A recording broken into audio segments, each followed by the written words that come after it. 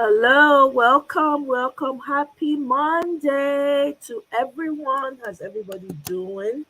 I hope you're having a great start to the week. We're gonna get started right away because I have like quite a few videos to, well, maybe two major videos actually to showcase, and I don't want us to be here for too long. So let's get started. So this is an interview that Mr. Croydon, the Chicago former Chicago journalist, student journalist, right?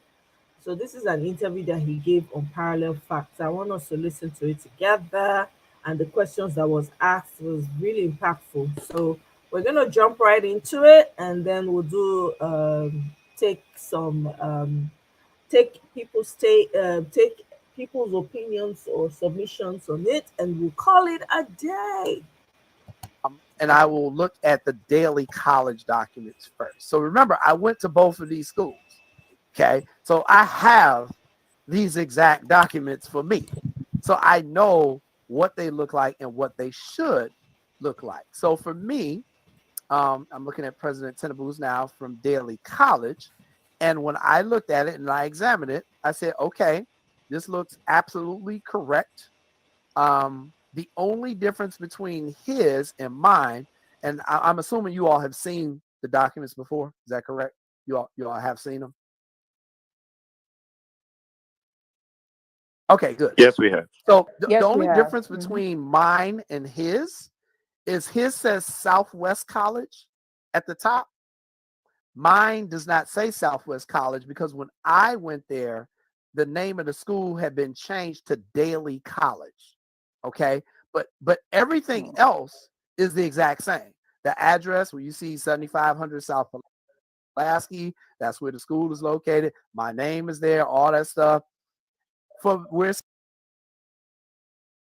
So really quickly, just as an aside, I'm sure everybody's already aware. Una here say Duro, is it Duro Taye, or whatever that man's name is, Fela Duro Toye or something like that. He's now taking a position as SSA in Agbado's presidency.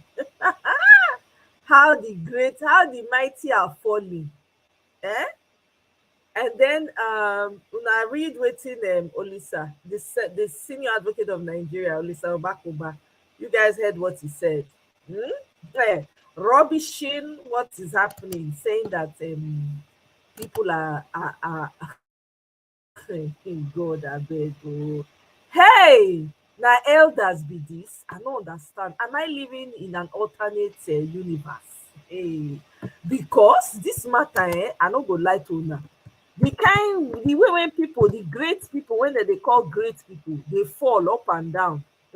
Omo, hey, my people, make I not lie to una. The way all the so-called elders, when people they look up to, say, yeah, this guy, see you say the madness of Chicago State University must stop. The cacophony of discordant voices. Hey God, Salobuala, oh, the make I start. The cacophony of discordant voices on Agbado and Mikano over the certificate matter is completely out of hand. This utter nonsense from, make I share now, make we read am together, and we will continue to view this video. Make I just share am, make we read am together really quickly, because I no wan take for here. Hey, oh, elders just dey fall like cabin biscuit.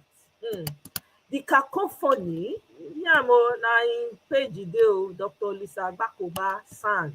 I no know whether they put all these sands. I don't know whether they go different. They get wetin they say they wash their head. I don't know. The cacophony of discordant voices on Agbado and Mikano over the certificate matter is completely out of hand.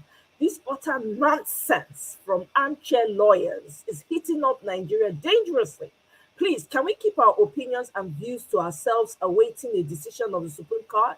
I am so ashamed to see lawyers on television arguing one way or the other on the merit or demerit of the Chicago State University matter.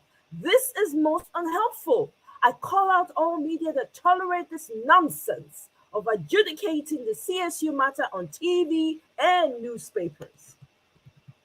I urge the president of the Nigerian Bar Association to call out lawyers that breach rules of ethics by turning the media into a court of law. Can we please stop heating up our country?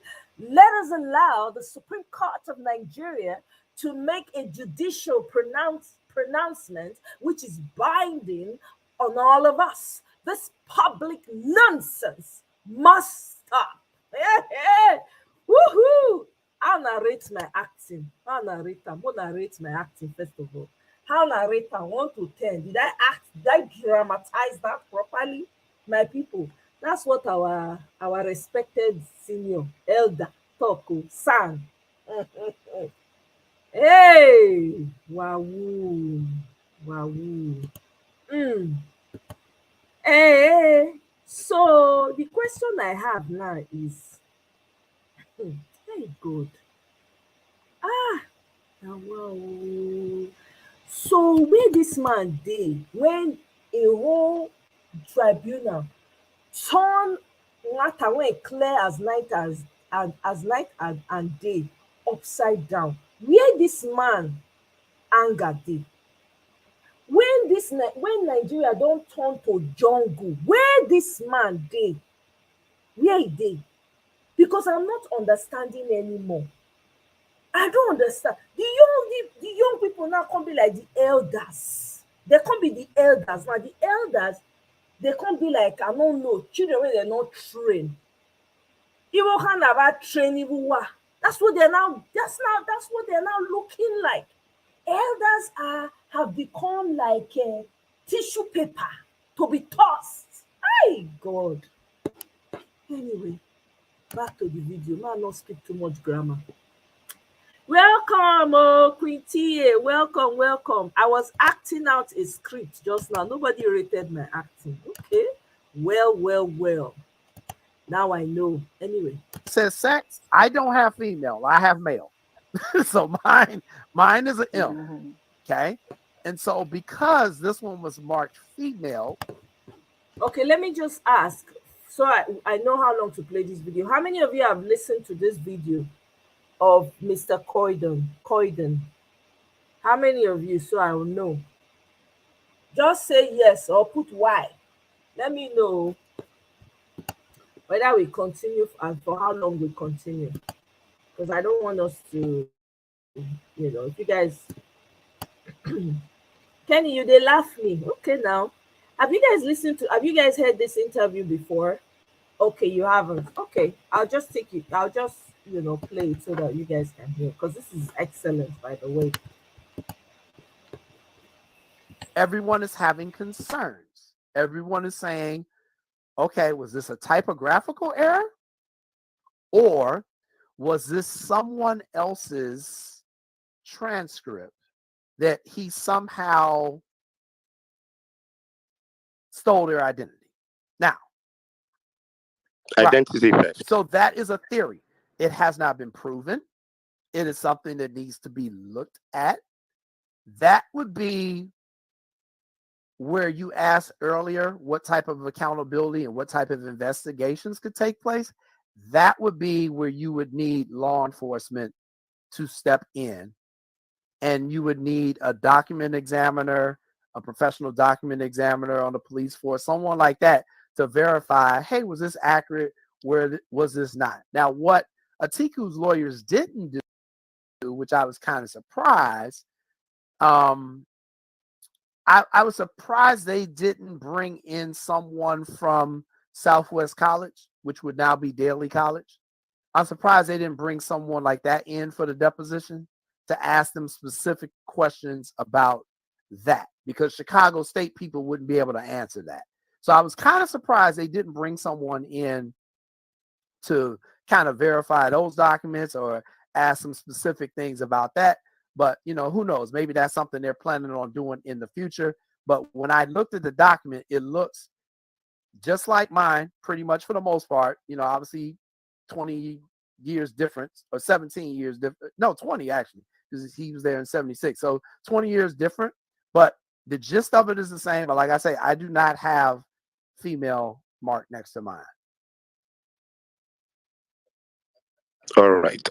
I want to ask you a series of rapid fire questions, and all I will need for you is just to answer a simple yes or no, and then we'll open up the floor um to our listeners. Okay? Yeah, that's Is fine. Go this ahead. okay with you, sir? All right. So simple replies yes or no. You have seen Tinubu's certificate he submitted to the Nigerian Electoral Commission. Did Tinubu submit a fake certificate to INEC? Yes or no?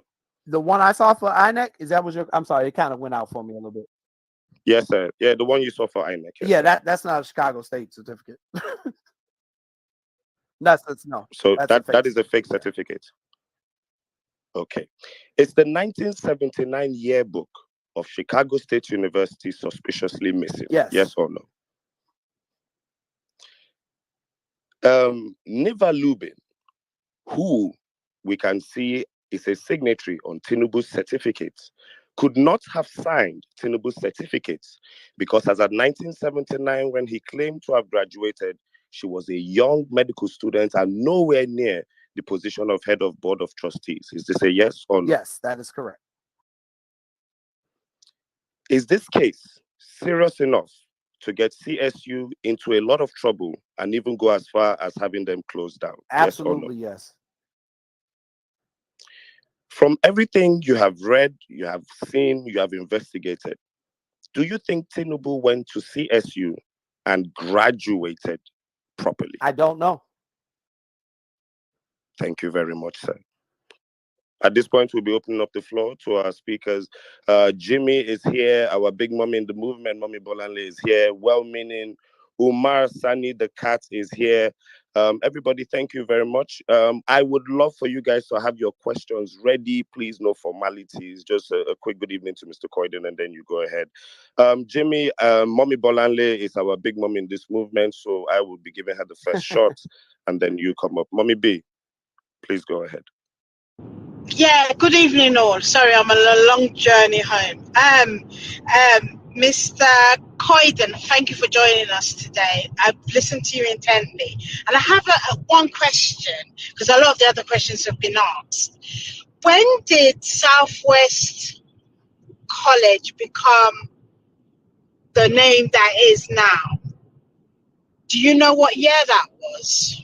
So your question is, when did they change the name to When they Daily changed the College? name Is that what her question is? from, yes, that's the question. It would have been in the 80s. I do not have the exact date, but I can get that for you. That's not 19.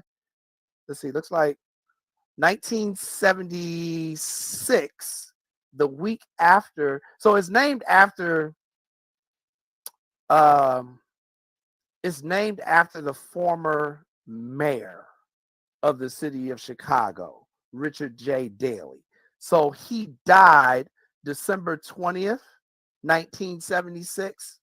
So the name of the college was changed it would be like the very last week of 1976. Does that make sense for you? Thank you very much. Thank you, Mommy Yeah. B. Okay, Jimmy, what you're up next. What is your question, brother?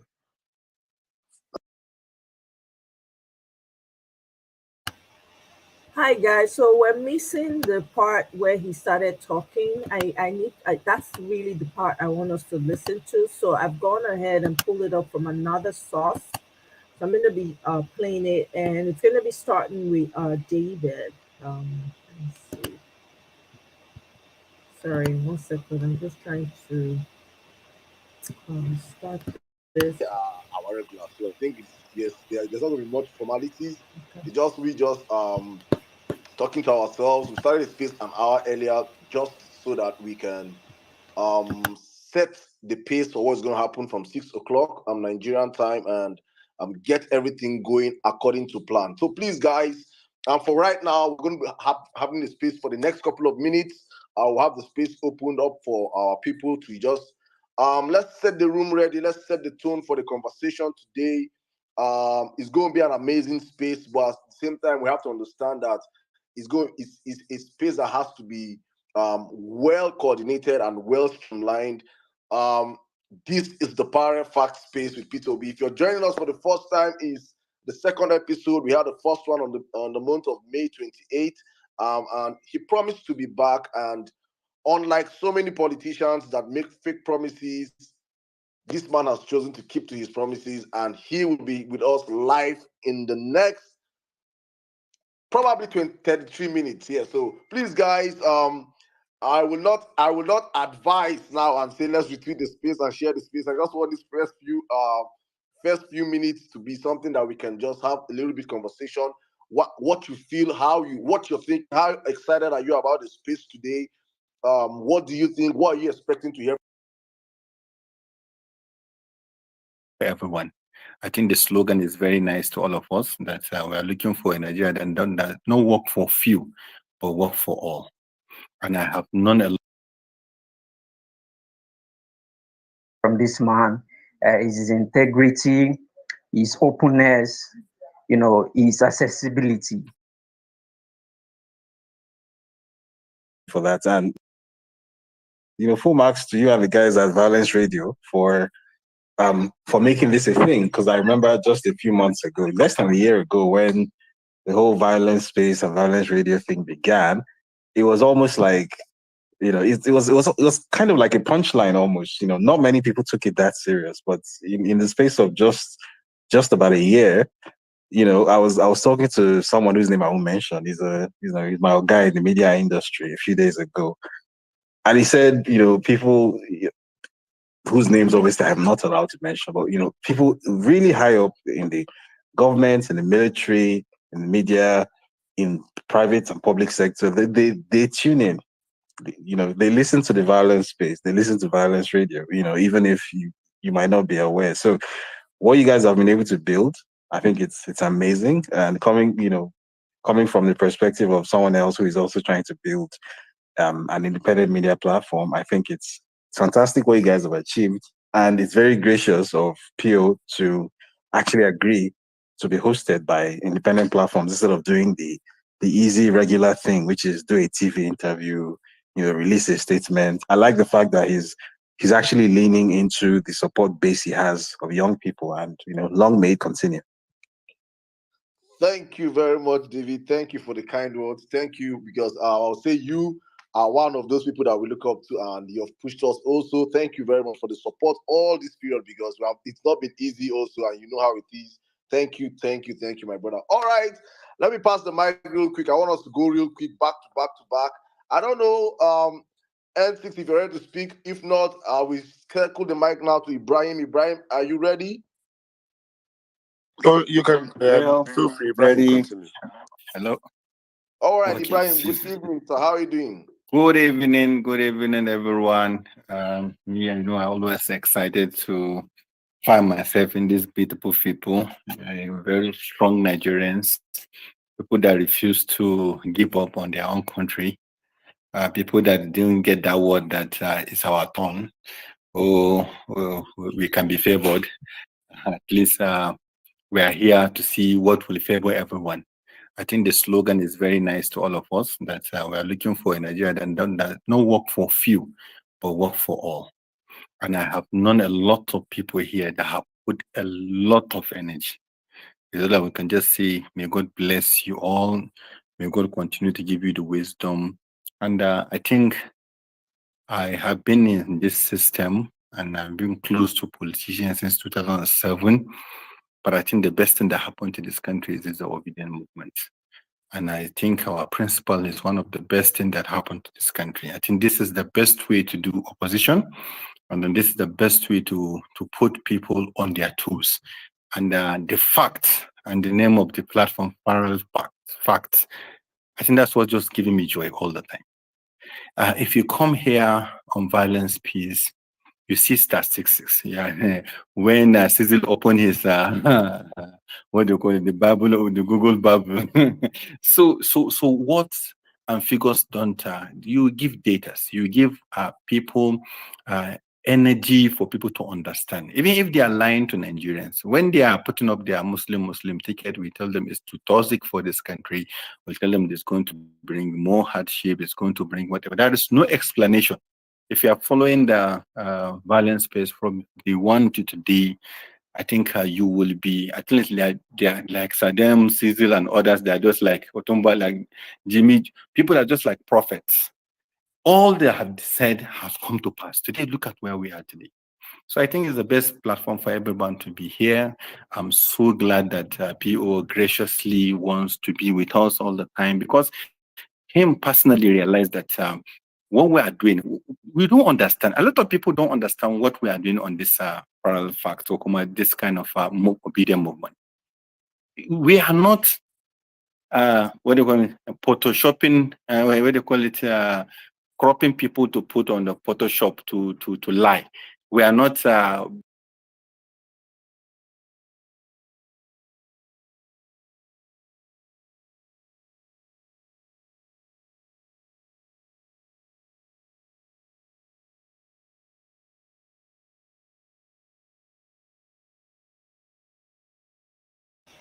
I'm sorry, I pulled up the wrong one, guys. I'm so sorry. I'm glad that we're only a few minutes into that one. So this is the one with Jay Coyden, the investigative journalist, a former journalist, student journalist in Chicago State. So let me see. Let me take you forward.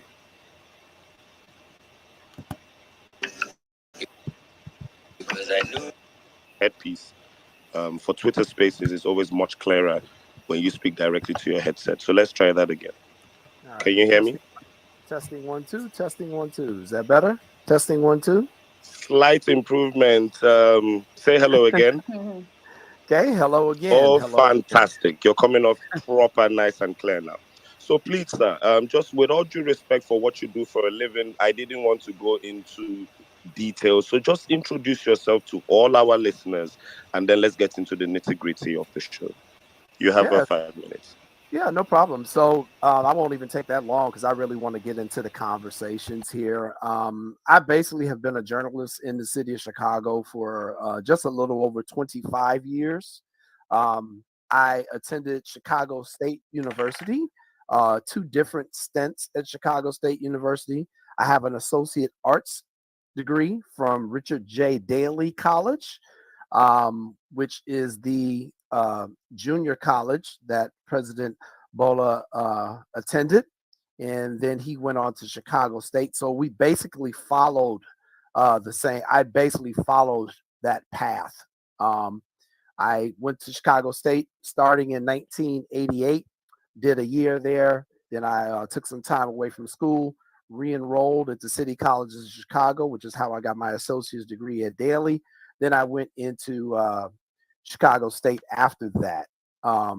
And I was not going in to be a journalist. I was actually going in to be a school teacher at Chicago State. And then my junior year, a lot of my professors said, "Hey, you're a really good writer. You should try writing for the school newspaper."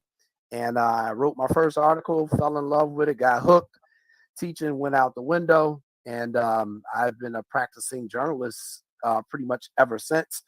I left Chicago State early. I did have enough credit hours. I actually have more than enough credit hours, but they were not in my major, which was African American Studies, African Studies. And I had opportunity to start working right away at community newspapers in Chicago, and I took it. And I have not looked back since. So I have been covering Chicago State in particular since I was a student journalist there, and continued it throughout my professional year. I probably have written at least, I'd say, 100 articles about Chicago State in various capacities throughout my career. So I'm very versed with the school. I grew up not less than 2 miles from the school. So the school has always been a part of my childhood as well. So it's not the same school it was that I went to as a kid for different community events. To see it in the state it is in now is extremely sad and difficult. So on a personal level, it's difficult for me to talk about some of this stuff, but it is also very necessary to be talked about. So I am really looking forward to the conversation, and trying to help you out and answer any questions that I can answer, and add some stuff that maybe you didn't even know that maybe I'll throw at you. So I'm ready to rock and roll. All right then. Okay, Gloria, you take it. Yeah, thank you so much for that wonderful, wonderful introduction. It was very necessary that we had an idea, like N6 said, of who Jay Coyden really is. Um, I appreciate you. And you mentioned something about your graduation year, 1988, Yeah, my correct? graduation year from high school was 1988. Oh, Right. sorry, 1988. When did you graduate from So I did CSU not then? graduate from CSU. I graduated from Daly, which was the junior college. I graduated from there in 96. Okay, And then I was at okay, CSU 97, 98, 99. I did not officially graduate because I left school early. got it. So on September 22, 2023, you stated definitively in your publication that Tinubu's certificate is fake. What made you conclude that? I could look at it. I've, I've seen enough Chicago State Okay. diplomas. I have at least 4 family members that graduated from Chicago State. Many of my friends who I was there with, they graduated. I see their certificates almost every day if I go to their house. Um, certain schools just have a certain look to the diploma, and certain things just immediately will stand out at you. And I mean, the dead giveaway was obviously the 1979 year. And then I saw the president who was the president when I was there. And that immediately just made me laugh because I was like, I know Elnora Daniel did not Mhm. sign something in 1979. So, I mean, it just immediately stood out. It was quite obvious when I really looked at it. It didn't take that long. And then I looked over it more and more and more. And like I say, I cover Chicago State a lot. So I was like, oh, wow, this could be, a very Mhm. interesting story. Let me just write something like this up. I did not know it was going to be as big as it was. And I have learned a lot about Nigerian law in the last 2 weeks since this story has really broke. But basically, I could just tell right away. I think most people can over here in the United States because you know what your school diploma kind of looks like. And you can tell when something is off about it. So how did you get Uh, in? How did you? Gloria, I'm Sorry. coming. Let me just ask him one question that Okay. will just lead to a prelude. It wasn't on our list, but Mr. Coyden, how did you come to find out about this whole Tinubu issue? What was going on in Nigeria? How did it spark your interest? What did you read or something? How did you find out about this whole So it's issue? That was actually the question I was going to ask. Oh, we're in the I'm spirit then. Thank curious. you, my Yeah, sister. so Well I done. actually had a source, one of my confidential sources. When I'm constantly looking for stories, I had a confidential source who said, "Hey, there is something big coming up with Nigeria in the court system in Chicago." And I was like, "Well, give me a little bit more detail." And they said, "Well, the president is uh, trying to release records." So my source speaks English is not their first language. So a lot of it was kind of lost in transition, what they were telling me. So I thought they were telling me the president was releasing like music records. Like he was a musician, like right, Literally. records. So I was like, the president of Nigeria is releasing records. Well, that's kind of a unique story. I don't know why he's going to court about it, but and then once I was like, oh, I started looking to confirm what my source told me, and I looked up the federal court because I thought it was like a music infringement case or something like that. And I was like, oh, wait a minute. This is about academic records in Chicago State, not music records. And that's how I learned about You probably thought he stole a Chief Keef sample or it. something. Right. Right. Something with Kanye or something. I didn't know what was going on. And that's when I Right. actually physically pulled up the case. I was like, oh, it's an academic case. Oh, it's about a diploma and a fake diploma. And then I was like, oh, okay, I'm all in on this one. So that's how I found out about Interesting. And I'm just going to ask one question before I give N6 the microphone again. So in your write up, you mentioned Dr. it. Neva Lubin as the president of the board of trustees on the Right. fake diploma. Who was the president of CSU or Chicago State University in 1979? The president was Mr. Alexander. That's what I have written in the Mr. Alexander. He was the first African American president of the university at that time. And Okay. that's kind of why I knew that one off the top of my head because it was such a big deal when he became president. And he became president, I want to say in 1975, just 4 years prior to the 1979 controversy that we're talking about today. Previously to that, all the presidents of Chicago State University were white, and they were white men.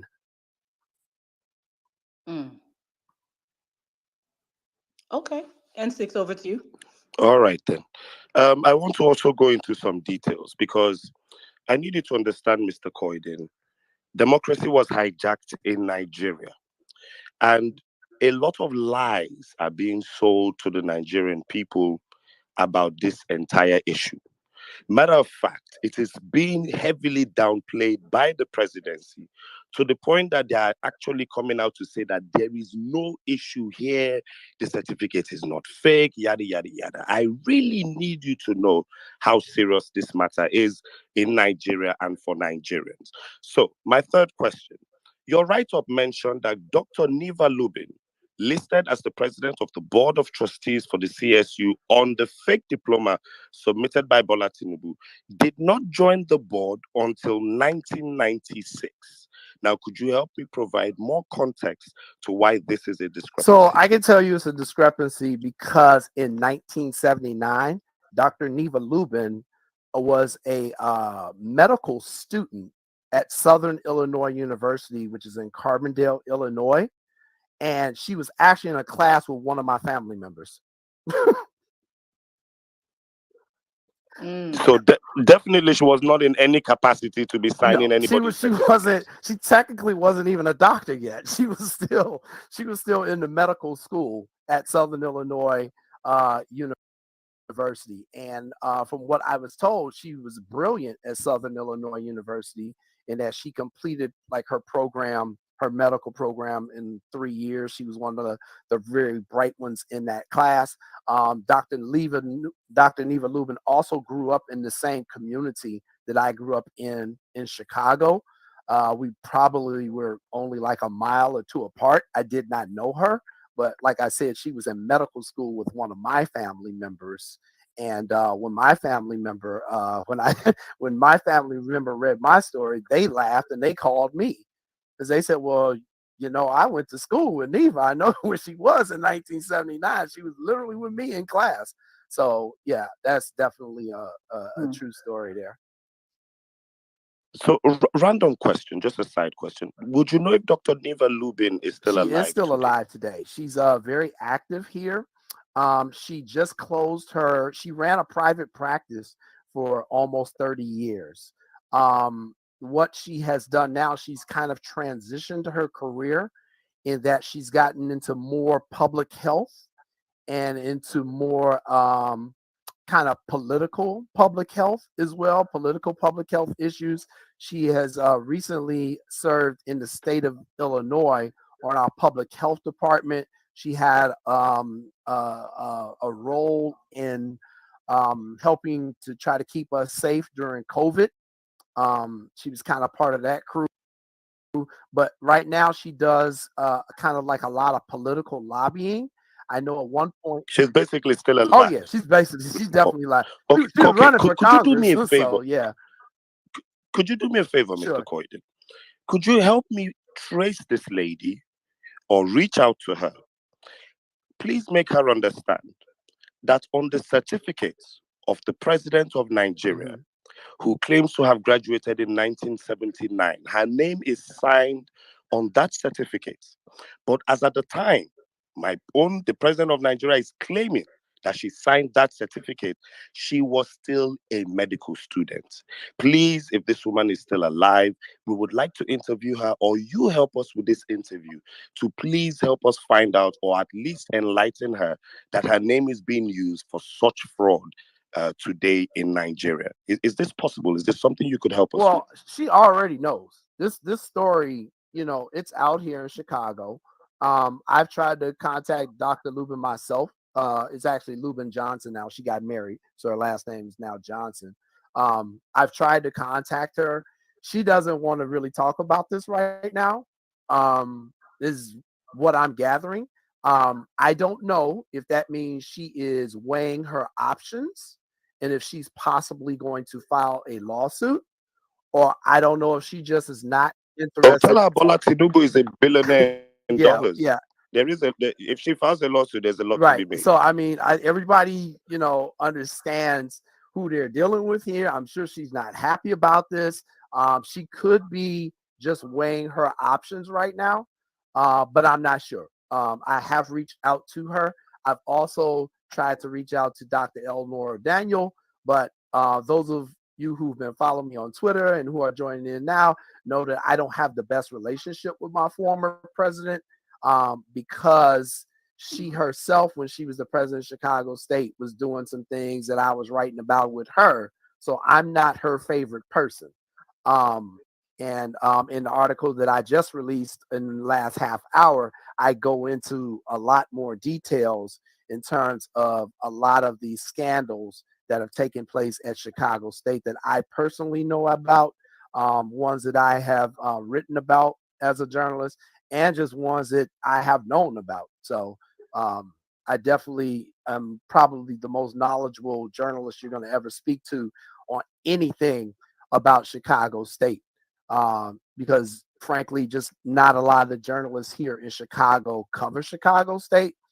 They tend to cover more the University of Chicago. They tend to cover DePaul. They cover Loyola. They cover Northwestern. They cover the bigger schools. And I just have to be completely honest with you. They cover those schools because they are mainly white, and Chicago State is mainly black. So Chicago State does not get a lot of media coverage. And their student population now has also gotten so small. At last count, they only had 1,600 students at Chicago State. When I was a student there back in the late 90s, we had closer to probably 8,000. So you can see how bad of a situation it is for Chicago State right now. And obviously, this situation is not helping with their image. Thank you so Thank you much. very much, sir. Gloria, let me just ask him the last question, and then I'll pass it off to you. Okay. So, thank you very much, sir.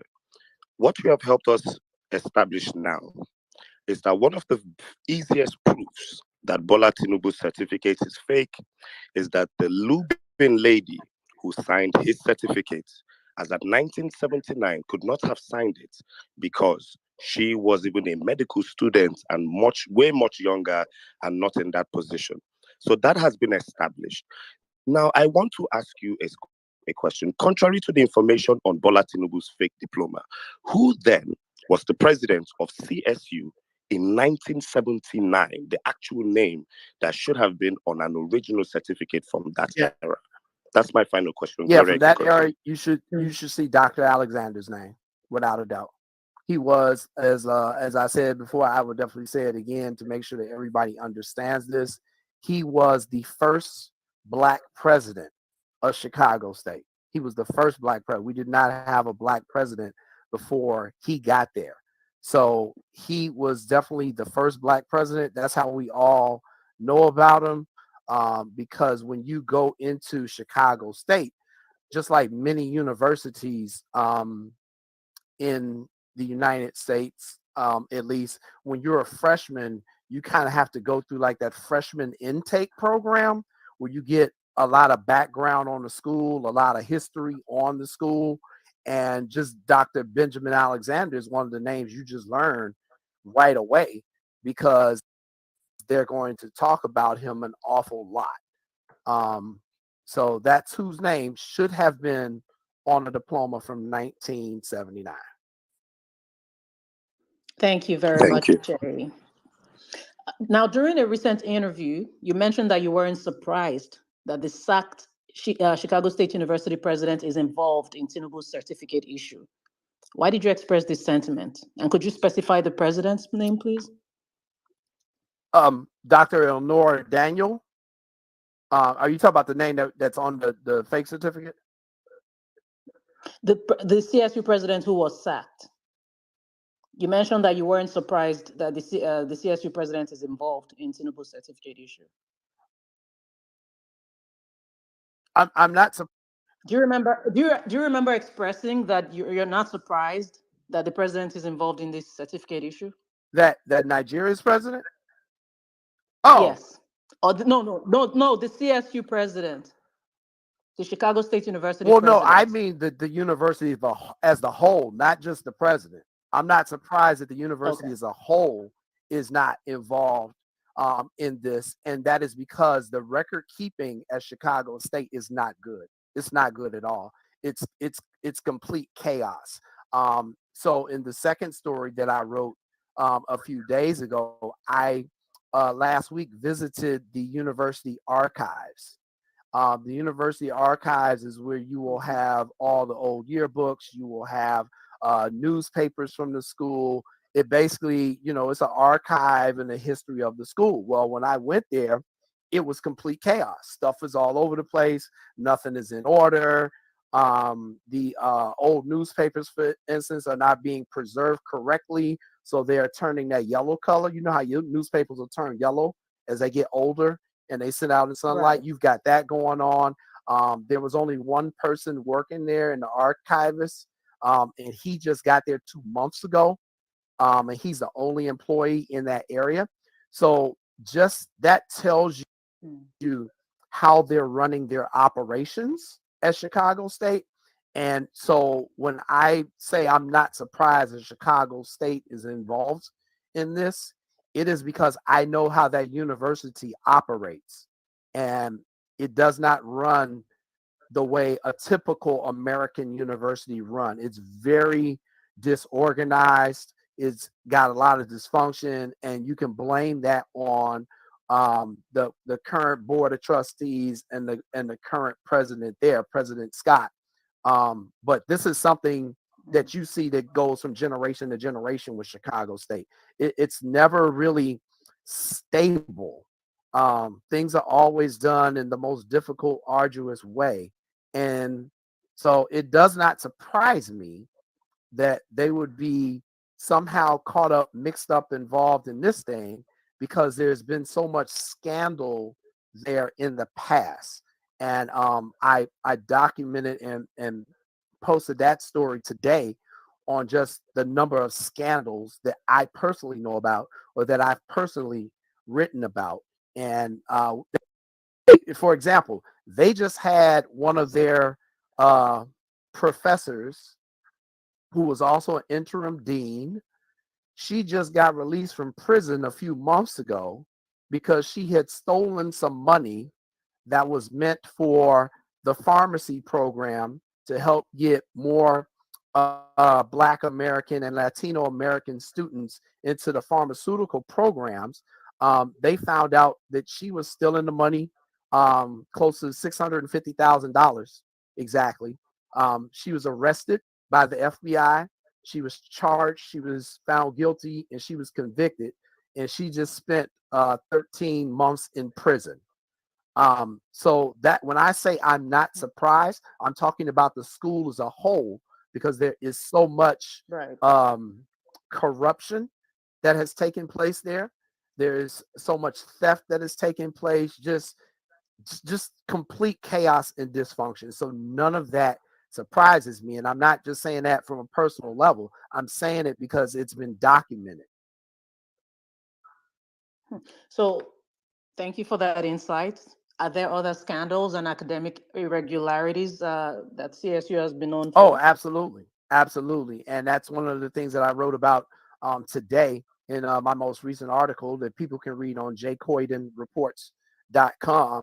The one I just dropped a little while ago. The title of it is My Documented Dysfunction of Chicago State. I can tell you about 10 years ago, they had an academic scandal where there were some students, I'm not sure how many, but there was a significant amount of students who had a grade point average below 1.8. So according to Chicago State's own policies, they cannot just register those students into class the next semester. They're usually put on either academic probation or suspension. There's some things that they're required to do before they can register again. Some of the students had a grade point average almost of a 0, which means that they were getting all Fs, yet they were able to re-register in classes. So this was found out by another news media organization, and the president at that time was a gentleman by the name of Wayne Watson. And they went to him and said, hey, how is this happening? How are these students getting in the classes when they're not even qualified to be here anymore? And so then they rectified the problem. My suspicion, though, is that because that was when the student population started to drop at Chicago State, that they were just trying to keep as many people in the school as they could, because they don't have a lot of money as it is. And they wanted to keep, their student population numbers up so that they can continue to get money from the federal government, so that they can continue to get tuition money, even though many of the students there are on financial aid. But, if you don't have the students, you're not bringing in the money. And if you're not bringing in the money, then how can you pay your employees? How can you pay the bills? How do you keep the lights on? How do you keep the heat on? This is Chicago. In the wintertime, you have to have heat. There's always like something going on, but I definitely, know about the academic scandal as well. So. Got it. Okay. Now, some may argue that transcripts are more recognized in America than diploma certificates. Do you agree with this? Absolutely. Transcripts are what are recognized. So I think one of the things that people are not need to understand about American culture, your diploma is a certificate. It doesn't mean anything. If your employer is looking to hire you and they need proof that you graduated from an institution, they're going to request your transcripts, the actual transcripts from the school that you claim you attended, got a certificate from, graduated from, whatever. The transcripts are what do it. And here's the reason why. Because in the United States, it is completely legal to purchase a fake diploma. I'm going to say that again. It is legal in the United States for you to manufacture, for you to purchase, for you to have and put up on your wall. It is nothing illegal about that. It is not a crime. Now, if you do it and you get a job and your job finds out that you're really not qualified, they're probably going to fire you. They're going to terminate your employment. But it's not something they can throw you in jail for, because it is not illegal. And so one of the things that I'm hoping for is that as this situation with the president of Nigeria has now come out, that our politicians, our Congress people will take a look and say, you know what, maybe we shouldn't allow some of these businesses to operate if people are going to use these false documents in other countries. We could be causing greater harm around the world. Now, that's me being very optimistic on our politicians, but you can definitely see by allowing these type of businesses to operate, what type of chaos it can cause in other countries. Let me, Mr. Croydon, let me even help you with a bit Sure. more context. So just in case you want to speak to your Congress people about this issue. The Nigerian Constitution of the Federal Republic of Nigeria, Chapter 6, the requirements to be president of Nigeria. There are about 7 of them, but the last one says he cannot be president. Matter of fact, he can't even run for president if he has presented a forged certificate to the Independent National Electoral Commission. Such a person should be disqualified immediately. So you see, what you're saying, you take a fake certificate, you might get a job. It's not an arrestable offense. The job should sack you. Same thing. You took a fake certificate, you got a job as the president of a country. The entire country, the entire legal system of Chicago CSU is proven that the certificate is fake, the job should what? Disqualify and fire you, which is what you just said. So I need you to understand that when you're telling this to them, you need to point this out in context that somebody went as far as running for the president of a country in Black Africa and rigged his way in. And this is why these things should really be addressed. I just hope to give you more context in your report. Thank you. Gloria, you have one more question. Okay, so I was actually going to ask you. Uh, you've clarified that it is legal to order a fake quote unquote certificate as long as the job knows you're qualified. So you get fired if they see you weren't qualified in the first place and you just presented a fake diploma or a fake certificate. Now, I know firsthand that getting a certificate from a school one graduated from should not be that complicated. And I'm trying to give the benefit of the doubt here because we're talking about 1979 as the graduation date. So that's relatively old. However, CSU was established, I think, in 1867 or Correct? thereabouts. Yep. So with the advent of digitalization, one would assume that getting a certificate, especially if you're running for, say, president of a country, should not be that complicated. It's something you can literally, all you literally have to do is reach out to the office of the registrar and make your request. So what is the process and why is it such a big deal to just simply get an original certificate to prove that this person attended Chicago State University? Why do we have to deal with a fake certificate, as it were? Yes. So here is the process to getting a diploma or a certificate from Chicago State if you have graduated from there. It's very simple. They could not make it any easier. You go online, you go to the school's website, and I actually have it on my page for the story that I wrote about. You click on there and say you want to replace, you need a replacement diploma or you want to order extra ones, fine, whatever you want to do. Because sometimes people have their diploma and let's say, their house catches on fire or it was in the basement, there's a flood, they want to replace their diploma. All you have to do is go on Chicago State University's website. They have two different tabs. If you're requesting your undergraduate diploma, you use one tab. If you're requesting your graduate diploma, like for your master's degree, there's another tab. You fill out the information. It'll ask you like the year you graduated, your major, your name, little things like that. You fill that out, okay? Then you have an option at that point on how you would like to receive your degree, okay? So they're making it very easy for you. You can do a couple of ways. You can request that the university mail it to you, okay? Now, if they mail it to you, I'm looking at it right now. It costs $8, $8 American, okay? The number 8 American dollars. You just check the box that says, I want my diploma certificate that is currently on file mailed to me. $8.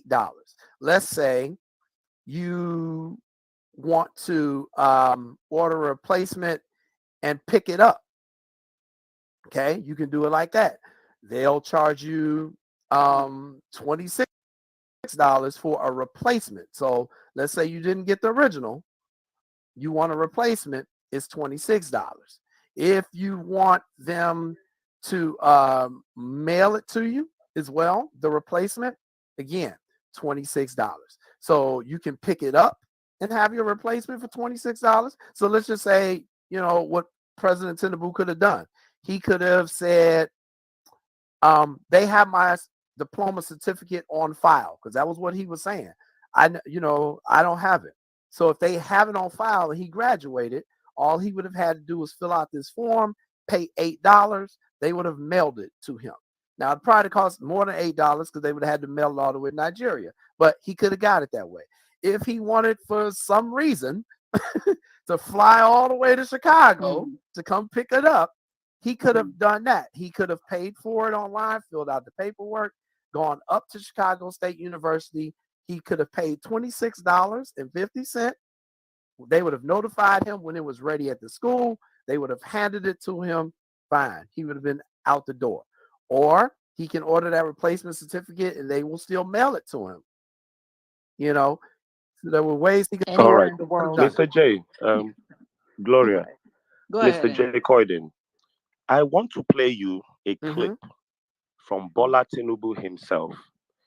He said this at a place called Chatham House in the UK when he was campaigning for president last year. I just want you to hear his own words, how he got his certificate from Chicago State University. Parallel facts, could you play the voice, please? Chicago State University, where I graduated, has attested to that. Now I can announce that I've received my original replacement degree certificate from them. If you don't mind, could you play it one more time, please? Parallel facts. Chicago State University, where I graduated, has attested to that.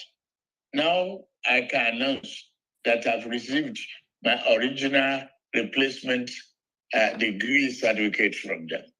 I might be annoying, but please play it the third time, please. I might be annoying, but please do it a third time. Thank you. Chicago State University, where I graduated, has attested to that. Now I can announce that I've received my original replacement degree certificate from them.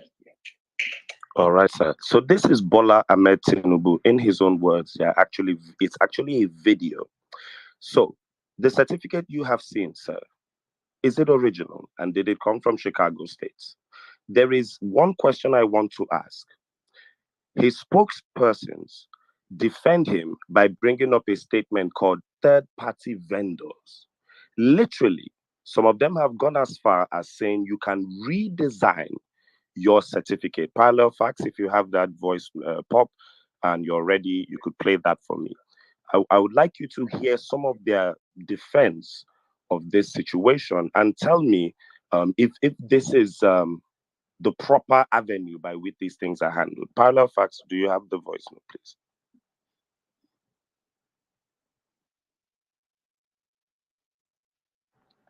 Okay. So I just want to ask you, sir, is that certificate original from Chicago State? So, so when I listened to what the president said, he contradicted himself. Okay. If you listen to what he says, I have my original replacement. There's no way you can have an original replacement. Those are two completely different things. You either have your original certificate or you have your replacement certificate. You don't have an original replacement. Parallel facts, can you play that note one more time just in case Mr. Coyden is wrong and Tinubu said something different? Please, if you don't mind.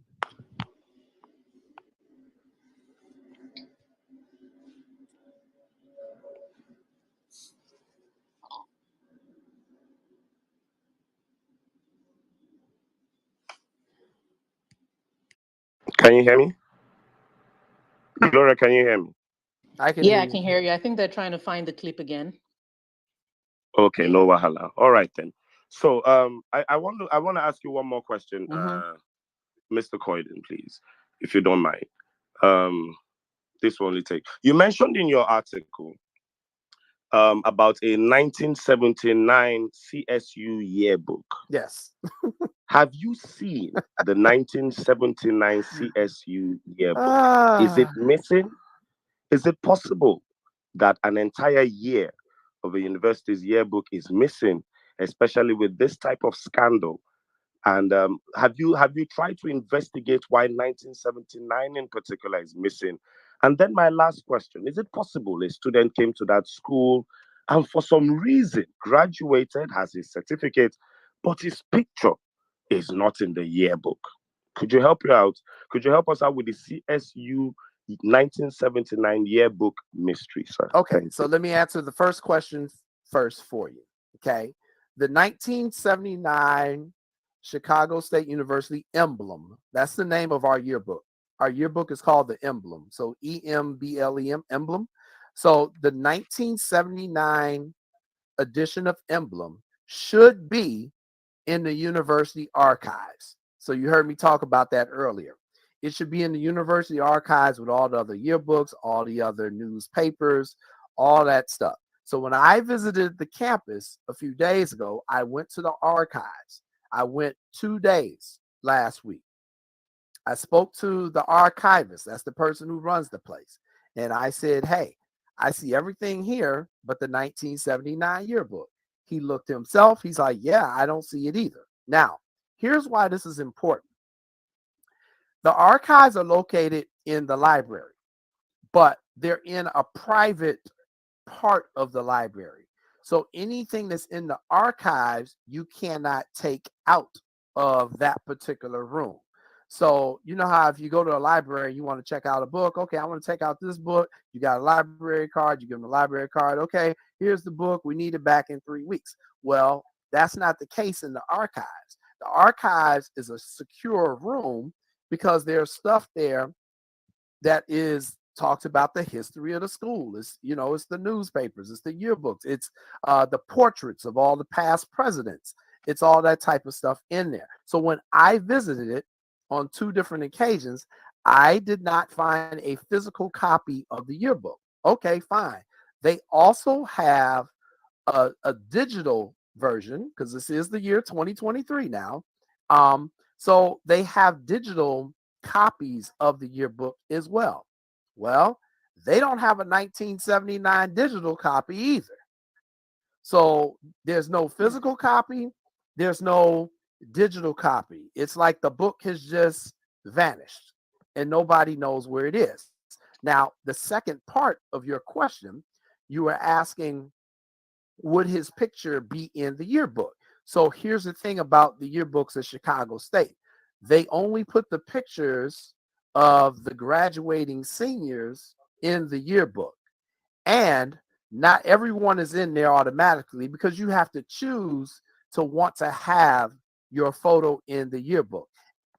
And a lot of people just choose not to do it.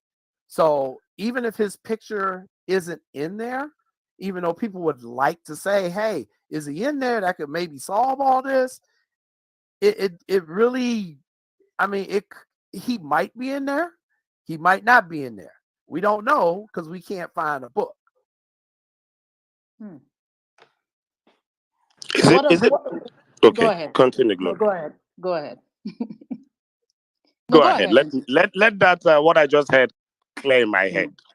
Mm-hmm. So what implications does all this ongoing certificate saga have on the integrity of Chicago State No, University? the integrity is in the trash. that's what I was telling Wow. Precious the other day on the show. The university is looking terrible in this.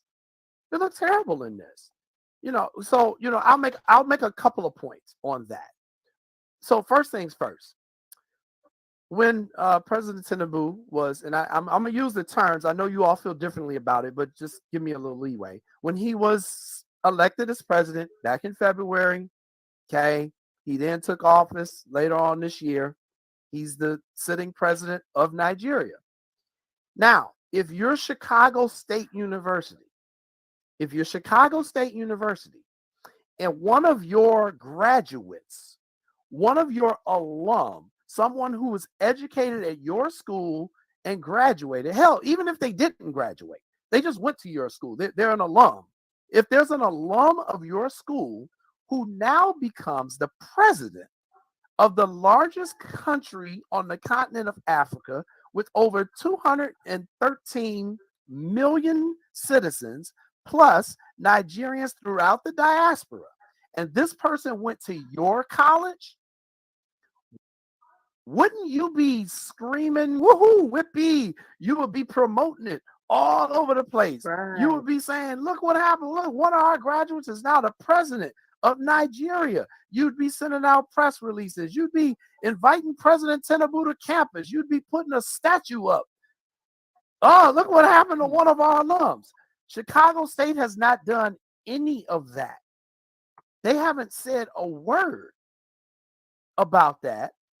And since this entire scandal has broken out, we have not heard one word from President Scott, who is the current president of Chicago State. Not one word, not one congratulations to President Tinubu, not we don't know what's going on here, not we're going to look into this because this is the integrity of our university at stake. And I am the president. The buck is going to stop with me. We have heard nothing from her. We've heard nothing from a vice president, nothing from the provost. The only people that have made a statement has been the public relations person and has been the attorneys representing Chicago State. And that is what gives me, as the journalist here in Chicago, that is where my concern is, and that is where my focus is. My focus is on Chicago State because I'm going, what are you all doing? What are you hiding? Because none of your actions are making any sense. If you just had an alum who became the president of Nigeria. And so that is what I'm focusing on more than anything else, because I'm here. I'm not there in Nigeria. I don't know your laws. I'm not sure of the culture. I am concentrating on Chicago State because that is where, for me, there's a story here. There's a bigger story here. And especially when I put that with all of the incidents of corruption that have happened at that university. And again, I encourage those of you who are listening, I see we got almost 3,000 people here listening. Go to my website, go to jcoydenreports.com and look at what I wrote today. Just look at what I wrote today. I wrote about at least 6 scandals that I know about. I could have written about 50. How much y'all want me to write? So it's not about does this school not have integrity? Their integrity has been in the toilet. And I went there. I went there. So me saying this actually kind of messes me up because it's the institution that I went to. It takes us down. But if you've also noticed, you're not hearing a lot of Chicago State alums or the current students. You're not hearing them protests. Nobody is saying, let's get to the bottom of this. And you know why that is?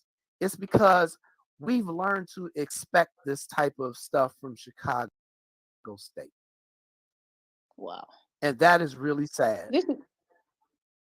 This is so noteworthy what you're sharing. The first point of not having the school body come out to actually congratulate a whole president of a nation, and you're talking about students not protesting and things like that. We would also expect that, people who did graduate with Tinubu or at some point were in school when he was at school. I mean, if I had somebody I was classmates with become president of a country, I'm going to be screaming about it. But we haven't actually had cases of people coming forward, to congratulate at the very least. So do you believe that Chicago State University is displaying double standards in how they're handling this, given its history? I don't think they're displaying double standards. I think they're doing what Chicago State always does. I think this is par for the course, to use a golf term. This is their normal operation. They were doing this stuff when I was there. This doesn't surprise me. And that's what I was saying on the other media outlet when I talked to Precious a couple of days ago. This doesn't shock me. This doesn't shock me at all. If you had said this was the University of Illinois, I'd say, okay, this is shocking. They don't usually do that. If you had said this is the University of Chicago, which I've learned as I've kind of gotten roped into this story, that originally President Tinubu mentioned the University of Chicago, and then the fine reporter you all have down there, David, kind of outed him on that and said that's not true. And then he switched it and said Chicago State. It does not surprise me that Chicago State has gotten themselves involved in this. The major problem Chicago State is going to have, because there's now so much attention being paid to this, if they get an investigation done on that university, if they get in, and I want to break it down so that the people in Nigeria there understand who can investigate Chicago State. Okay. Chicago State is located in the city of Chicago. It's located in Cook County. It is located in the state of Illinois. It is located in the United States. So that means, just in theory, the Chicago Police Department, they wanted to do an investigation, they could do it. The Cook County Sheriff's Department, if they wanted to do an investigation, they could do it. The Illinois State Police, if they wanted to do an investigation, they could do it. The university has its own police force with its own detectives. If they wanted to do an internal criminal investigation, they could launch one. In terms of the federal government, well, if we're talking about possibility of some falsified documents or some records that don't look right, they could actually bring in the Secret Service. Okay, United States Secret Service, who most people, you just think, oh, that's the person. They're the people that protect the president. They run out with the limo. Well, actually, a big part of what they do, because they're the Department of the Treasury, is they do forgeries. They do documents because people use counterfeit American money all around the world. So the United States Secret Service is responsible for that. So if you're talking documents, they could probably bring in the Secret Service. They could bring in the FBI if they wanted to. They could bring in the Illinois Attorney General. He could do his own investigation. He's separate from the police department. He's the prosecutor. They could bring in the Cook County State's Attorney. She has her own investigative unit. You could bring in not necessarily law enforcement, but you could bring in the Department of Education, the U.S. Department of Education, because we're talking about a public university that gets federal dollars. They could come in and say, hey, we need to do an investigation on this. So, I mean, you could literally have 10 different agencies who could investigate Chicago State if they wanted to. And you could also have multiple investigations going on at one time. You could have all 12 of them show up one day and do it. Those are just the possibilities. So I just want, the people in Nigeria to understand there are many different ways that this could go. And I just think the more that there are questions out there and the longer this goes on, that eventually one of them law enforcement agencies are going to say, you know what, let's go take a look at this. Thank you, Jay. Go on. All Nancy. right. Jay, I want to play you something.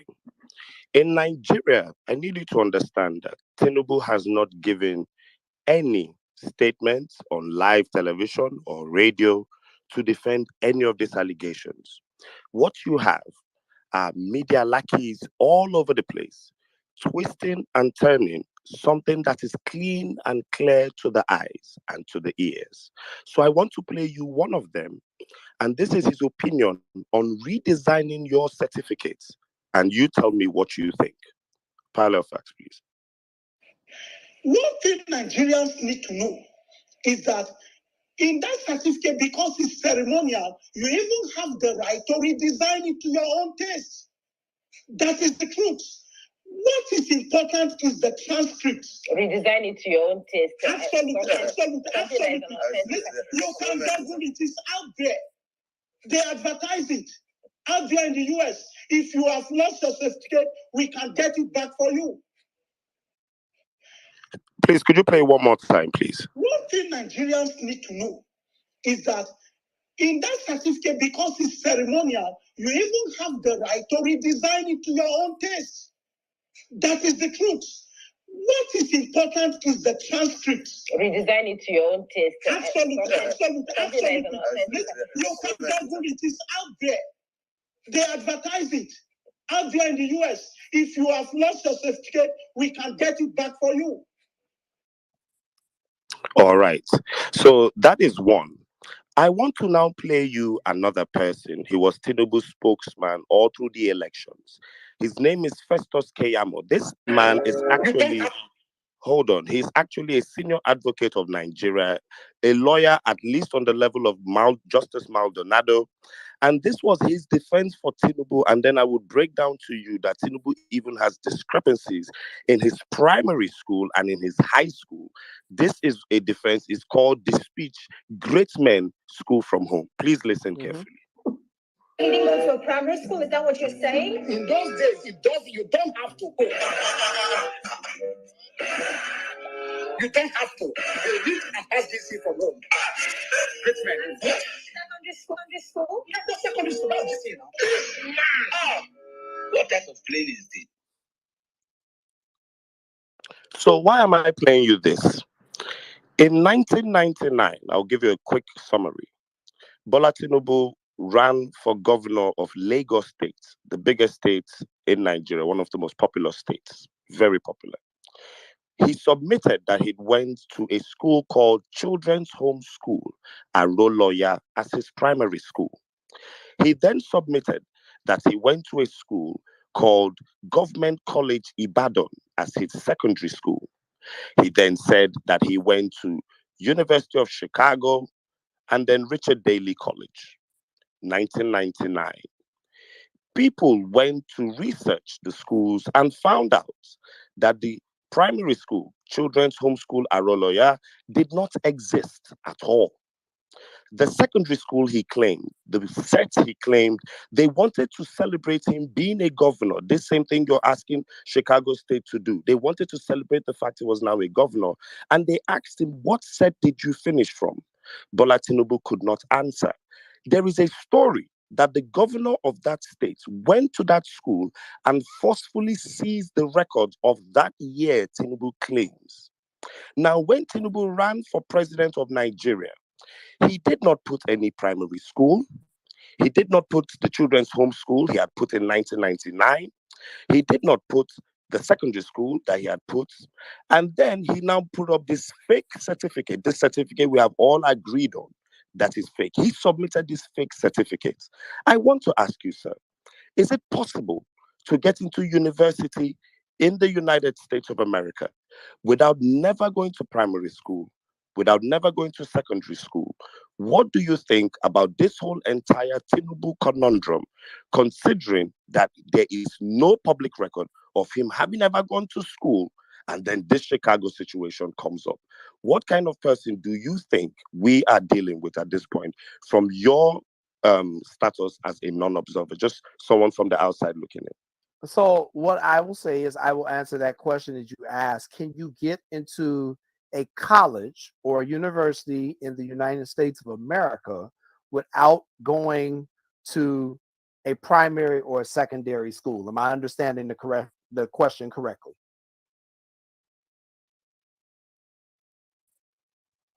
Yes, sir. Yes, sir. That's the first question. Okay. So the answer to that is absolutely yes, you can. I actually have a friend who was homeschooled. Both of her parents were teachers. So one of them, when she was born, stopped teaching and homeschooled my friend all the way through what would be her high school years. Now,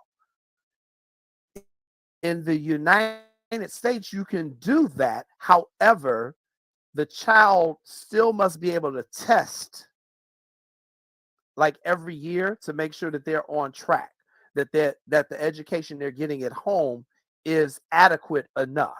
And then you can still get into a university as long as you meet that university's requirements, which is usually you would take one of our national standard tests here in the United States, more than likely the SAT. They usually require that score, but that's kind of changing a little bit.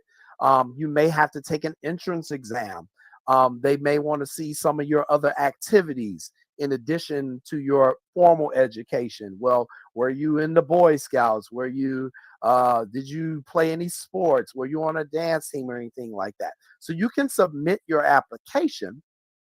And if you fit that particular university's requirements, you can absolutely be admitted to a university. But now that is for American students.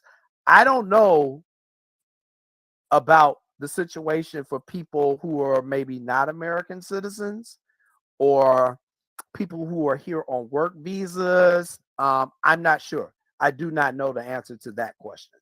But I know if you're an American Is it citizen, you can. possible someone who schooled in Nigeria, primary, secondary school, or someone who did not school at all from Nigeria can get into the US with these same rights?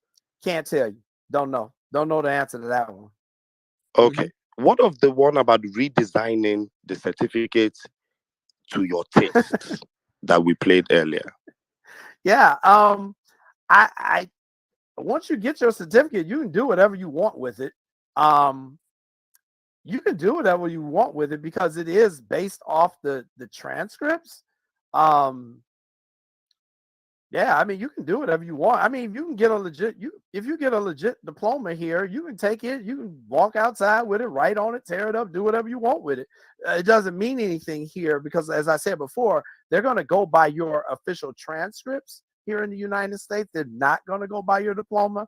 And also, as I said earlier, here in the United States, you can legally purchase a fake diploma. You can legally order a fake diploma. You can legally make your own, put it up on a wall. The only thing you can't do is, say you did something is a requirement for a job and you present them with a diploma. Can you submit that diploma and run for president? For president, I'm not sure. I'm not sure on that one. I'm not sure what our laws are on that one. All right, Gloria. Thank you very much. So I'm curious, what does accountability look like? Which body oversees U.S. universities? In Nigeria, for instance, the National Universities Commission regulates universities. So which body oversees U.S. Universities here in the U.S., and what has been their role over the years? Yeah, that's an excellent question. So let's break that down. So who oversees Chicago State University? Okay, because that's really what we're talking about here. Who oversees Chicago State University? It is a state university. So it is overseen by the state of Illinois and is represented by a board of governors. We have about 13 state universities here in Illinois. Chicago State is just one of them. They're overseen by a board of governors. There are representatives from all throughout the state of Illinois. Other accountability would be the Board of Trustees of Chicago State University. They have a lot of responsibility. And then on the federal government level, it would be the United States Department of Education. The United States Department of Education is who gives you your accreditation, which says, no, you're a credible university. That would come from the U.S. Department of Education. And if you're not meeting the correct standards, they can pull away your accreditation. So let's just throw a situation out there. Let's say American investigators do an investigation on Chicago State, and they find Chicago State violated some federal laws, and they're not up to accreditation. They could yank the school's accreditation, which basically you can still go to the school, but your degree wouldn't mean anything because it's not accredited. Okay. So that would be one step they could take. The other thing, if they felt it was serious enough, they could just shut the entire university down. So that would be the accountability. The state of Illinois could do that, or the United States federal government could do that. And I just have one more question before we bring our speakers on, or before N6 takes over. I am Presh90 here on X is asking a very important question, I think. If there is any proof of ID cards for students can Chicago State University provide any proof of identification cards for students who went to school, say, between 1978 and 1980? Yeah, that's a really good question. Do you think that's a possibility? Yes, that's a very good question. I happened to ask that question to someone in Chicago State just yesterday. I remember when I was there, I had a student ID card. Okay. Student ID card had my name on it. It had I believe it had my social security number on it, but I'm not sure. And then it had my picture. I had to take a picture. It was kind of like almost one of those pictures if you go to the police station and you get arrested and they got to take a picture of your face. It's kind of like that. It's an ID picture. And my question to the person was, hey, what do they do with all the ID pictures after they take the pictures of the students? Do they keep them? And I was told they don't. I was told that it would take up too much storage space if they kept all those pictures that they had taken from back in the day.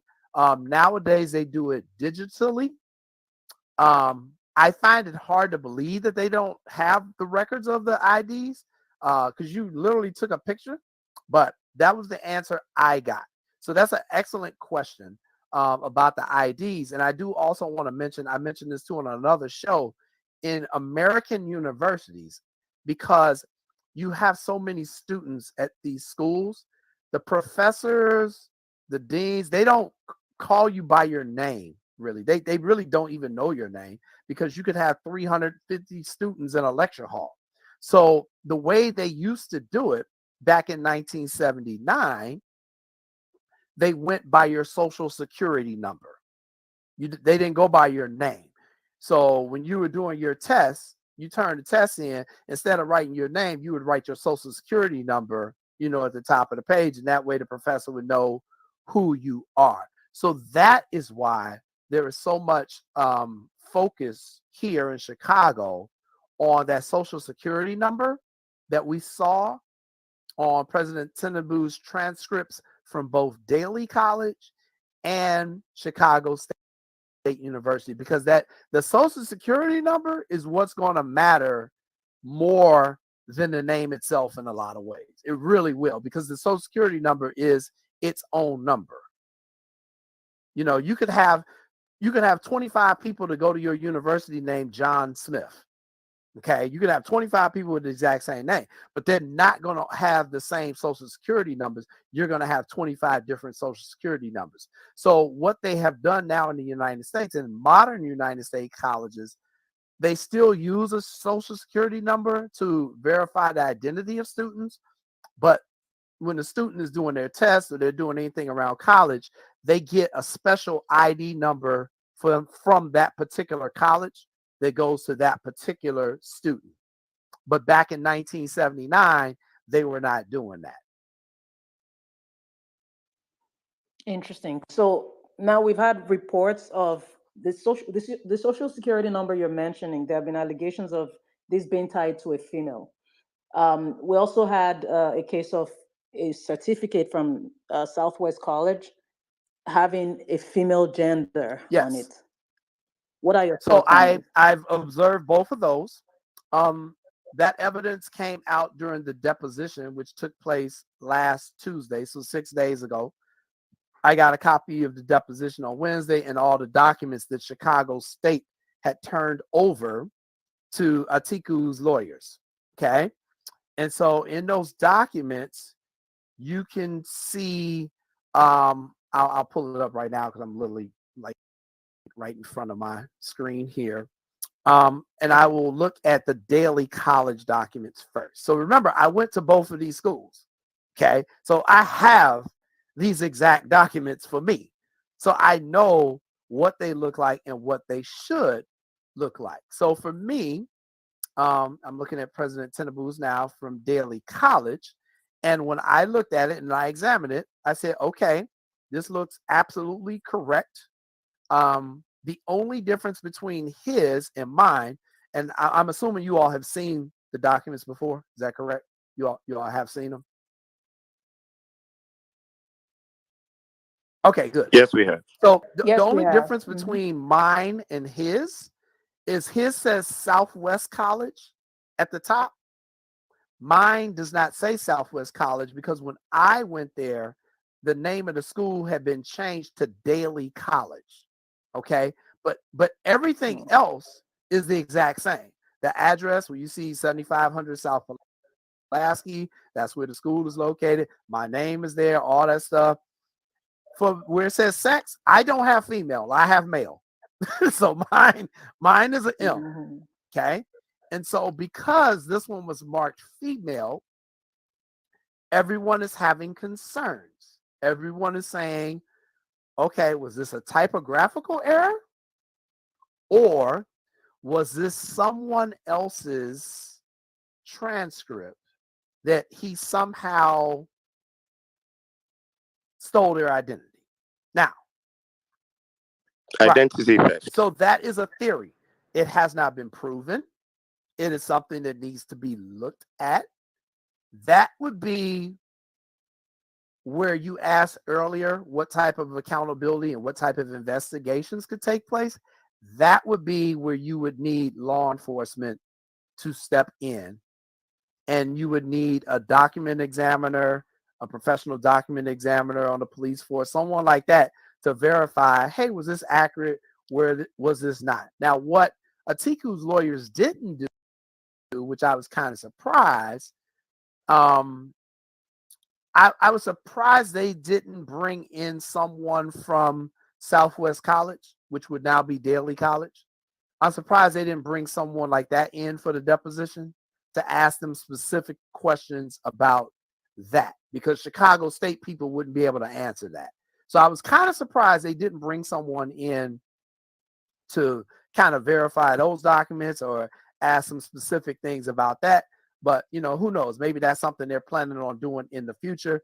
But when I looked at the document, it looks just like mine, pretty much for the most part. You know, obviously 20 years difference, or 17 years different. No, 20 actually, because he was there in 76. So 20 years different. But the gist of it is the same. But like I say, I do not have female mark next to mine. All right. I want to ask you a series of rapid fire questions, and all I will need for you is just to answer a simple yes or no, and then we'll open up the floor to our listeners. Okay? Yeah, that's fine. Is this okay with you, sir? All right.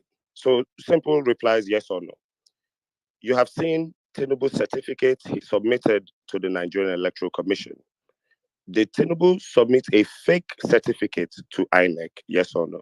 The one I saw for INEC, is that was your? I'm sorry, it kind of went out for me a little bit. Yes, sir. Yeah, the one you saw for INEC. Yes, yeah, that's not a Chicago State certificate. That's no. So that is a fake certificate. Okay.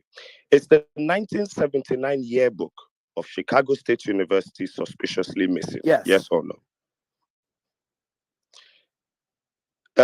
Niva Lubin, who we can see is a signatory on Tinubu's certificates, could not have signed Tinubu's certificates because as at 1979, when he claimed to have graduated, she was a young medical student and nowhere near the position of head of board of trustees. Is this a yes or no? Yes, that is correct.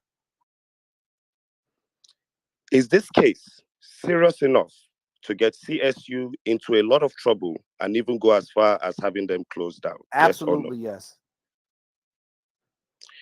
From everything you have read, you have seen, you have investigated, do you think Tinubu went to CSU and graduated properly? I don't know. Thank you very much, sir. At this point, we'll be opening up the floor to our speakers. Jimmy is here. Our big mommy in the movement, Mommy Bolanle, is here. Well-meaning Umar. Okay, guys, I'm gonna stop it there. If you want to watch the rest of it, it's on Parallel Facts TV. It's on on the YouTube channel. You can go check it out there. That's where all the questions. I mean, that was the video for the questions that I had started playing earlier. You know, so now I don't hear about myself now. So, yay, egbe. Romani, darling, you don't tell. Welcome. How are you doing? Our love. Welcome. It's good to have everyone. Let me move on to 10 facts about Agbado forging Chicago State University certificate. So let's check out those 10 facts. Thanks to Parallel Facts as well. They put this together. I thought it was it was brilliant. So let's listen in. It's very brief. It's 3 minutes long. So Dated with discussions surrounding the Bola Tinubu Chicago State University saga.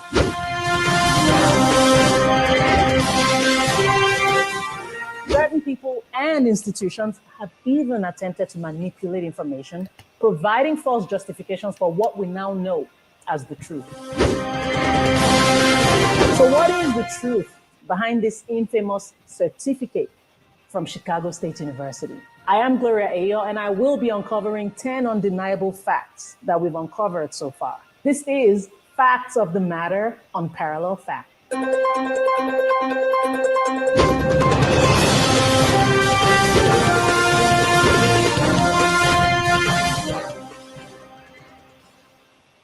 Number 10, according to Caleb Westberg, the registrar at Chicago State University, or CSU, there were inconsistencies on Tinubu's certificate.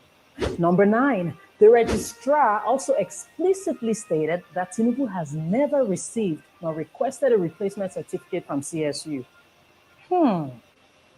Number 8, on the certificate, the term Board of Trustees was referenced, but there was not even such an entity in existence in 1979. And 1979 was the year that was shown on Tinubu's certificate. Number 7, Tinubu's publicly available information and his submission to INEC in 1999 indicated that he attended Government College Ibadan for his secondary education. But check this out. The Bola A. Tinubu, who applied to Southwest College Chicago for an associate degree in 1979, attended Government College Lagos. Big difference. Number 6, the transcript from Southwest College Chicago verified that Bola A. Tinubu claimed to have graduated from Government College Lagos in 1970. But check this out. Government College Lagos was not even established until 1974. Number 5, the NYSC certificate submitted to INEC by Tinubu has the name Adekunle, not Ahmed. Oh boy. Number 4, the Bola A. Tinubu who applied to CSU did so as a US citizen. Now, why is this a big deal, you may ask? Tinubu, under oath on his INEC form, had claimed that he was not a citizen of any other country. So yes, it is a big deal. Number 3, Tinubu asserts that his date of birth is March 29, 1952. However, the CSU transcript indicates his birth date as March 29, 1954. Number 2, before enrolling at CSU, Tinubu submitted a transcript from Southwest College Chicago to secure admission. Interestingly, the transcript belongs to a female student. Number 1, the registrar categorically stated that the school did not issue the certificate, the same certificate that Tinubu presented to INEC before campaigning for president. Now, some have attempted to argue that this does not necessarily prove that Tinubu did not attend CSU and that he had the certificate generated simply because, he needed one for his records. And this brings us to an amusing question. When is the ideal time to request a college certificate? Well, precisely when you decide to run for the prestigious position of president of Nigeria. Anyway, there you have it. 10 facts right here on Facts of the Matter. And if you want more, you can simply follow us on. That's it. You got the 10 facts, guys. I hope you're taking notes. Hey, my people. When I don't hear am, as you hear am, na so me sef dey hear am. Una no see the matter when dey ground. They are wishing that it will go away, but it's not going anywhere. They don't, this one, this generation they'll take learn. Somebody, I was listening to a space, I don't know which space it was, and somebody said something about these elderly, so-called elderly people in Nigeria. They were spoilt. So they wrecked it for their, because they don't know how to pass, how to pass the baton. So they ruined it, they wrecked the country. So now we can they do the hard work of finding out what the truth is so that we can put this country, put Nigeria in the right direction. Isn't it amazing? The young ones can be like the elderly ones. The elderly ones can become something else. Hey! Wahala. All the old people, you all dey fall like cabin biscuits. They all dey collapse like cabin biscuits. None of them, no elderly person don fit come and gather themselves together. So far na 10 Kene. This one na just 10. They just rush this 10 come out. You and I know e pass 10. E pass 10. But they just rush that one to take start first. You and I know say omo, the facts dem repete. If dem say make dem list all, the video go enter like how many hours? Hey, also no elderly person, nobody fit carry themselves out say, okay, you know what, let's go and talk to this baba and force him out of this place. We have no elders, none. unfortunately, apart from Pa Adebanjo, God bless that man, and all the elders that are speaking truth to power. Wetin be the name of that bishop of being a cardinal? I don't forget his name. Very bold guy, old elderly guy too. I don't forget his name now. Make person remind me. And then wetin they call this woman? Pastor Amaku, is that her name? The one in Abuja, the bodacious woman wey no dey fear. And that other pastor in the north, I think it's Jos, is it Kaduna or wherever? I forget his name now. All those people, those are the ones I see. I'm telling you, they fall like Nabisco cabin biscuit. Hey, they all dey fall, quack, quack, quack, quack, quack, quack. I never see. Hey, elderly people, oh, they don't wreck, they don't run through the young people. Young people now need to start from scratch. Isn't that what we're doing? All of us now, we are struggling to put this country in the right direction. The elderly ones are, they are not even, they don't even care. Their own, as far as they don't line my pocket, wetin concern me? I can live my older years in bliss. That's what they think. See Fela Durotoye, the coach, not be coach that man be, abi na inspirational motivational speaker, whatever they call it. No be dem don give from shebi e come out as a presidential candidate how many years ago for here? The man come out as presidential candidate, okay, but now omo dem don give am position SSA. If na reasonable person, e no suppose take that, e no suppose to touch that. Anything that has to do with this government, that man no suppose associate himself. But who am I? Who am I? Right? God go bless una. Dele Momodu talk. Yeah, I played Dele. Where can I find Dele Momodu's video itself? Because I played it from another person's platform. You know, Pastor Sarah Maku, God bless you, our Isabuba. That's right.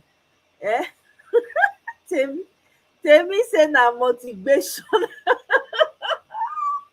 motivational speech. I don't hear new word today. Oh. Oh my God, that is hilarious. This is a motivational. Oh my goodness. Motivational speaker.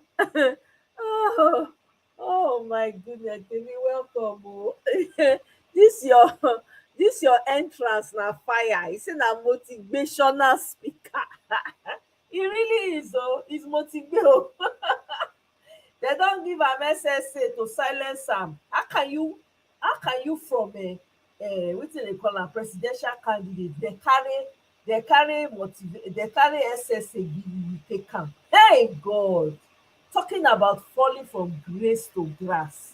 You be candidate, dey give you, so that means that there's no job. These people have no vision for the youth of Nigeria. All of them na so assistant work, assistant dem dey give them, and you see these people running around like headless chicken, dey happy. It's so crazy. So they don't have any vision, no, clearly no vision. All they think you are good for is to be collecting personal assistant work. What is SSA? In a country where you have brilliant mind, wetin dey take SSA do? People are these are people, we have young people that ought to be running institutions and are capable of doing it. Not only social media, SSA, personal assistant. See the one wey go when be dey expose Mikano before election. That one sef don collect position under Otobokeyamu. E don collect. Can you imagine? So the guy all along, me, I had my suspicions though. The guy all along has been working for APC. He don't become social, he don't become a media expert, I mean a media personnel, whatever they call themselves. That is all they use the young people for in Nigeria. No vision, nothing. Visionless people, visionless ancestors that don't have the interest of their young ones at heart. Look at the one that came out. Is it what's this governor aspirant from Imo State? Is it Imo State? That said they should vote him and he will send 4,000 of his youth of his able-bodied youth to another man's country to go and work as slaves. Those ones were happy because they don't know better. When you don't starve people, so you are telling me, what you are saying indirectly is that you have no plans for for the youth, you have no plans for them, and you rather them leave the society, leave the state where you are, instead of building them up, looking for ways to build them up, encourage them and give them the necessary tools. You rather send them out. Hey God. Yeah. So that you can invest, you can invite foreign investors to come and take from the resources of the land, so that there'll be no young people to fight and push back. That's all these people are trying to do. That's all they're trying to do. Eh? Yeah, the Lion of Jada. Thank you. I forget his name. The Lion of Jada. All that time he was exposing Mikano. Ashe, he was secretly working for APC. See am now, wey don open, dem don so forgive am. Dem don give am position under Festus Keyamo, media personnel, whatever it is they call them. Can you imagine?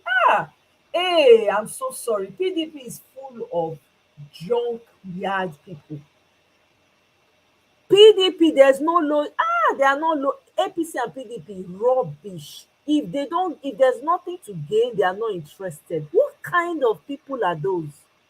Look at PDP, look at all of them, how they are all falling down on each other. During this court case that Atiku filed in the United States, if it was not for obedience and well-meaning Nigeria, the thing for not carry weight.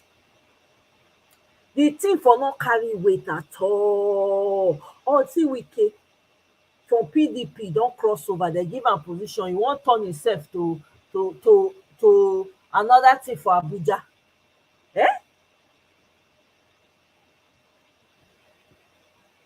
God, I'm telling you, Kene, settlement jobs. It's the same thing Agbado has done now. All the positions he has doled out is for settlement, nothing else. All he did was put all his loyalists, the ones that can steal the most, and he put for them. And it's through one account or next will finish them. It's true. Can you imagine? The Amos ministry has 8 billion naira scandal, but nobody's talking about that. Nobody. It's crazy. Hey, now wow. But we continue to talk, because I tell you the truth, this talk, when we dey talk, e dey affect them. You know, see as Agbakoba dey pump, dey vex. E dey vex, e no fit control himself. Now e come out dey shout, you people should stop this, stop talking about this matter. You people are heating up the polity, you are heating up the country. That's what he's shouting. You are heating it up, you are heating up the country. What is it? We are tired. Rest. Jagaban is there. Rest. We are tired. Look at it. They shake now, because Nigerians, they open everywhere, they find the truth. They enter the rabbit hole, they look for the truth. They are not sleeping, they are not resting. I can tell you that for free. They are not. Well, anyway, na that interview I say make I bring come for now. I no wan take for here. I don't like joke. I don do almost 2 hours, my people. Let's keep our watch. I'm telling you, let's continue to talk. Don't give up. If you need to rest, please rest, but come back. This matter, we must talk, and we must see the end of it. Nigeria, we must collect that country back from these demonic people wey no wan make it go. Anything that comes out of the account of Agbado, if you see as Nigerians say they troll this man, hey God. It's just that these people have lost their shame. If na me, I go just give am up. I go say, you know what, abeg, it's not worth it. Mo na take. The kind troll when Nigerians dey troll these people, my goodness. The kind insult, heavy. Hey God. Hey, I say, all because of one man's ambition. See as e dey collect every day. Dey fit see, dey fit drink water drop cup.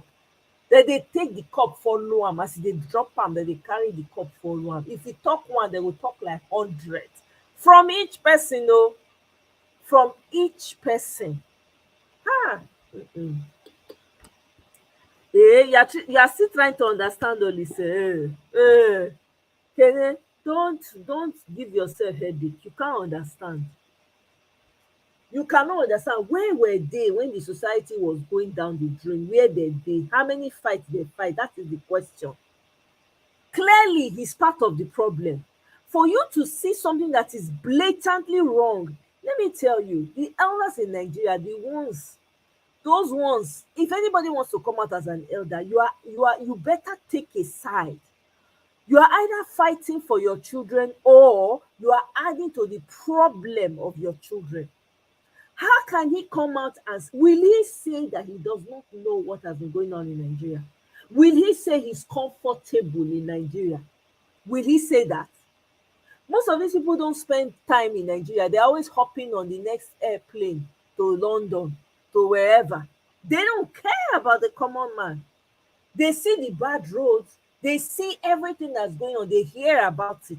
You're coming out to shout. You're hitting up the Nigerian space. Where have you been? Where have you been? All the work you have done, I don't turn to nonsense because of the rubbish when e come out come talk. E wan talk say e no know wetin dey happen for the country. E wan talk say e no dey see, say na sleep na im dey catch am.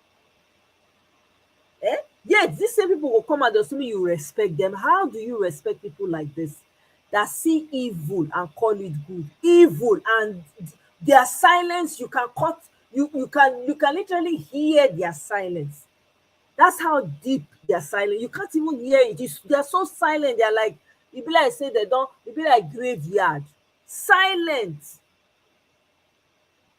You wan come out now. The people when they cry every day, they shout, they make noise, they shake everybody to do the right thing. You dey come out, come dey shout. Who you dey shout for? Who be your pikin? Who be your pikin?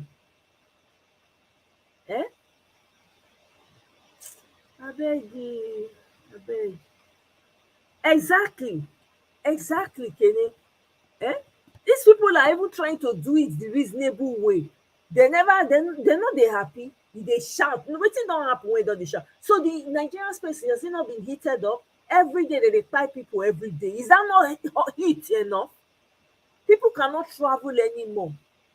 You have to travel between 9 a.m. and 3 p.m. Otherwise, forget. There's no guarantee that the person will come back. Is that a normal way to live? People cannot afford to feed themselves. Dollar is now 1,000 naira. Are you seriously kidding me? Will he say he does not know?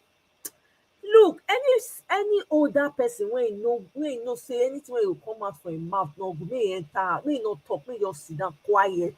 We no wan hear. Oh, my people, I don talk my own reach for today. We go talk the rest another time. Thank you all so much for joining me. I appreciate. Romary, happy birthday, happy belated birthday. I no know say na your birthday o. So you be October baby abi na September baby? Okay now. Happy birthday, my darling o. I wish you many more in good health, in strength, in enjoyment, in soft life. Because I know say you yourself you like soft life. In soft life, up and up na you go dey go, my darling. Happy birthday o. I don't know what day it is, but happy birthday. Kene, thank you very much o. All of una wey stop by. Temi, thank you very much. I no wan make I forget. I mean, I remember that word when Temi talk. That word cracked me up, man. Motivational speaker. Motivational speaker. I don learn one today. Oh, your birthday is on Thanksgiving? Wow, Romari, wow. What Thanksgiving? American Thanksgiving? Because I know the Canadian Thanksgiving, was it not 2 days ago or was it yesterday? Hey, Annie of life, oh. Annie, you remember to swing by today. Oh my God, it's so lovely to have you. Annie, darling, how you doing now? My sweetest sister with with the sweet voice, action mama, eh? Small but mighty. How now? Longest time. Happy Thanksgiving to you. I know it's Thanksgiving in Canada.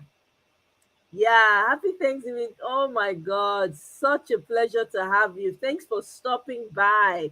I really appreciate that. Thank you, thank you, thank you. How na weather for Canada? I hope say never too dey cold, sha. Eh? Motivational speaker SSA Isonu. Tell you, I'm telling you, SSA Isonu. I'm telling you, these people are jokers. See, as Nigerians, we cannot be quiet. Whether you like it or not, whatever is going on right now is affecting them. I can tell you for free, these people are not sleeping. We only have one country. Where do we go from here? We have to fight. We have to, if you need to rest, go and rest, please. By all means, take the break you need. But you see, this house, we must clean it up. Since the elders have decided to become something else, there are no elders to respect anymore. They're very few. I'm paying keen attention. Any elder who comes and speaks sideways, that elder is not worthy of any respect.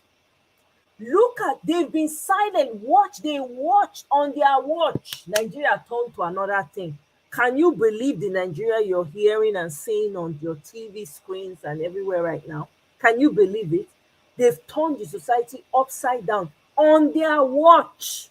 They are coming out and they are making threats and they are shouting on you. Who are they to shout? I don't understand. Where were you, elder? Where were you when the society was turning upside down?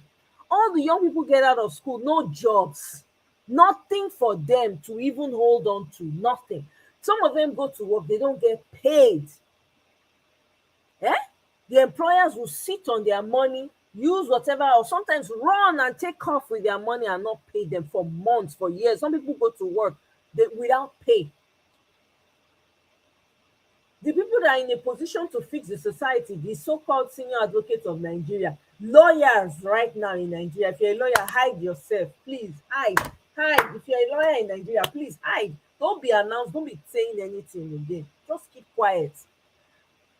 Being a lawyer now is a joke in Nigeria. A joke. People look at lawyers now and hiss. They spit for their faces now. That is how decadent, how they have rubbished that career. Journalism, being a lawyer, even doctors. We don't have doctors anymore. All of them they've jackpot. Will you blame them? You won't blame them, oh. You can't blame them. Eh? Oh, na today, Kene, okay. Canada Thanksgiving na today. Okay. Interesting. I don't know. Happy Thanksgiving, oh, Canada, and my Canadian family. Oh, Annie said the weather is still good. It's your favorite weather. Ha, okay now. Annie, you like cold. Me, I can't too. Chai. Hey, I no go fit. Eh? But okay. Eh. Wait, when is oh, your birthday is November 23rd. Oh, it's not oh, it's next month. Well, so I'm the first to wish you happy birthday now. At least note that. Note that. I was the first to wish you happy birthday. Eh, you love fall weather. Okay, oh. Look una dey enjoy the cold. In fact, no be small buy. The guy, the money wey he take dey wait, the money wey he thief, he put am for karanga, wetin dey call am, when e no dey dry up. Na everyday dey pull out the money from different corner, buy whoever. They say the one wey money no fit buy, more money go buy. The guy just dey dole out the money to silence anybody. Me, I'm very happy because everyone is on this table. Even some elderly people are fighting along. So it's not just the youths that are fighting, no, please. It's everyone, every well-meaning Nigerian that is fighting right now. It doesn't matter how old you are. Who doesn't want good things for their own home country? Not only these useless elders, when they don't sell their conscience, look at what they've turned the judiciary into. Eh? Midsummer's case that day, na so they carry the thing, they sell and they hawk am like hot gala. They not let the girl rest. They insult the young girl, insult her family. Nothing when they not call this girl. Meanwhile, you have a forger in office. You are not fit talk. People are coming out. You are now coming out as a senior advocate. Where you dey since? Senior advocate of Nigeria, you know dey there when tribunal dey insult petitioners for coming to file grievances. You know dey wetin you talk. Are you not part of the judiciary? Why did you not call your colleagues out and say, no, this is rubbish judgment? We no hear you that time. So you go beat people, you go say, no, make dem not cry.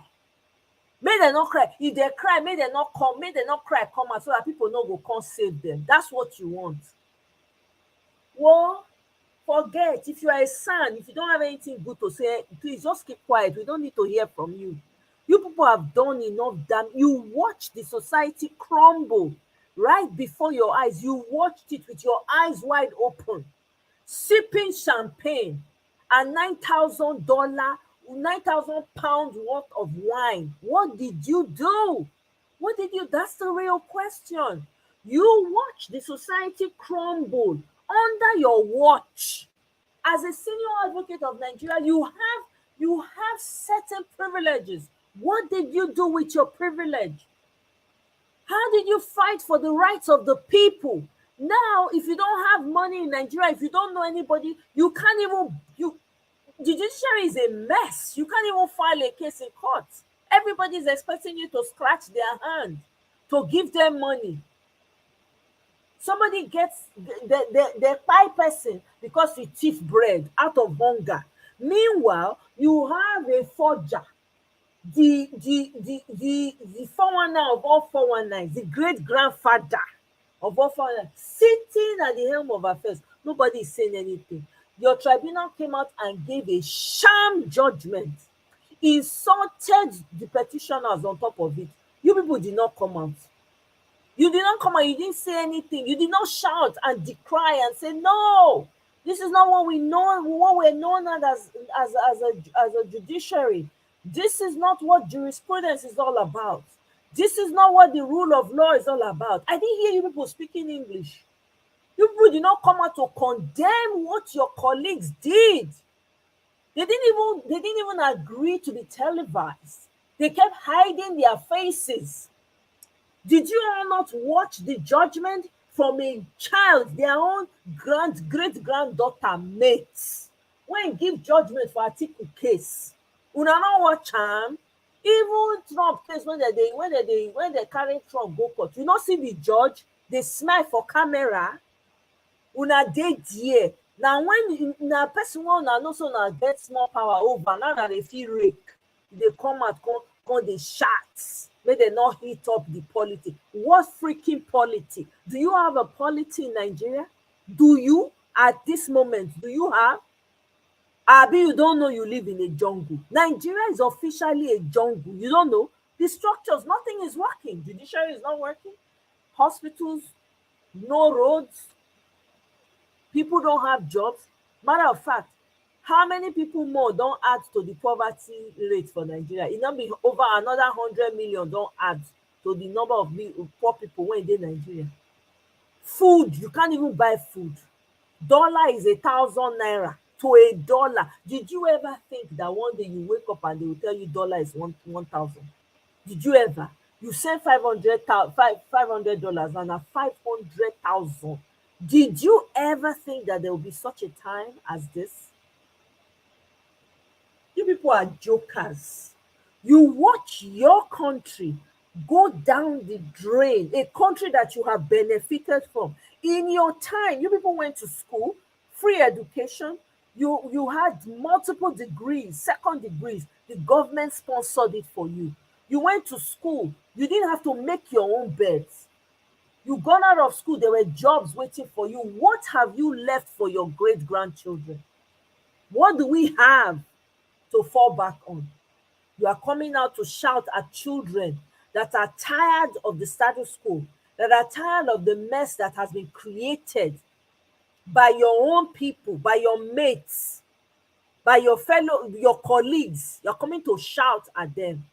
Please save us. We don't need, save us the speech. Go inside your bedroom and be reading the speech to somebody else, because you see wetin dey happen. So in case you no know, we no dey hear word. We no dey hear word. You see this matter, we go see the end of am. We go reach inside where the matter reach, we go reach am. We go find the source of am.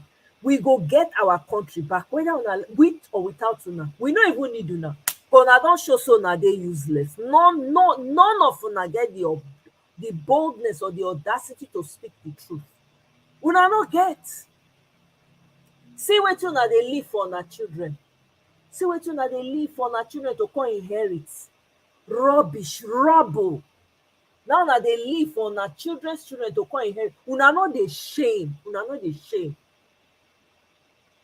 See wetin una dey leave. So far, me and my family, we are okay. My children are born in London, America. But you have messed up your own country. Are you going to be alive forever? You don't know what fate your children are going to have. You people together una wreck the system. We una suppose fight, una no go fight. Person go collect money for back, go keep quiet, you no dey talk anything. So far, e no affecting and the family. Look at where we are today. When we come out now, dey cry every day, say the country must better. We refuse to give up. You dey come out now, come dey who you dey shout for? Who be your pikin wey you dey shout for? As e be so, we senior all of una, because na we come know the right thing to do. None of una know the right thing to do. Since 1961, una claim say una get independence. Wetin una get to show for am? Wetin una get to show? Wetin una fit point to say this is what we did for this is what we did for the next generation? Wetin una get? How many leaders una don raise in una time? How many leaders una mentor? How many? Look at all these people. Person grandfather dey run around, they choose am as SSA, dey happy. Person wey be presidential candidate, e dey happy say they choose am as SSA. Is that not madness? Is that not madness? When we have young, talented Nigerians that can literally turn this society around, that can run institutions. No, you people would rather sell out your young people.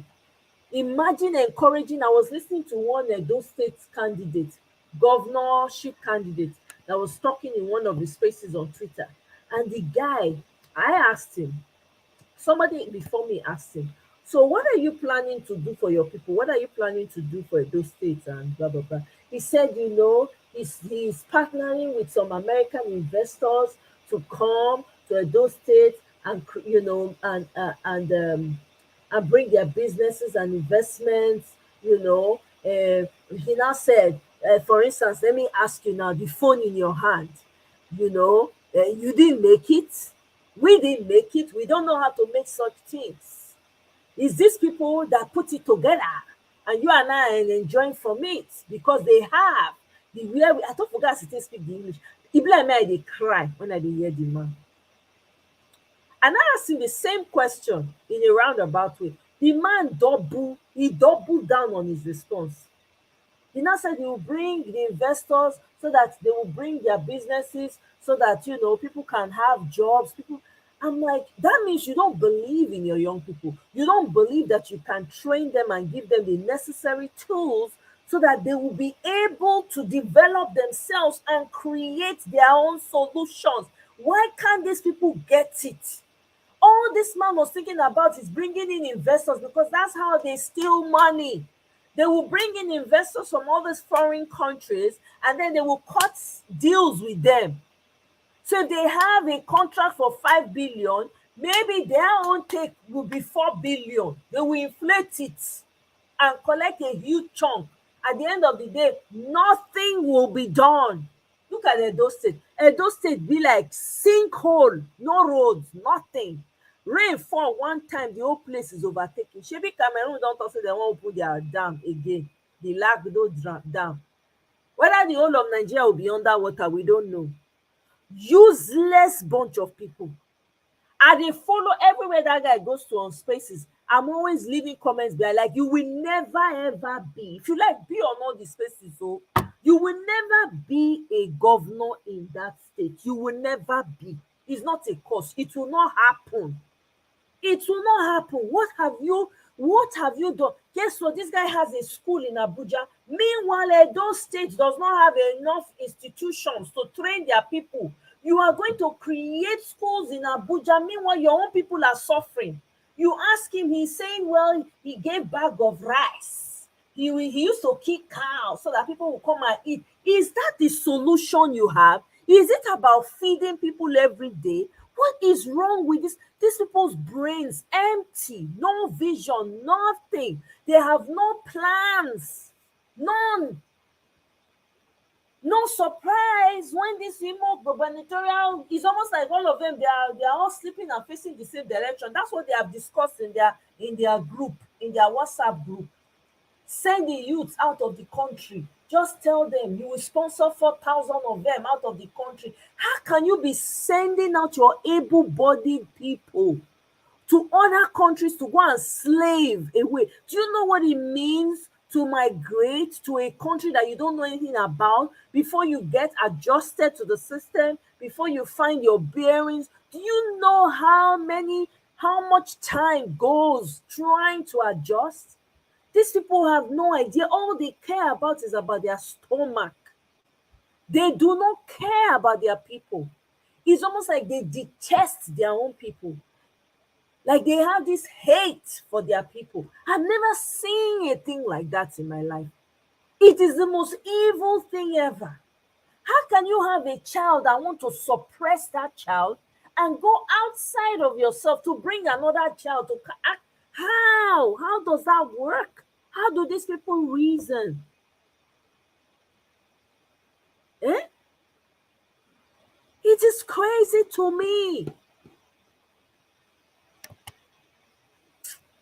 Welcome, Seeds. Greetings, so happy Monday, happy new week. Yeah, greetings. Greetings. I understand your challenges. Ah, I know, I know. It's but it's good. It's good. Yeah, greetings. Uh, And you too, and you too. I was like, wow, maybe you need to. I know it's very annoying, it's very annoying with the way things go on in this country. But the thing is that the obedient movement and P2B has exposed all facets of society. That's what I've seen. That Nigeria has actually, for the first time, for the first time in history, Nigeria has been exposed in terms of the religious leaders. You know who is who. If you come to education intellectuals, you can know who is who. Those who have been bought and those who have a conscience. If you go to politics, you know those who are there for the people, those who are there for themselves. If you go to the security agencies, you can see it. If you go to judiciary, this election has actually exposed the level of decay in Nigeria. The level of decay in Nigeria is unbelievable. You know that in Nigeria, people will see black and call it white and openly tell you it's white. So that's the level of decay that we're seeing in the country. And that's what the obedient and obese presidency has, or presidential ambition has done. It has really exposed the elite and the fabric of society in every aspect. The traditional rulers have been exposed, opinion molders, journalists. We have seen the people that are bold. We have seen the other journalists that have not, showed they have shown their true color. Everybody has shown their true color. So moving forward, if people come and start talking anything, Nigerians have seen them. Look at Durute, coming out to take his SSA or whatever. It's a monumental. But like, am I surprised? No, because Tinubu knows Nigeria. Tinubu knows that at the end of the day, all these people talking, their hands are soiled. They've put their hands in the pot.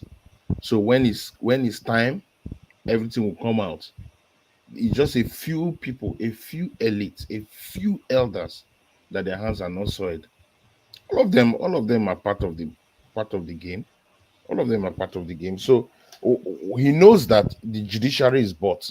So no matter how we shout, all he's doing now is to just weather the storm till he gets into the Supreme Court, and then the Supreme Court will give him his judgment, and then he weathers the storm. Like they don't think morality is out of the game in Nigeria. Normally, he should have resigned, but I mean, they are morally bankrupt. People like Keyamo coming out to say all sorts of things. So it's very sad, but I think that until it gets to critical volume, where Nigerians will now say, you know what, we can't take this anymore. We can't take this anymore. It's Nigerians that will have to push out this government. No other person can push them out. Nigerians will have to shut down the country for this government to know that they can't move anymore again. It's over.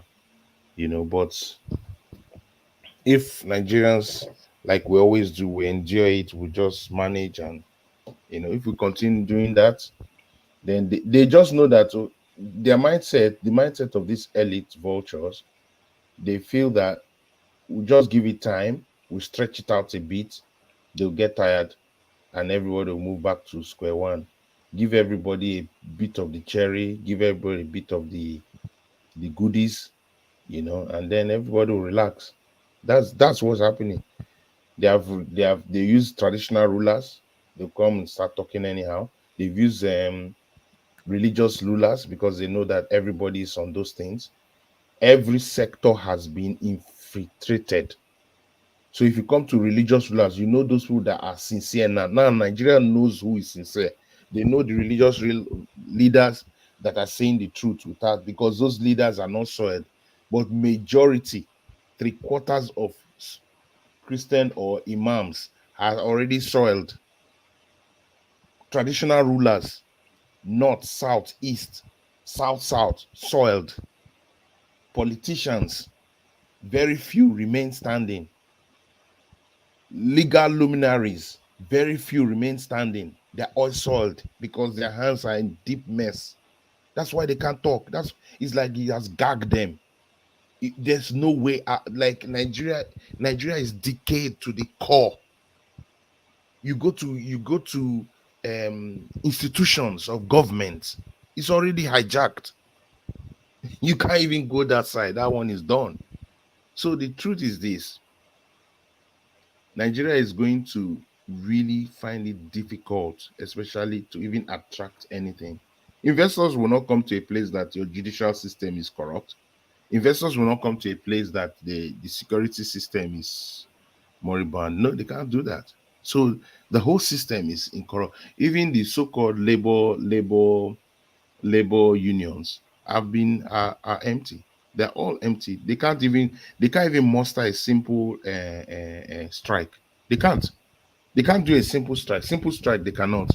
They say they'll just threaten, no strike because it's done. Now what they are telling us now, like what Kene is saying, they're writing out the verdict. So what they do normally is they tell us snippets of what will be in the verdict. Like what they're telling you, when Kenyamo is telling you there's a third party vendor, that thing you will see it in the Supreme Court judgment. Mark my words, you will see that statement he made. You see it very well. They will insert it. They already they are telling us so small how they would insert it. And the technicality is that, oh, there's no need for evidence anymore. They will use so many things and it will snowball out. So I think the only thing Peter Obi has done and achieved is that he has finally helped Nigerians to see the evil and the good. The evil and the good. Now nobody can be deceived. Nobody can come up and say, "Oh, I'm a motivational speaker." I know Dorothy was saying that he wanted to run because of youth, but he has it. He still went to collect whatever luggage because He has given them everything. All the big Lagos pastors, Tinubu gave them land. Tinubu gave them land, and there are many issues in those lands. That's why their hands are soiled. They can't say anything. They cannot. They cannot say anything to him. So it's very sad. It's only those that are bold. Look at how Rufai is suffering because they have held they have held what's his name, the other anchor Abati. guy, Abati. Abati. Yeah, Abati is held down. Abati had a lot of skeleton in his cupboard when he was in the presidency. Shebi, they said So the he, person he ran as, is it Kashamu, whatever the guy was. yeah, deputy Yeah. governor. Yeah. There's a lot in his cupboard, so Abati cannot say anything. So the truth is that Tinubu knows Nigeria. I must give him credit for that. He knows Nigeria is corrupt, and he knows that he built this thing long time ago. He knew that all these people they will all be soiled, and I have dossiers for them. So anybody that wants to confront him, he will present that dossier. He will present that thing live I'm and waiting direct. for him to present Atiku's dossier, because Atiku now, this potopoto when we dey drag now, when we dey You drag with see, am na Atiku. So me dey wait make uh Atiku come out. the truth is that both of them are crazy. Atiku has his own skeletons, but Atiku is somebody that he likes to fight. He will fight to the death. Like when he stopped Obasanjo's third tenure, he fought to the death at the loss of his own ambition. He had to stop third tenure of Obasanjo. Even when Obasanjo did all he did, ostracize him from government, everything, he fought to the end and he stopped it. So Atiku's own is Atiku feels insulted. It's just like two criminals, and you know that you are even better than this guy. You're better than this guy. So why is it that this guy has used criminality to become president ahead of you? No, let everything spoil. So Atiku has his own issues, but Atiku is the only person that could have done this kind of thing. Atiku is the only person that has the means to do this. I don't think Peter Obi would have gone this far. Peter Obi wouldn't have gone this far to I don't start think Peter looking. Obi had, maybe his mind was not in that direction. I don't think, Yeah, his mind is not in if that his direction. mind, if his mind was, he would have done it. He really Yeah, would have. his mind is not in that direction, but Yes. it's a very difficult thing. It takes a lot of finance, it takes a lot of things. So Peter Obi is like, He let me has the just see what. finances, and guess what? People would have Mm, raised the finances for him. Lawyers would have taken up, if it was Peter Obi, lawyers mm, in America would have taken it up for free. I kid you not. it's true. Yes, Yeah, because you're right. You're right. that's how popular Peter Obi is. People would have been, lawyers would have been fighting to Yeah, take the but case. you understand, Peter Obi is like a new kid in the political block. Why I'm saying this is that Atiku has a lot of hidden people in politics that will Mm, fight for him from the backside. Like they will move some things, they will protect some of his I understand interests what you mean. and Yeah, all those kind of things. But Obi is this new guy that has the population with him. Obi has the public with him. Obi right. has public sympathy with him. But those political vultures are not with him. But Atiku is sharing that political vulture with Tinubu, especially in the north. Right. Especially in that north. Yes, yes. So Atiku has some level of bravado that he can, I'm going to do this, whatever. You can't do me anything. There's nothing he can do. He can't touch Atiku. If he Die, touches die. Atiku, he may have the ability to touch Obi, but he's also be careful because Obi has popular votes now. Obi has We would have population all with him. gone, all of us go, we go tear Everywhere will go Obi mad. now. Eh, But somewhere like Atiku, you can't touch him. The north will erupt. the north will erupt. Maybe that's But what you, we need. Make it but touch you am. can I even see want the make it level touch at am. which he has gone.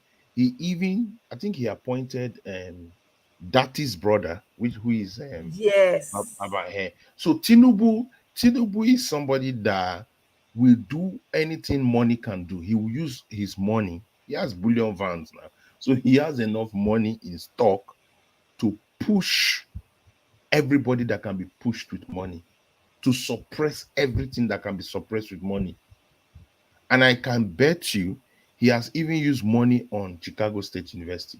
He has put, Absolutely. Did you put know? a lot Were of, you here when I played the interview of the journalist? Did you listen? Were no, you no, here? no, no. Oh my God! So go, if you when you have time, find it on Yeah, Parallel Fact. yeah, I'll check it. Jay Coyden, the guy clear the school itself, the school no pure. Now Yeah, shady school. That's why Tinubu yeah, was able to do what very yeah. shady. It's very Yeah. shady, of course, Yes. because if you have, the logic is very simple.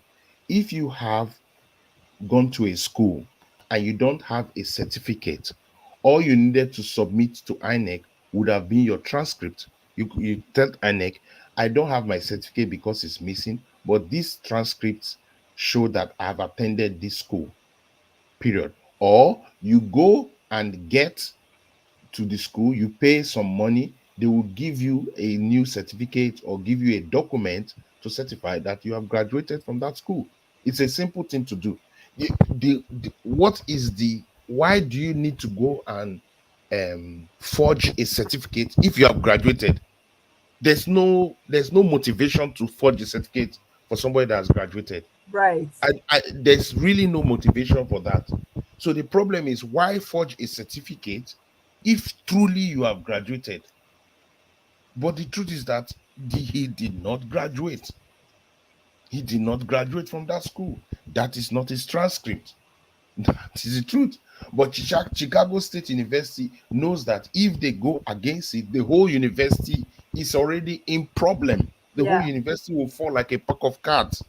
It means that now they will now investigate the university. And I don't think, if push comes to shove, that university will still be investigated. And more kind of worms will open up. So the Yes. university is trying to find a soft landing for themselves, as well as not create problem. So there is a lot of issues. But the good thing, like I said, is this election has exposed the good and the ugly in Nigerian space in every sector. No sector has been spared. Every segment of society, we have now seen, oh, these people, these are their real mind. They don't really love the people. They don't really care for the people. All these traditional rulers, or whatever they call themselves, different kinds of, they don't really care for the people. So the people are actually on their own. We have now known, okay, actually we're on our own. And the question I keep asking is, Peter Obi doesn't need to do this. He has only two children. His son is not in Nigeria. His son is working overseas. He doesn't need to do this. There's no motivation except that he really loves Nigerians. I've been looking at, what's the motivation of Peter Obi? Is it that he doesn't need to do this? He can continue doing his business, earn his money, live very well as he has been living, no drama. So it shows that he's exposing the criminality of the Nigerian state, that is down to the core. So I don't know where we'll move from here. The only thing I say is that it must come to a place where Nigerians will say, you know what? Let them shut the country down. Let's shut the country. Just shut down the airport, shut down everywhere. Let's have a discussion, because we cannot move further. Because the level of hunger, the level of criminality will rise. The levels will rise, because as it stands now, like now, okay, for instance, subsidy is back. Yeah. So that subsidy that they remove is already back. Everything is in a mess. They can't control the economy. The economy is in a mess because there is no exportation going on. Nothing is going on. They are not exporting anything. Everything is a big mess. So how does Nigeria move further from here? That's the big question. How does Nigeria move further from here? Because the presidency you have he's not going to be respected globally. They At already know all. Not he's even pretty. even local, even within Africa, it will never Yeah, yeah. be respected. And the problem is that you know why the elite are telling us to keep quiet? It's because the certification issue is affecting everybody now. Everybody is being scrutinized. Everybody is being scrutinized. That Nigeria normally, if you travel globally, if you could travel to Asia or if you travel down to Europe or anything, normally with a Nigerian passport, you are looked at carefully. I remember Yes. once I was in I think it was in Qatar airport. I was traveling and they had to in the airport they checked my passport several times Wow. and say, why are you going here? What I gave all the documents. The guy now saw that everything was correct. He told me to sit in the lobby area and all that. But I noticed he kept looking at me till I got into that plane. Hmm. You get to Qatar airport or Dubai airport, they separate the Nigerians. And this was a few years ago. They separate Nigerians and recheck you. Now, if you get, then you have to have if they're taking you through a bus terminal, as you are entering the bus, they check Nigerians again. Hi. Yes, they will check every Nigerian. I mean, in this, you've just been checked through the counter, and you are just going. You are all in a single file going Right. into a bus that will take you to the plane. They still check you. No. They are not supposed to check you. They've checked everything. No. But they Once they've still checked you at yeah, the yeah. they're They not still- supposed to check you when you're in the yeah, line. No. yes. But the Arabs will still check every Nigerian. They will check your purse, they will check your luggages, and they will check your details again. And then you enter that bus. So it tells you the level at which they are looking at a Nigerian.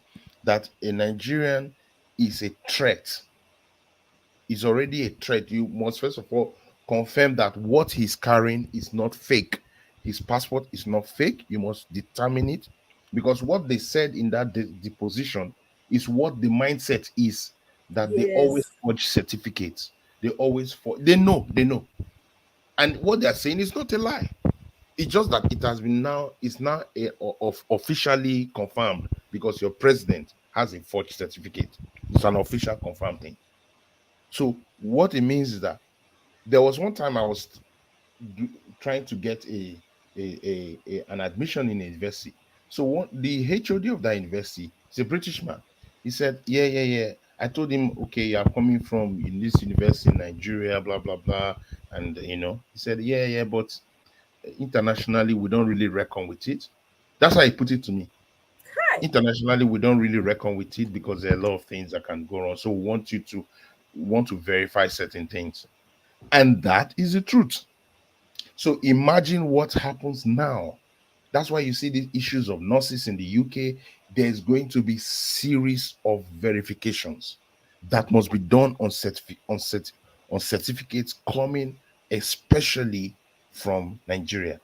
Now it's even affecting West Africa as it Yeah, stands now. the This whole of morning, Africa, not just West yeah, Africa. no, Yeah. this morning there was issues of West Africa because of the West African Examination Council, the Oh WAEC. yeah. Why? Yes. Yeah. So they are now trying to know whether they can trust the secondary school certifications.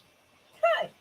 So that tells you that we're in big. So why the elite is saying, "Oh, keep quiet, let's not talk about this," is because the more we talk about it, the more is building. This is not the era of when you only saw something on newspaper, local newspaper. This is the era. There's things on YouTube, things on Facebook, Yes. on X and Instagram. So the world is seeing it live and direct, and they're asking questions. Oh, if this is this, one thing that people don't understand how the world news operates is once there's a problem, like now what is happening in Israel, Mm-hmm.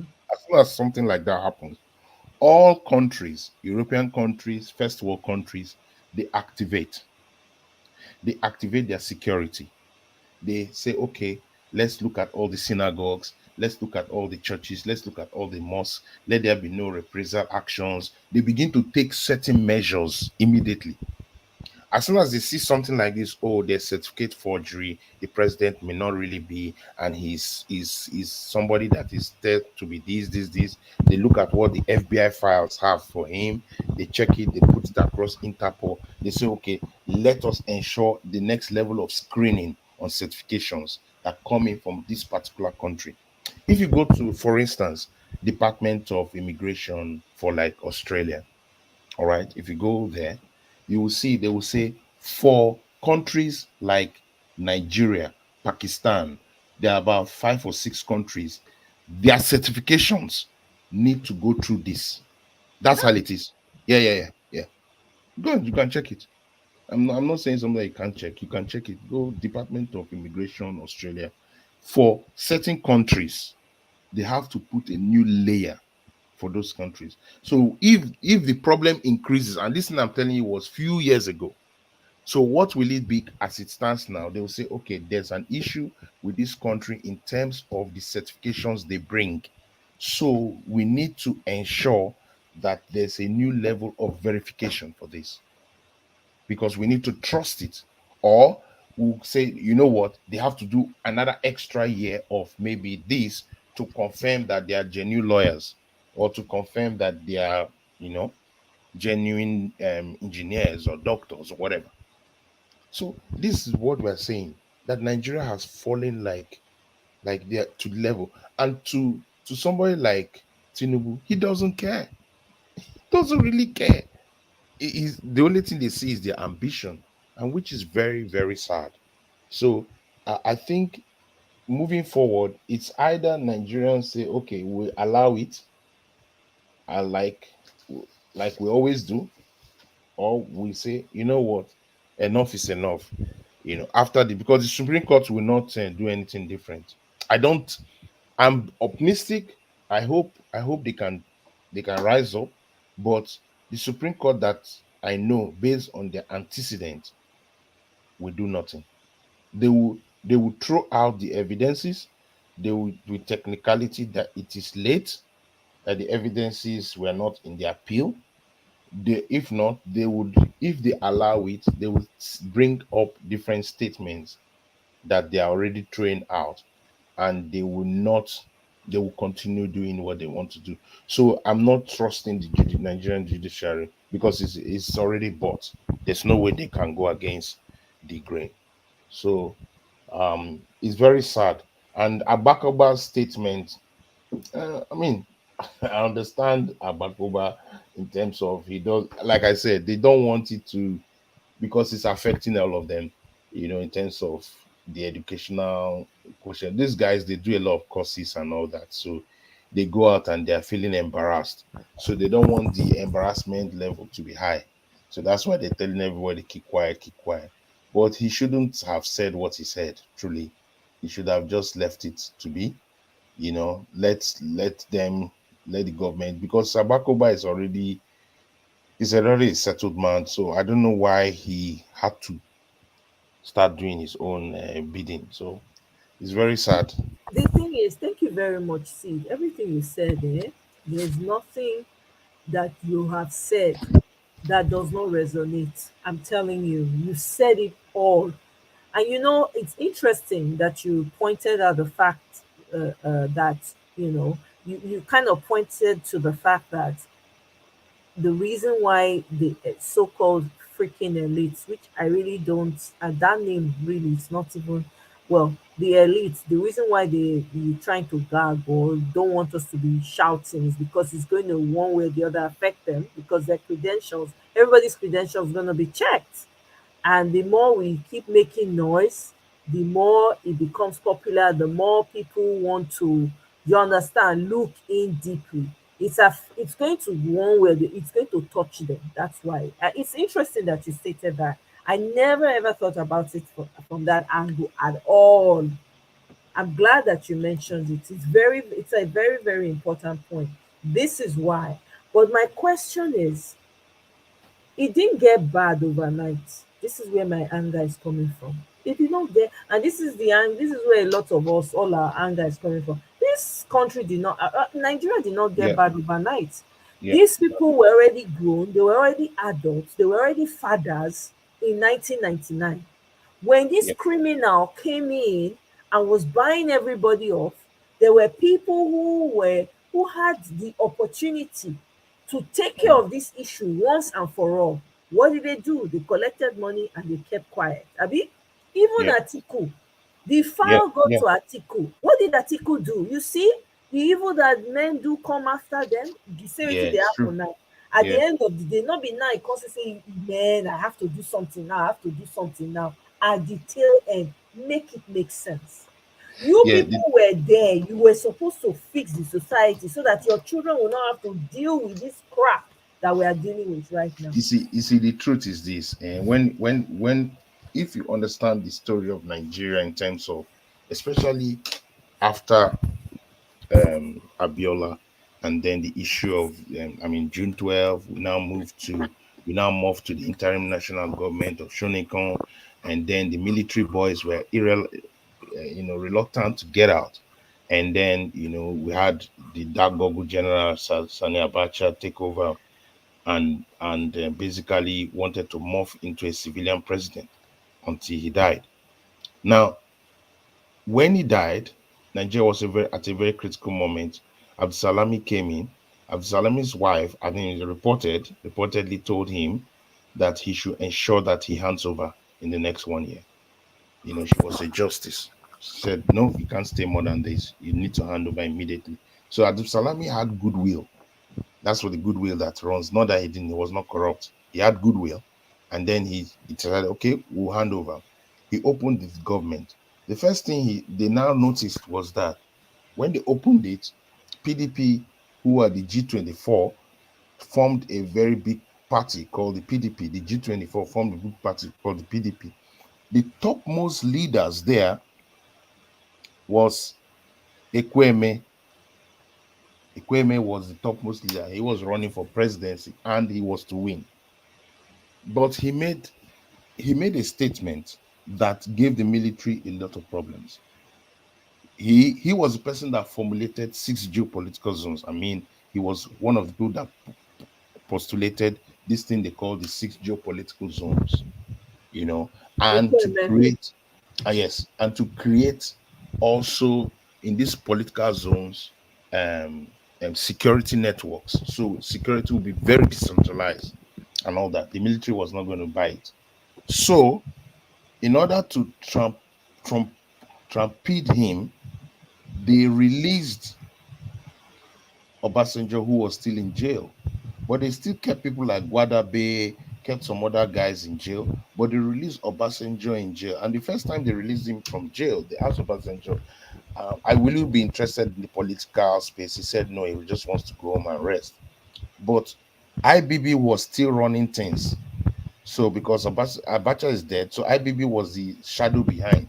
IBB calls Obasanjo, loads him up with money, and say you need to contest to protect our interest as military men. And overnight he contested. And while it was a just convention, in the just convention, do you know an American reporter said, if in this just convention PDP picks Ekweme, then they have done in 40 years what it took America 100 years to do. That's what a British an American reporter said. And in that convention, IBB bought all the aspirants and ensured that a man that just came out of jail without money, Obasanjo, will be president, and they attached article to him. So I'm just giving you a background of things. They never Hmm. expected. So the way Nigeria was supposed to be tragic, that okay, after Obasanjo, you hand over to Atiku, who is part of the PDM. The PDM was Yaradua Senior Brothers and political group in the north. So the political group in the north, when Yaradua, the senior brother of Yaradua, died, Atiku Mhm. took over that political group, and that's why he was seconded to Obasanjo. But Obasanjo found him difficult to work with because of the corruption issues and their personal beef, and because in the second tenure, Atiku had 19 northern governors against Obasanjo, and basically Obasanjo was going to lose the primary. Obasanjo had to beg him, and when he did that, Obasanjo said, okay, when I get in, I'm going to truncate you. So Obasanjo was responsible for the mess we got into. Yes, he's a strong leader. Yes, Yes, he's I a agree with you. he's Yeah, he is responsible. he I think he was very he was a unifying leader. Why I say that is that, I mean, you must give credit to the man in terms of how he balanced the military, how he balanced people. He made sure that everybody in Nigeria felt belonged, you know, Right, felt part of the whole thing. He was not segregating. He right. brought everybody to the table. But his decision for succession was the problem. He started thinking of extending, and that was Yes, one of his problems. Secondly, he did not transit properly. He brought in Yaradua, knowing that Yaradua was not very well. Yes, yes, Yaradua was a very good governor, but he was not going to be very well. So he thinks of Yaradua, and he now thinks of, okay, if I have a Yaradua, which of the vice presidents will I put alongside Yaradua? He had about three options. He had Odili, which he was not very strong about. He had Donald Duke, and he had Charles Soludo. These three were his options. But he asks Donald Duke. Donald Duke was more interested in running as president. Then yes. he was afraid of, these people are all big personalities. Odili, Donald Duke, and Charles Soludo. They are very big personalities. I mean, like they will overwhelm somebody like a Yaradua, who is a more quieter man. So let's get somebody that is just okay, that will support him. And that's how Good Luck Jonathan came. So from that whole thing, they never expected that the country and life would turn the way it turned. Yaradua, of blessed memory, he dies. Everything goes pear-shaped. Good Lord Jonathan is not prepared mentally to rule. He couldn't. Psychologically, He was mentally, he physical, was not everything. he was not ready to rule. Good Lord Jonathan would go for meetings, especially when he had the Chogom meeting in Australia. He went for Chogom meeting in Australia. All nations were coming with maybe 20 delegates. Good Lord Jonathan came with 150 delegates. Kai. Yes, Good Lord Jonathan came with 150 delegates. The Nigerian community in Australia, they were waiting for him to talk to him. Good Lord Jonathan was drunk.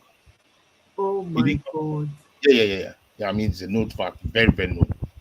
So Good Lord Jonathan was not ready. So Good Lord Jonathan relegated a lot of strength and power Right. to the most of the women in his government who were running the show, Madwe It was case, all clear. that. It was clear. So, Yeah. so at the end of the day, Good Lord Jonathan did not have the muscle to run. And then Atiku, who was still looking for power, was fighting this. So this is where the genesis of our problem is.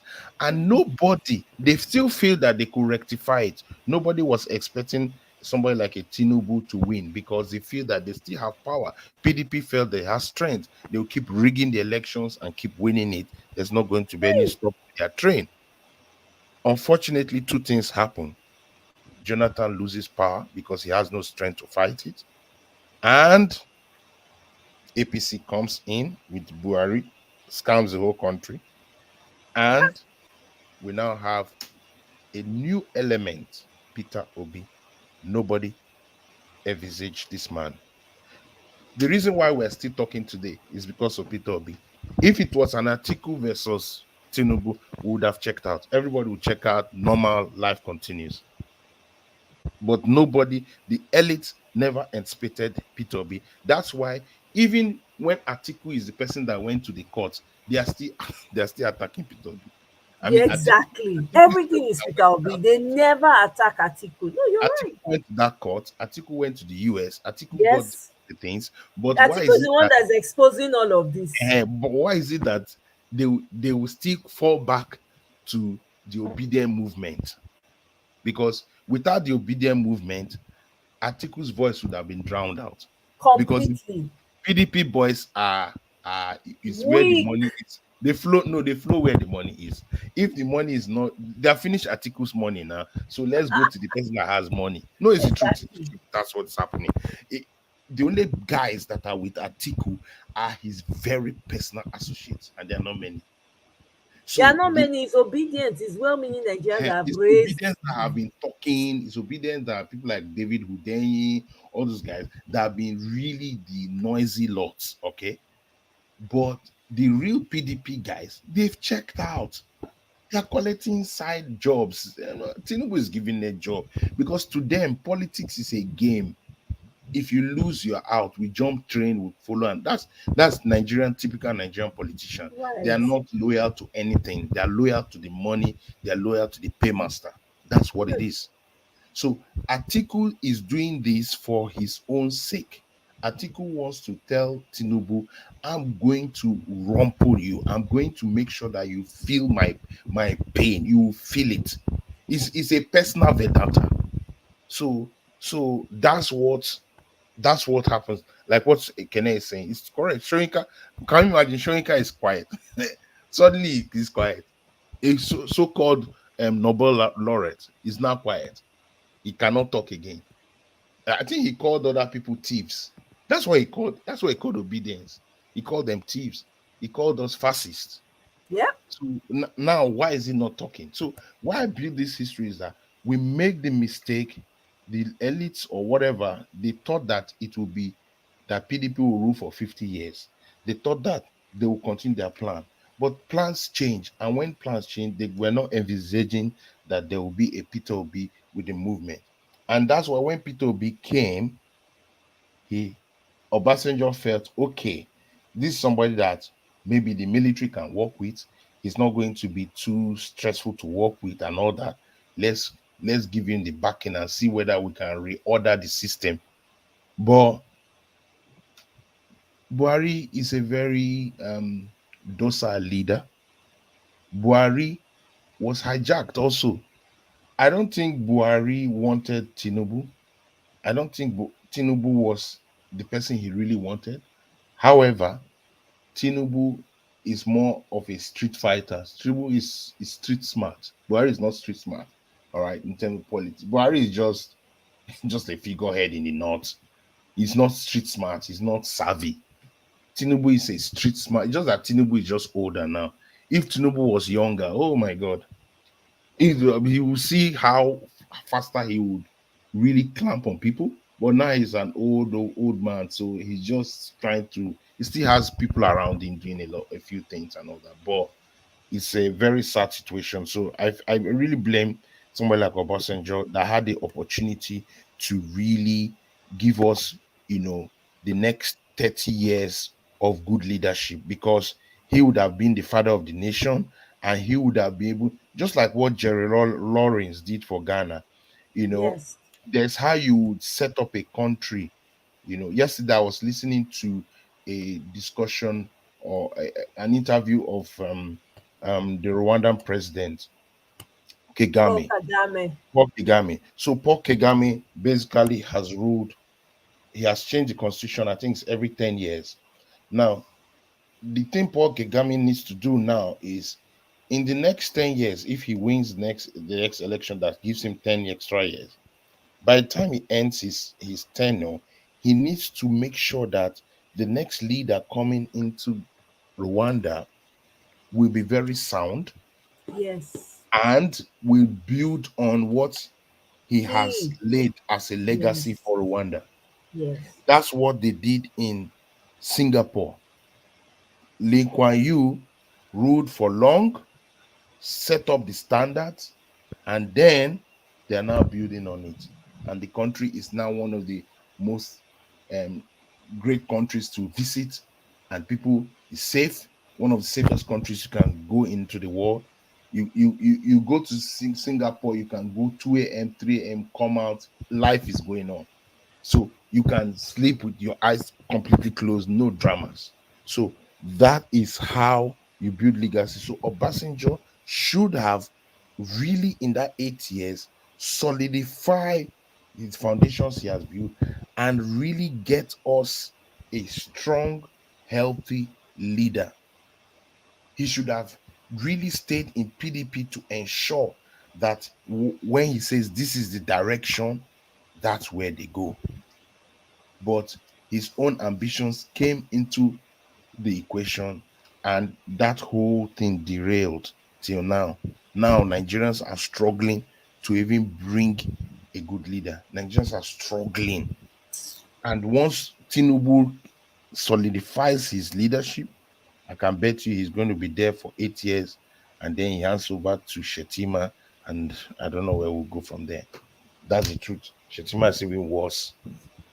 Shetima is like, I don't know how guys. Shetima doesn't have control over his whole behavior. No decorum, no nothing. Shetima is like that. So it's a situation that Nigeria finds itself in, and I just pray that uh that we'll rise up, because we have not. I don't think the pain has really got to the bone yet. So let's see what happens after the Supreme Court. For me, is what happens after the Supreme Court is the most critical time for Nigeria. If we are going to accept that Supreme Court will ratify him as president, because that's what they will do, you know, or I don't see, to be honest, I don't see the Supreme Court doing anything else. I don't see it. I've looked at it in various ways. No, Supreme Court will not remove him as president. To be funny, it will be shocking, but it's the truth. And I think we need to start bracing up for that truth, that the Supreme Court of Nigeria will not remove him as president.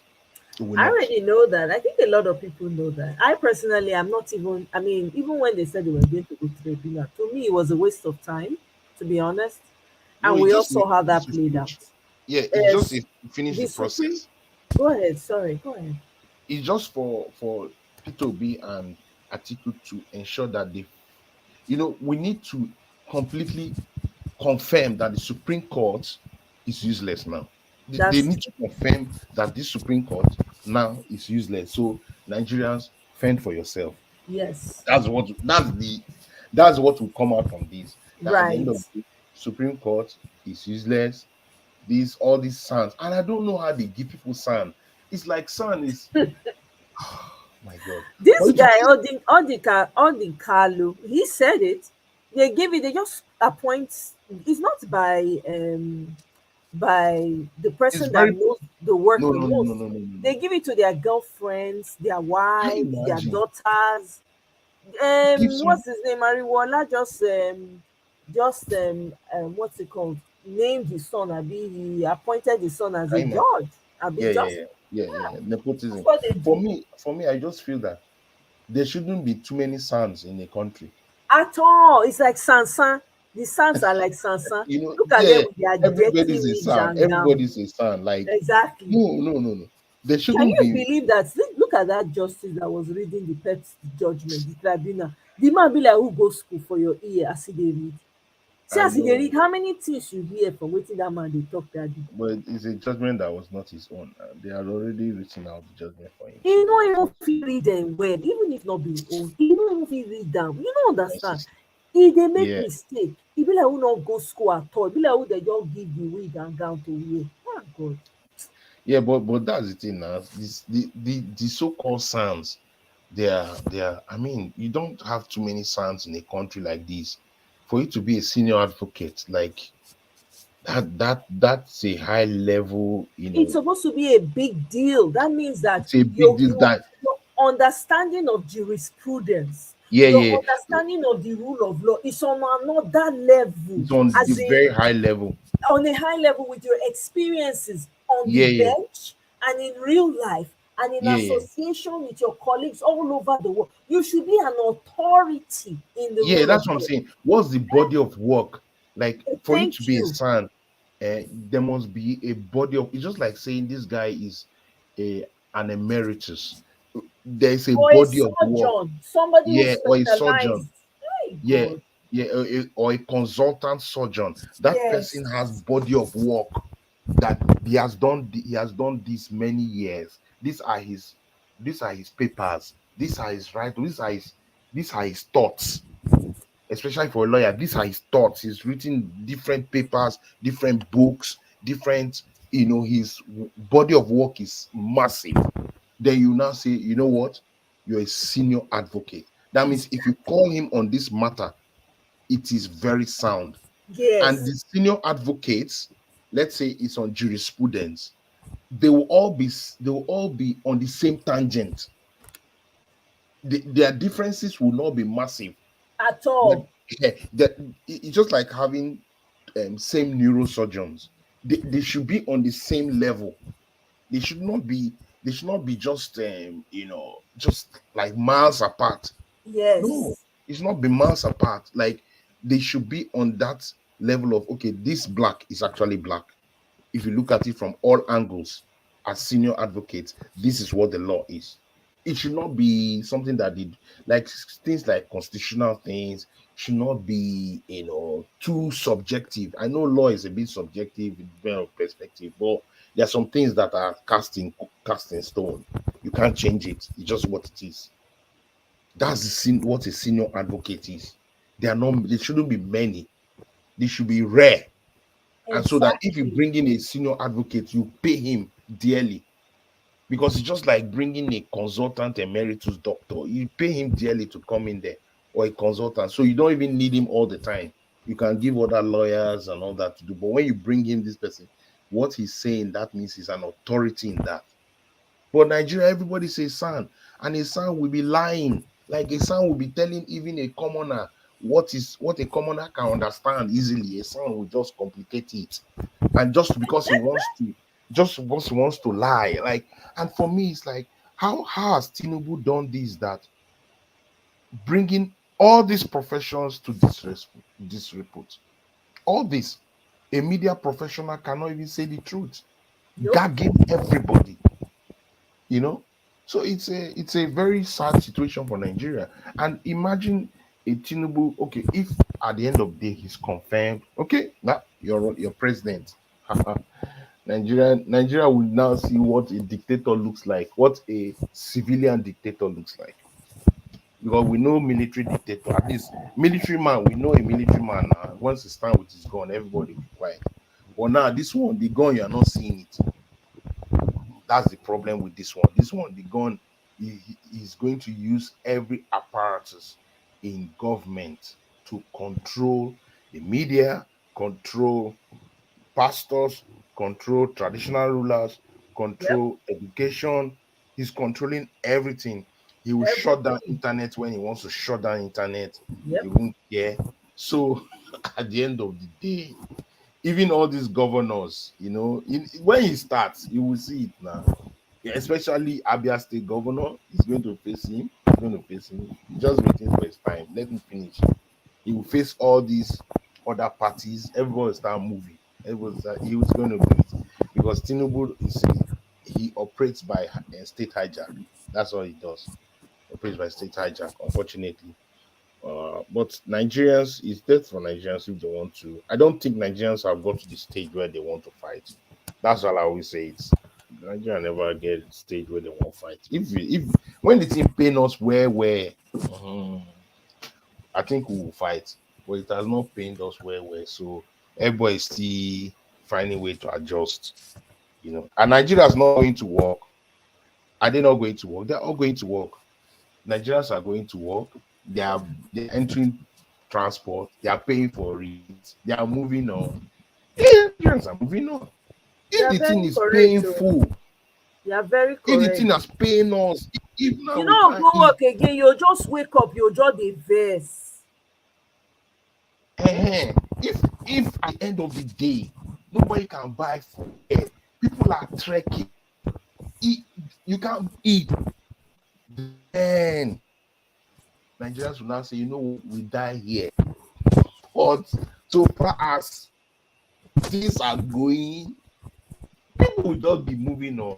That's the problem of Nigerian state. Like, I feel as a country that is very docile, like absolutely docile.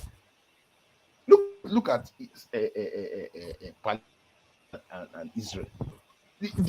Are they messing up? Once anything happen, everywhere don't scatter. That's how it is. Once one little thing happen, no, they don't take it.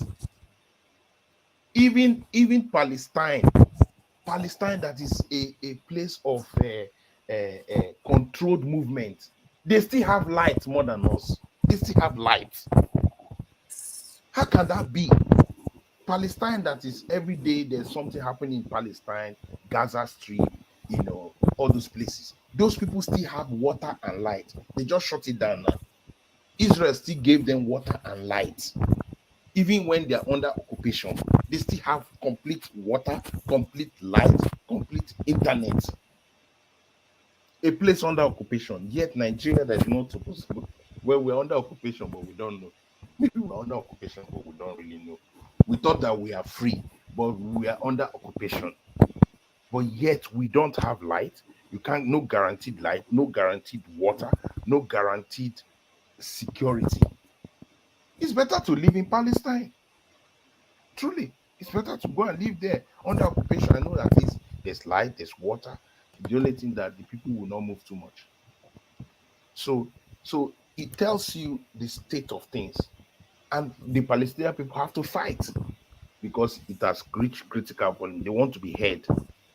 Not that I support them or support this one, but I'm just saying, when a people get to the truth, you don't have any option. But Nigeria, you push them to the war, they enter the war. You push Nigerians to the war, they just, okay, let's just stay inside the war. There's small space here, just come, let's manage.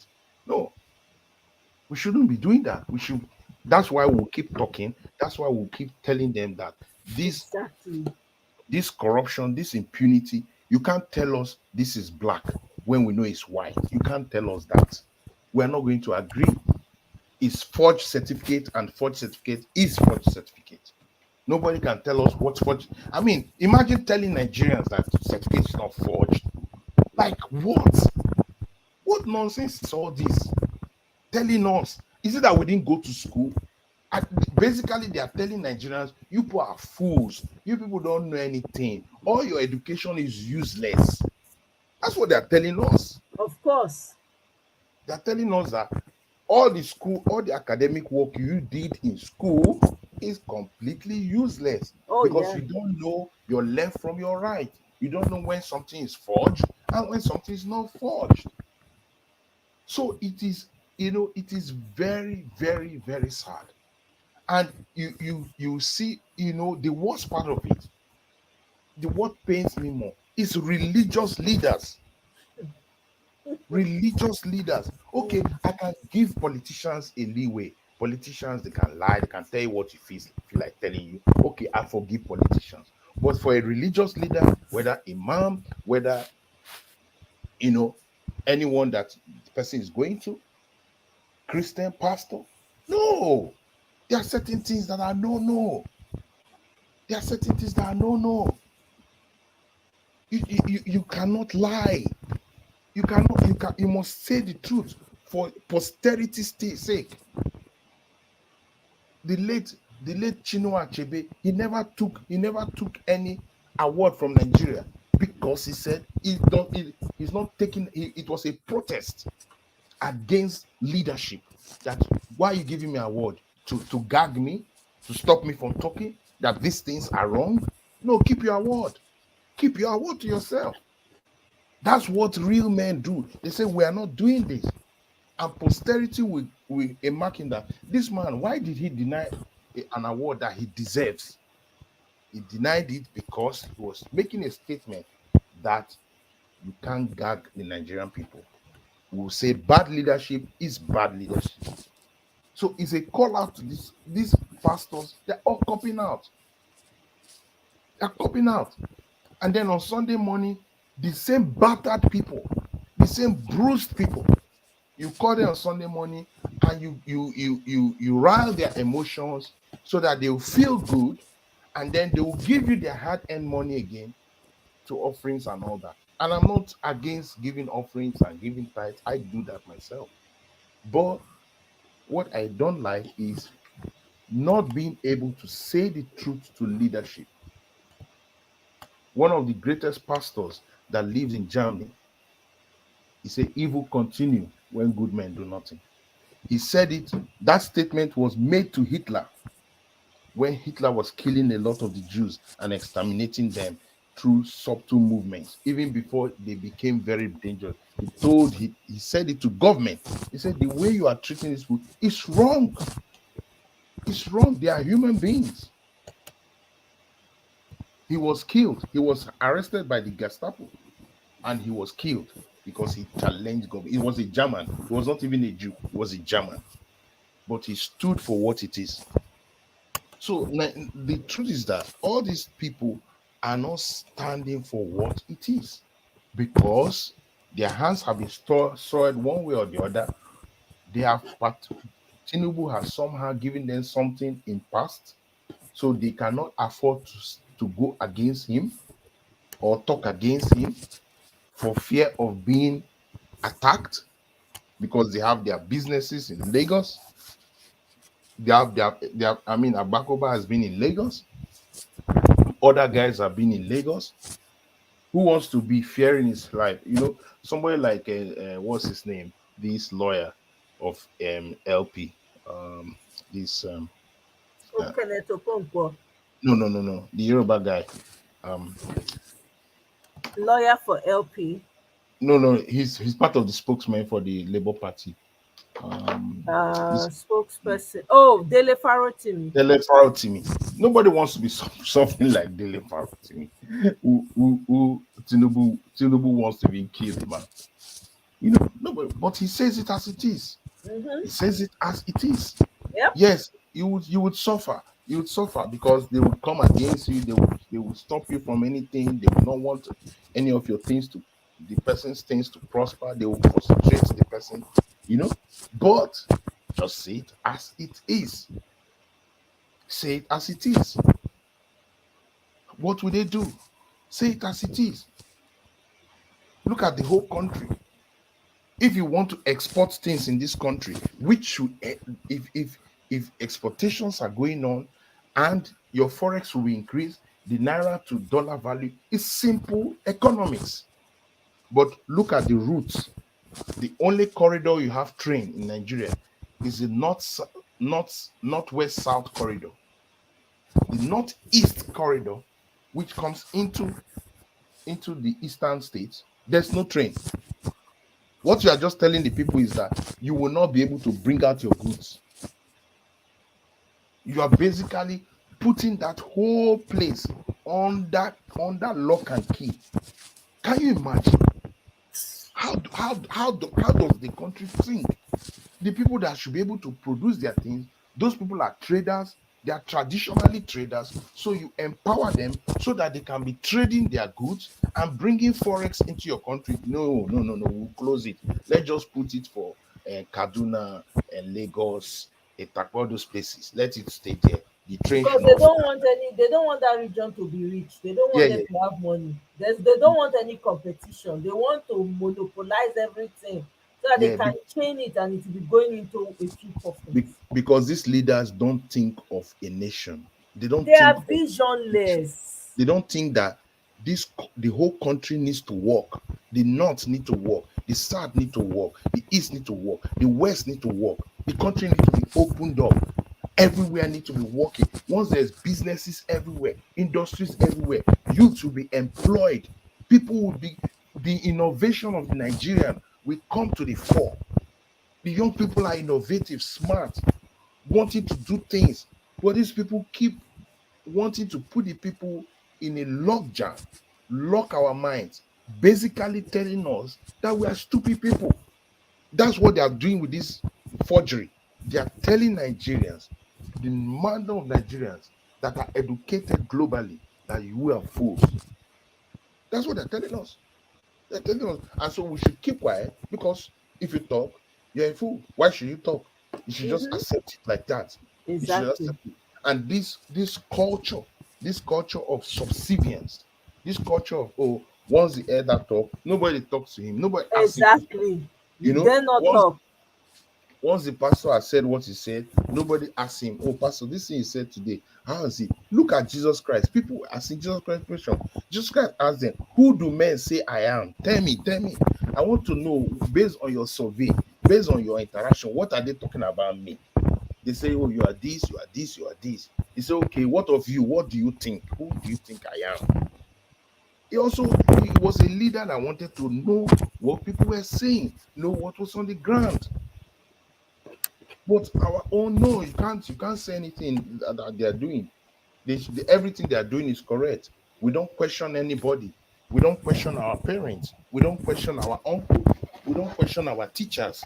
They just tell us this is how it is. The earth is a flat place. Yes, I agree. The earth is today. The earth is not flat today. I mean, in Nigeria, Nigeria is the only country that can tell you the earth is flat, Yep. and everybody will agree. Yep. And they will Nobody justify will it. ask question. Nobody Nobody. will ask any question.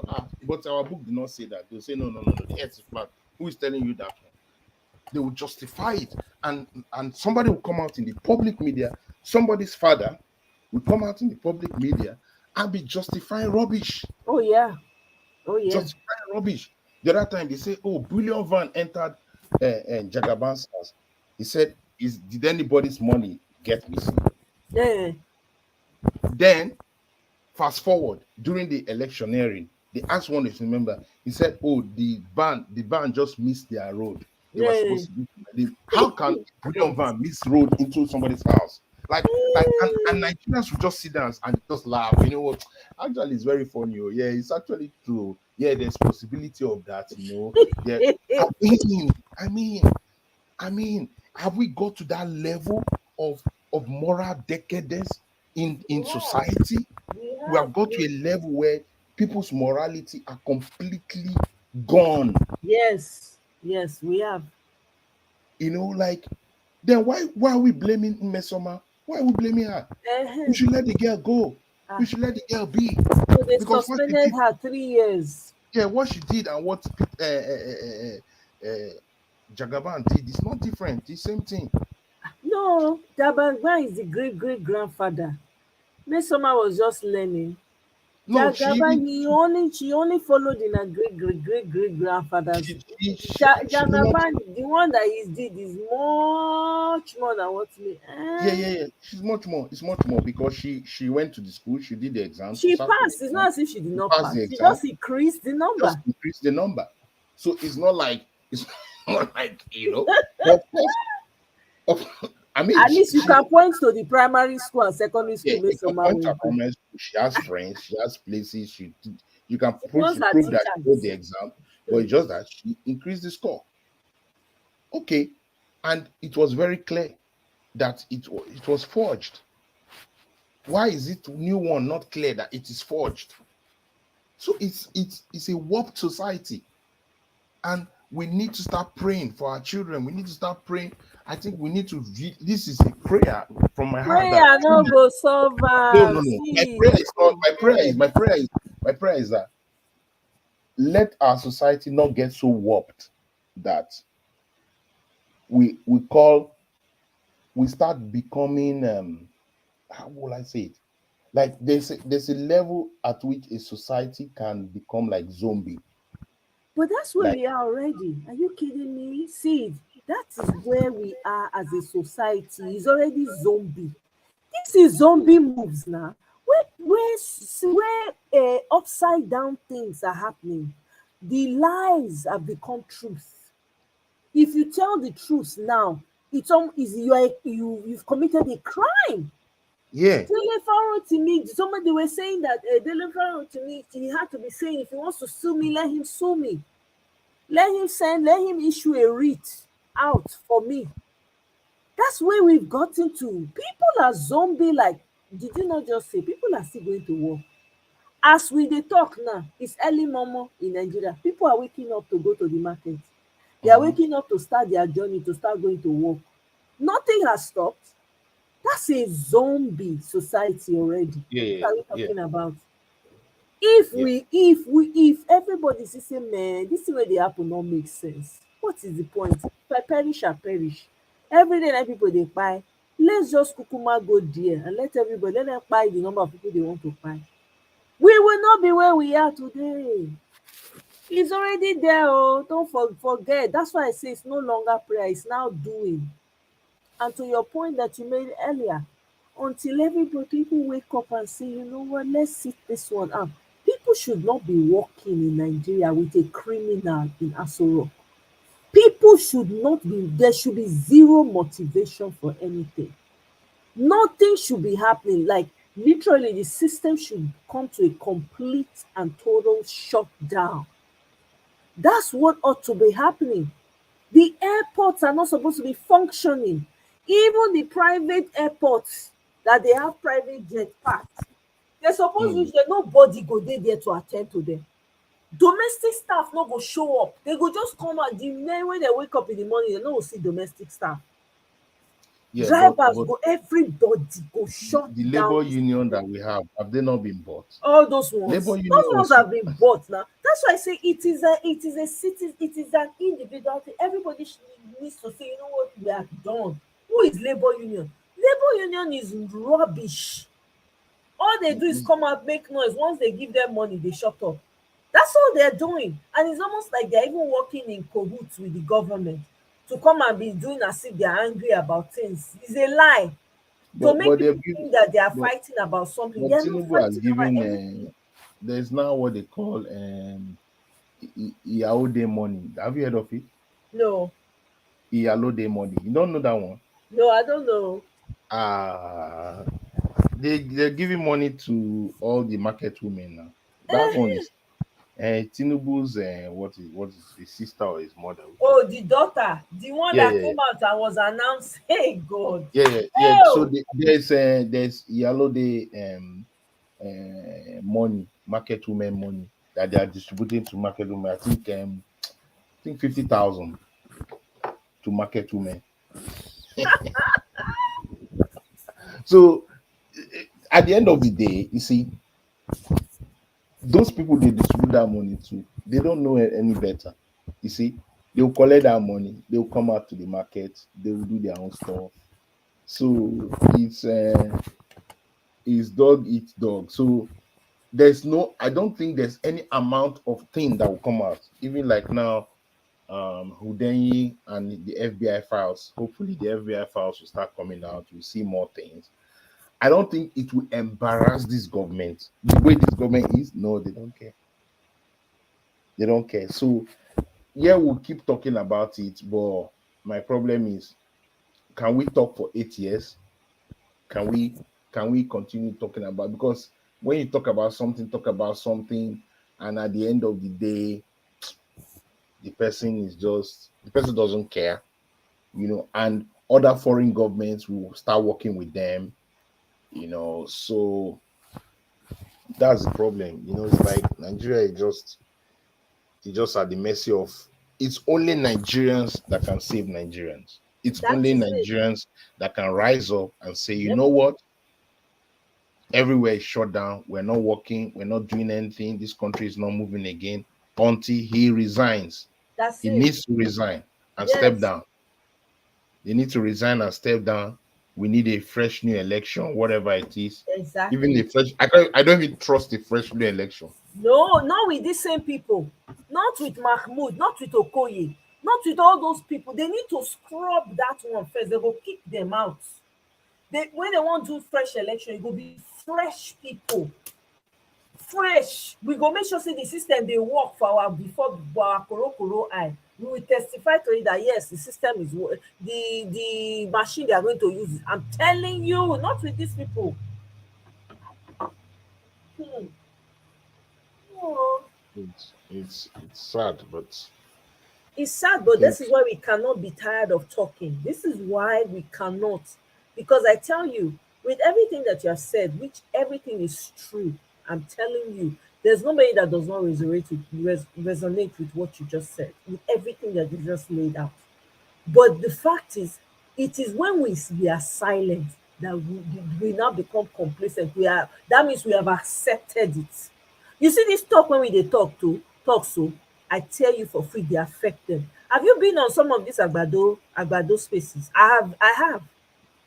no, I don't want to be, because if I stay Oh, I there, it'd be have. like Because I to want slap to know somebody. what I have, even though it was difficult, but I have. These people are lamenting. Do you know that these people think that we're paid for what we're doing? They are Oh asking their wow. people to give them more money. Yes, that the way so that they'll be able to combat us properly. That they They need don't to know it's organic. They don't know. That is the thing. They think that people are being paid for the. I'm telling you, they don't even. They can't even understand the passion. They Mm. don't know where it's coming because to them it's something for something. That's what they believe. It's something that's for something, and it's the amount of money they give them that will determine how much work they put in. I'm telling you, man, these people are lamenting, especially with this whole Chicago thing and with this journalist interview that just happened. My goodness, these people are lamenting. They are not sleeping. They are having sleepless nights. Forget all these bold face that are coming out to show and be doing the Mm. vituperative. I be how they talk the big word. You shall understand. Coming on social media, coming on the national TV news to be raking and saying, not whether we like it or more, they are shaking in their boots. They because Mm. they don't know. They wake every day that they wake up, they don't know wetin to expect. You no understand. Do you know that's the worst Yeah. type of life fear you can live in? When you wake up every day, you don't know which direction it will come from. You don't know what the day is going to hold. You cannot plan and say, okay, this is what because you don't know. You wake up Yeah, it's true. uncertain every day. That is the worst. That's why these people are trying to shut us down. And I say, the more we loud our voices, it is the people, you've said it all, it is Nigerians that can save Nigeria. Nobody else. We don't have friends. We do No, not we don't have have. friends. Whether in The, Africa, whether outside of the West, we don't have friends. Get it through. we're the They don't like you we're the anywhere least of you their go as problem. Nigerian. They don't. We're the least Because, of their problem. sorry? I say we're the least of their problem. We are the least of their problem.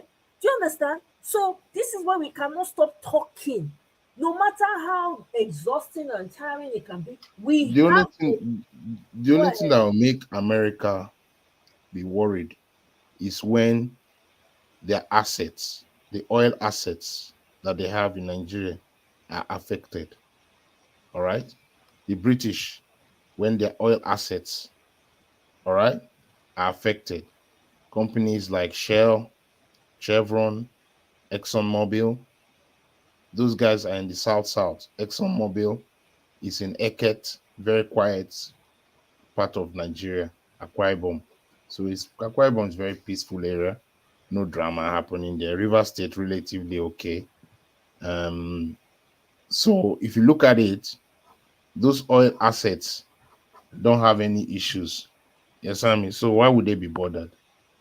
Is when they if they start if there was kidnapping, different things happening in the South South, when there's problem, then they intervene and say, what's happening here? Can you find a political solution to this? Because we don't want any problem to these assets. Finish. So far as those assets, no dramas there. Life continues. So the other assets we have, which is not yet very maintained, which are our gold and all that, which is Zamfara and all that, that one is being mined illegally. And the legal miners are the governor and the northern oligarchs. So far as nothing is affecting that one, life continue. So if you look at it, the people that would have been your friends, which is US, France, and France is just relative because it's just now because Macron, I don't know the deal Macron was having with Tinubu. That one never show yet. But Tinubu was not able to execute anything in the West region, West, the West African region, where he's supposed to have strength, but he's morally bankrupt. And those military boys told him they wanted to slap. If they see him, they will slap him. Those from Niger, Burkina Faso, Mali. If those boys catch Tinubu, he slap. You look at the embarrassment they gave Nigeria that we can't fly through their airspace. Can you imagine? Yes, what they told that what they're actually saying is that Tinubu, you don't have levels here. You don't get level. Exactly. We are not afraid of you, and you don't get level. So actually, Nigeria, I told you this election exposed Nigeria. It exposed that we actually don't have military. And I began to investigate Nigerian military might. We don't have it. I think we have been deceived since Liberian War. We are deceived. We thought that we have military. We don't. We don't. our military strength is not too good in the sub-region. If Niger and Mali and Burkina Faso combine against us, we won't survive. Those people are battle hardened. We know they're battle hardened. We are not. We are not. That is the fact. And so France is saying, okay, look, if you cannot solve this issue for us in Niger and those areas, look, there's nothing we can do for you. You're your own. British, they have their own assets and what they need. If that is not happening, they don't have anything to do. So it's a very so if we are looking for friends to come and help us, there's nobody that is there that will help us. South Africa, they don't care about us. South Africa don't even want us to. South because it's just like it's just like junior brother that wants to be the person that is now known. In the world in Africa, we used to talk of Nigerian leaders. We used to be in charge of AU. When we talk, everybody will call relax. But now Nigeria doesn't have level in AU. Now, what you are talking of, when you talk of Africa, you are talking of Kenya and South Africa. That's what they are talking of now. Those are the leaders that they're looking at as the pioneer leaders now. Ramaphosa and Ruto. They're not talking like Nigerian leader is backward. It's not, it's like we brought a leader in a digital world, we brought an analog leader. Oh my God. We brought an analog leader in a digital world. Analog for good. We bought wetin they call this early men. Yeah. Not be even analog. Analog Yeah. supposed to be upgraded. First generation, we bought first generation Nokia. First generation Nokia. That's what we brought. Nokia good. In flat screen. People they use When people stone are using, catch fire. Those when early people are men using, they use stone. yeah, It says fire, that's what we are hard doing. fire taste and rubbing tooth. That's why don't you know there's no internationally in the media, they don't come near him because there's nothing. It's not the face of Africa. It's not. But imagine, even Atiku would have had levels. Atiku self would have had levels. Atiku has a posture of Belle infrastructure no let them see road. don't even They go to. don't use and chop. They don't use Obi and chop would have been at. shinkafa. Obi would have been in front. Obi would have been in front. Would have been the leading light of Africa in terms of economy, in terms of many things. But now we don't have that.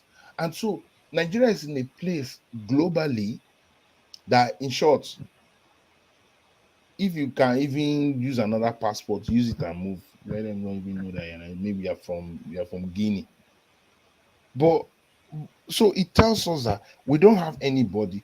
If it's because South Africa traditionally will not even support us because they're always fighting for position with us. South Africa is that I like say forget seed. Remove. We do not have friends within or without. We don't have friends within Africa. We don't have friends outside of Africa. no, we have Apart friends. So from Tinubu has some good individuals. friends in South Africa in this thing. We Tinubu, don't. South Africa when they Sierra when they Leone now, fly Sierra our Leone, people, they Sierra we Leone. not get. Say I say we not get. FEL. We don't have. We have no friends. We are the only ones that can save ourselves. All these people, giants in the mud. When were we ever? We've been giants in the mud. It's not deception. Mama We have never been don't be giants. saying giant again. We've never been a jaw, a jaw. How do you qualify a giant when the people are thriving? When life is making sense, there's 24 hours electricity, roads are good, people's standard of living is at par. We've never, how long did we have that? We did not have it. Only our great grandfathers that they enjoy that one. Wetin we dey talk about? Abeg leave that thing. We have no friends nowhere apart from individuals from different parts of Africa that are saying no, Nigeria, we are in support of you. Abeg, we this, we that. Majorly we don't have. All the African countries that we helped one way or the other, where are they today? They are the ones mocking us. They're even happy that we're in this mess that we're in. I see some of them, I see their videos all over, making a mockery of all of. They are happy that we're in the fields that we're in, and you know what? Rightfully so, because until we get sense, learn to get our own house in order. Now, so this maybe this is the see finish that is needed to knock sense into our brains. Maybe, and truly, you said it before. We have not got Nigerians have not gotten to the point where now does you go see tissue paper for ground, you go say na money. Until that time, maybe na that time they go wake up, because me no know why people go wake up in the morning dey go work when you have an impostor as president. That one alone dey give me heart palpitations, because that security risk already, you no know who e dey transact, dey sign your life and your country out to. There is no investor coming to Nigeria, not today, not tomorrow. As far as you have that that wetin dem dey call am etutu sacrifice at the hem of, there is nobody that is coming to transact no business with you, none. All they are going to be doing is just they will blow hot air, nothing dey come until Nigerians wake up and say, you know what, if we kpai, we kpai, we are done. Every day people are kpaing. Which day was it somebody was trying to kpai himself in Lekki abi where, in Falomo, whatever, wherever that place. My own be say, instead when you go say you wan kpai yourself, just make yourself kpai for a good reason. Go, these people have houses, go there, do something, come on now. Why are you kpaing for no, I mean, it's, to me, it's annoying. If you've gotten to that point where you say okay na kpai you want, strategically think of the time. Eh? Every day people are kpai, every day nothing less than 100 people dey kpai for Nigeria, if not Wow. more.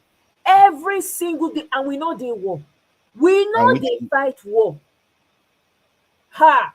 which was not even, it was not this thing when we were growing up, this thing was not like nobody does that. Nigerians like life.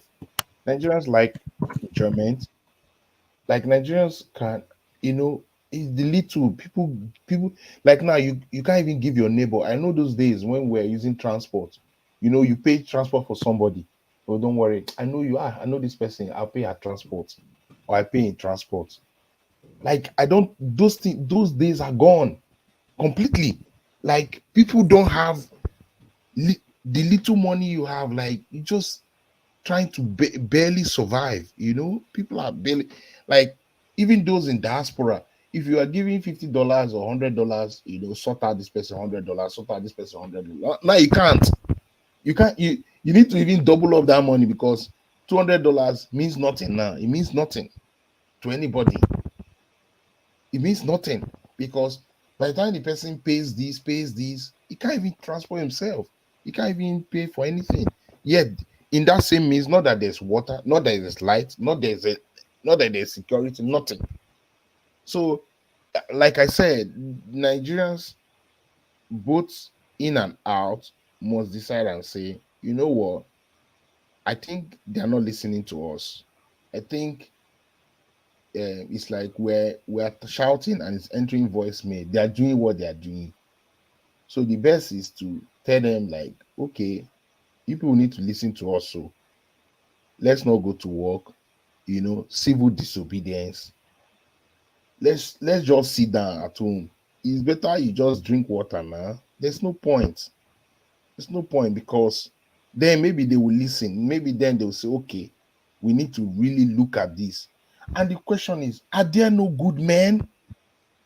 Is it that in the whole Nigeria, in all these institutions of judiciary institution, that there are no good men, that There will are say, good men, there are that good will men. say, There are look, good men in Nigeria, enough but is they've been enough. silenced. They've been silenced. The good men in, let me tell you, the good men in Nigeria are poor. They are the ones who are scrambling for what to eat. Because a lot of good men would rather go hungry than steal somebody else's property or do something bad or evil to someone else. They have silenced the good ones to oblivion. The people that are, you see, the poorest in Nigeria are the good ones. Not all of them. I'm not saying all of them, because of course poor people are capable of doing harm as well. But if when you interact with some Nigerians that are not, they're not, oh, money, the way they think, you'll be wondering, my God, if the society was working, this guy should not be where he is, or this woman should not be where she is. That's what they did. They strategically silenced the good ones. I remember growing up, I grew up with a lot of northerners where I live. They were the kindest, very humble, very content people. They don't like wahala, they don't like stress.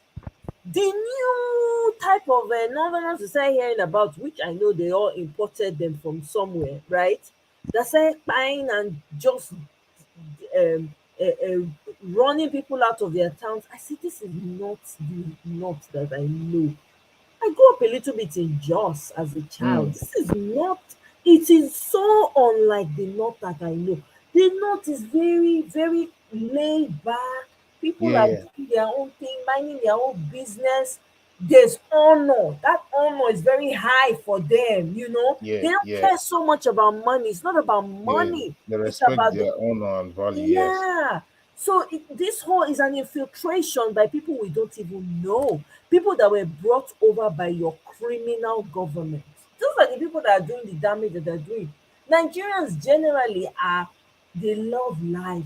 They love to, even if it's not to enjoy, for those who know how to enjoy, but if it's just chilling, just Mm. resting under the mango tree somewhere, collecting breeze for free, going to the farm, eating. That's all they care about, Yeah, yeah. It's true. you know. So this whole new Nigeria, I tell you, it is the Omo Alays. There's a saying in Yoruba is, they say if the person when the outside child or the adopted child has not grown. When they grow up, that's when you really know who they are. I forget how they Yeah. say it in Yoruba. I don't know. Somebody who speaks Yoruba will understand what I'm trying to say. That's when you really know. This is exactly what's happening. Agbado is not Nigerian. And Ejiofor, you're right. He's not. That guy, I'm very sure, is from Guinea. Because Nigerians are not like that. At least the Nigerians I grew up with, we had this semblance of, we respected each other's traditions. You know, there was this sense of, I grew up in a place where there were different tribes. We Yeah. thrived well. There was no issue of this one here, that one. It was not something that was like, it wasn't like that. You Yeah. know, this whole But you mess see, that's but going on, it is the we have. Omoale that has grown up now that is doing this to us. That man, I can tell you for free, is not a Nigerian. Look at his eyes, look at his features. Which Yoruba man that you know looks like that? Yorubas have distinctive features. Which one? Please point them. Uh, but you Well, see, time will tell. I don't know. Maybe I I'm mean, just, he's lived in Nigeria for more than 10 years. So by that assertion, he can be termed a Nigerian if he's not originally. are we not always welcoming to strangers? Is that And not our and way? so Even if so somebody ba- comes in from ba- Toronto into I don't Nigeria, have a problem based on that. He can ah, run for office. Okay, he can run for office. But my problem is that in running for office, no, he cannot run for office. No, he cannot. I refuse that. why No, can't he he run for cannot. office now? If he He has stayed cannot run in for a country office. for more than 10 years and he's now a citizen of that country, so No, he, it's only in Nigeria that will fly. It's only in Nigeria that will fly. If okay, if let's say you live in America, please go and run mm, for presidency in America. no, Let's see how well you pass I'm it. saying based on our laws, based on our laws, you know. No, it should not even be accepted. That means our He, law, that shows you how fraudulent our laws are. that's why Someone I who told is you that not a in this Nigerian, born Nigerian, natural born Nigerian, yeah. should not run for Good, president. good. That's why I told you in this election, it has exposed a lot of things. You know, formerly we thought that okay, 25% in 25 states and the federal capital territory. This election has told us that that thing we believed is not true. That Because thing of we the believed, ambition of one man. that thing we believed, they've told us now that our constitution is rubbish. It does not, it's that what we that and does not mean and. That's what they're telling us. And they will still tell us now that this forgery that we are seeing, it does not mean forgery. This certificate that you are not seeing does not mean that it is forged. That's how Nigeria is. Nigeria is like a crime scene. It's a crime state. So you see that we have now proved that the constitution that we are running in has a lot of flaws. The same INEC that told you that we will transmit real time. They went to Chatham House. He talk. When push I came to shove, assure he you, said I assure it's you, not mandatory for them to transmit results. It's not. If they want to do it, they will do it. If they don't want to do it, they will do it.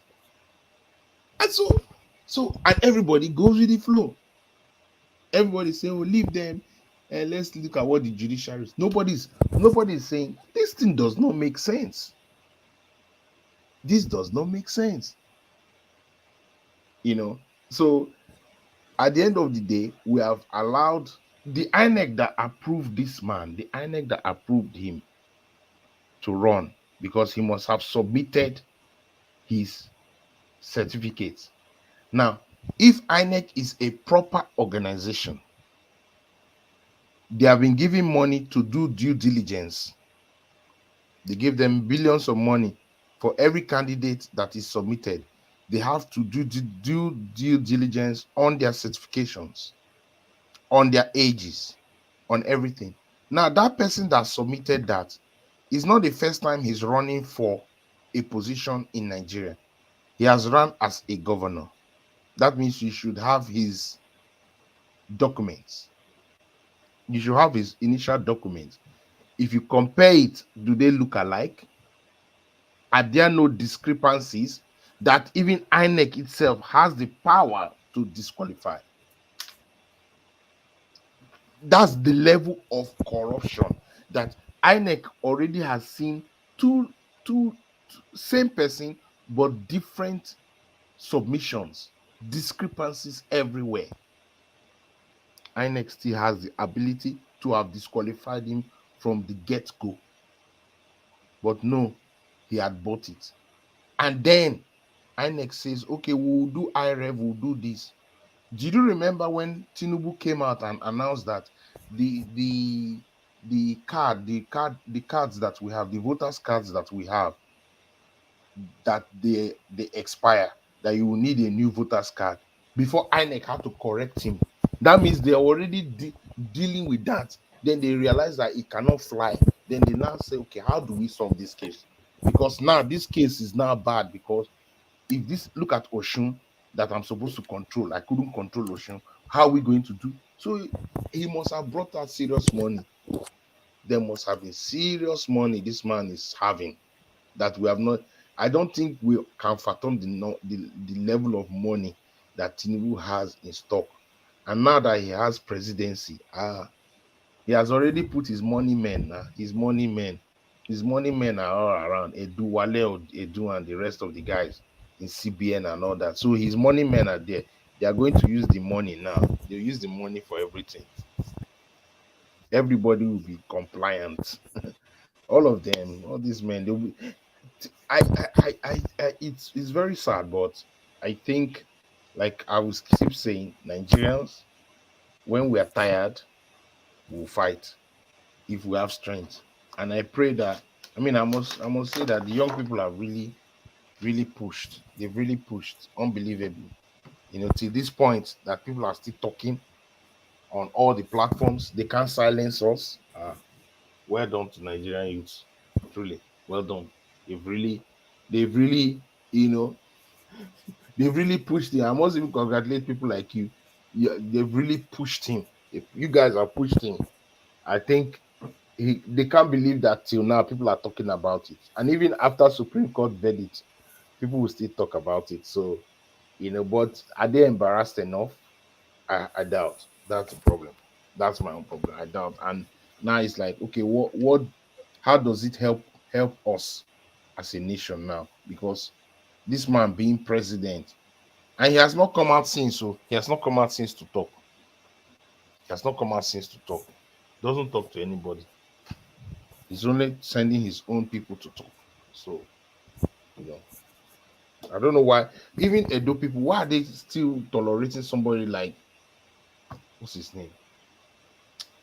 Um Keyamu. I don't know why they're still tolerating such persons. Edo people. Is Keyamu not Edo? Is Keyamu it cannot Edo? just go to Edo. You know, Edo is a different breed altogether. He can't just go to Edo. He can't anyhow. What do they do? He's at the federal level with Tinubu. What you make Edo people do? Edo people don't already cuss out Keyamu. He know if he by himself go Benin, major try by himself, just say he wan go. Make nobody follow am, make we see wetin go happen. Be like say you no know Edo people. They go know wetin they go, you know how they say they break palm kernel for backyard. We go more leave that one. Payday dey come for all of these people. There's no how when something go dey happen like this, you just dey do bad thing dey go, nothing go.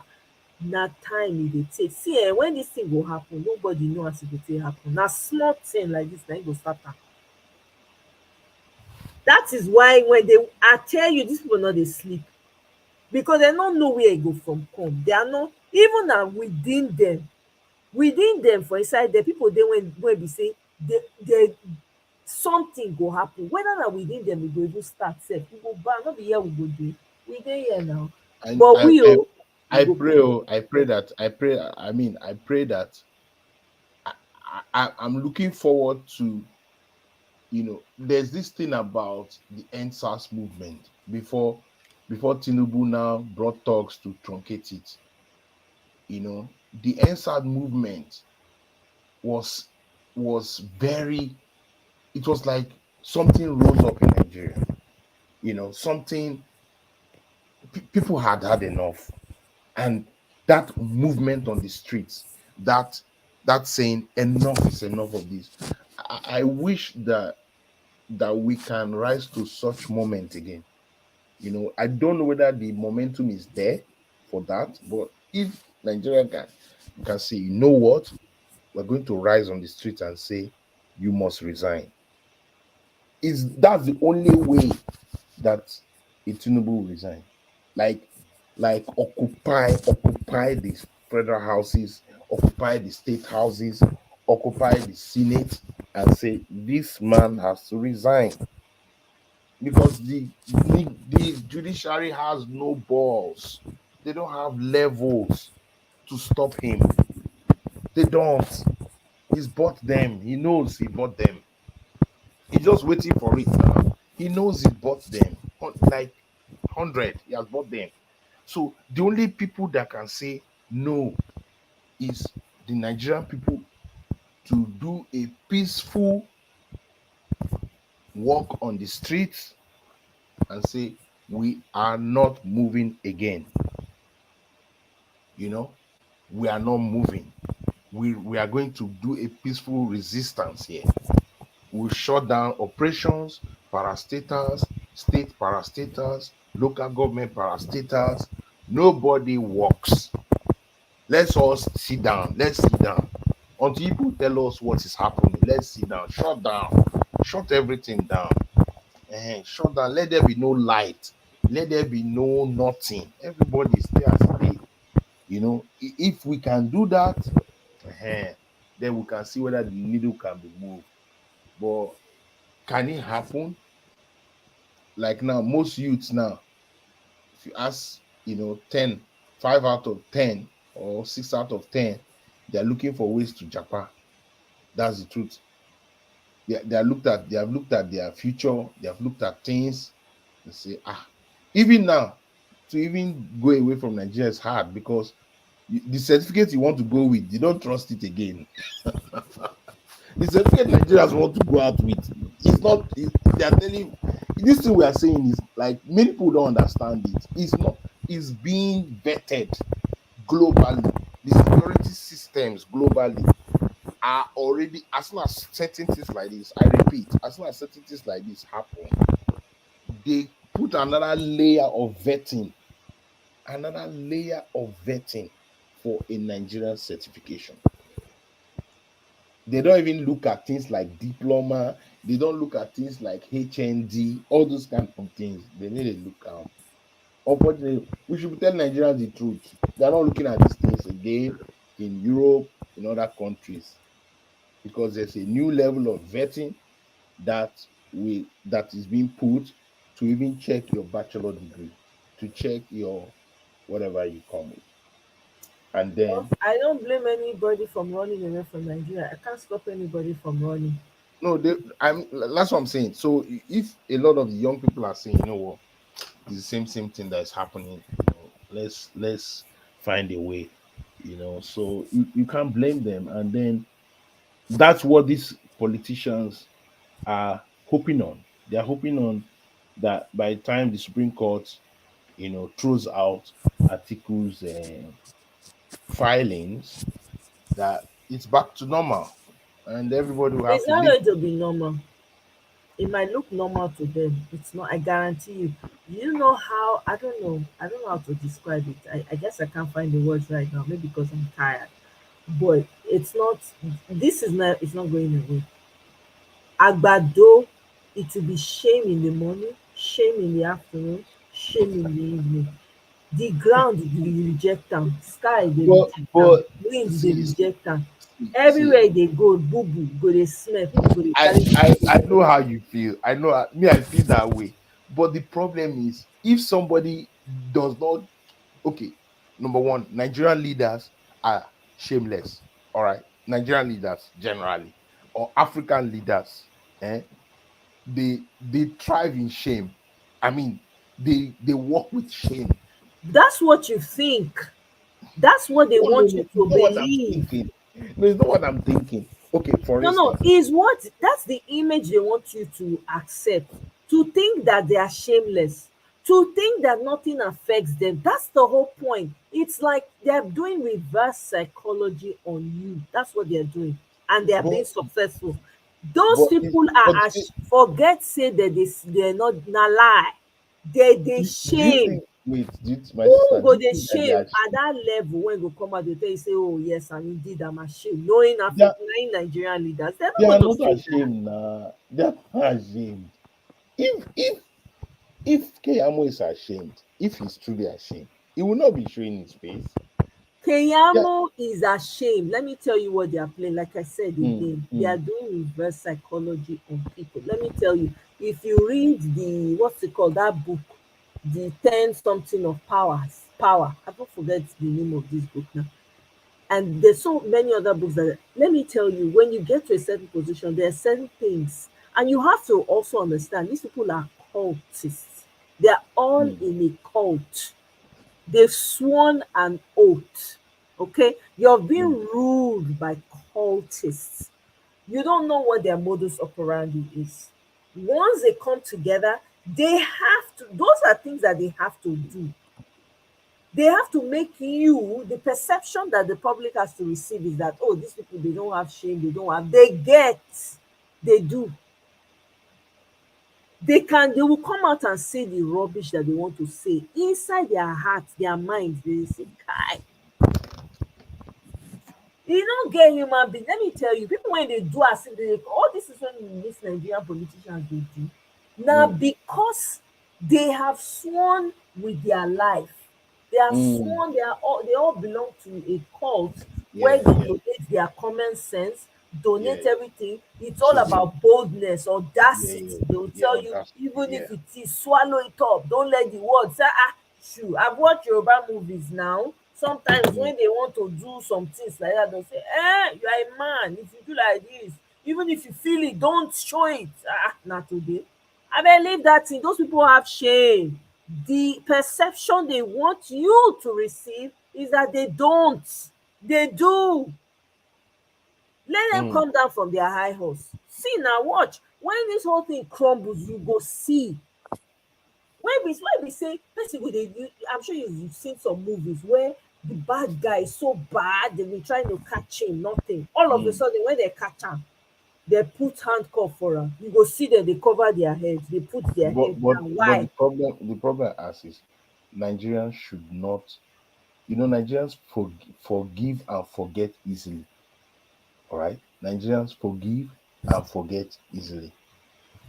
We Those people now that are talking, all the Nigerians should mark them. Oh, you see, if we don't, And that is why you are here now. That's you why know, you are here. Even if Nigerians people remain Nigerians should forget. mark them so that in 2 years' time, when they come out and say they want to contest for something, that they love us, they want to do this, we should remember, because I don't think Nigerians No, remember. no, no. They Because remember. No, you have to remember. APC. Who did not remember what APC did? Who yeah, wanted this party in office? Only them and their minions. You saw it. It was proof for you in the election. Look at what happened. Nigerians remember. Forget about that. Nigerians forget. Nigerians na lie. No put. Don't even put that in the atmosphere. Nigerians don't forget because they proved that to you during this election. How many people voted for Agbado? How many? Can you count them? They mm, claim 8 million. Where the 8 million? Where? We all saw how they did the numbers now, how they erase, change numbers. They did shoddy work. It was in your face type of cheating that they did. mm. Nigerians remember. Forget that thing. Nigerians remember. I don't like hearing that word because they do. If they did not, we would have seen the numbers in the election. Yeah, You would yeah, have been pissed like truly Nigerians are not ready. We for yeah, not even dey fight. Me, I for not even dey talk because I go say, oh, these people not ready. What's my if I don't pack my yeah. load inside the car. Nigerians actually voted against them.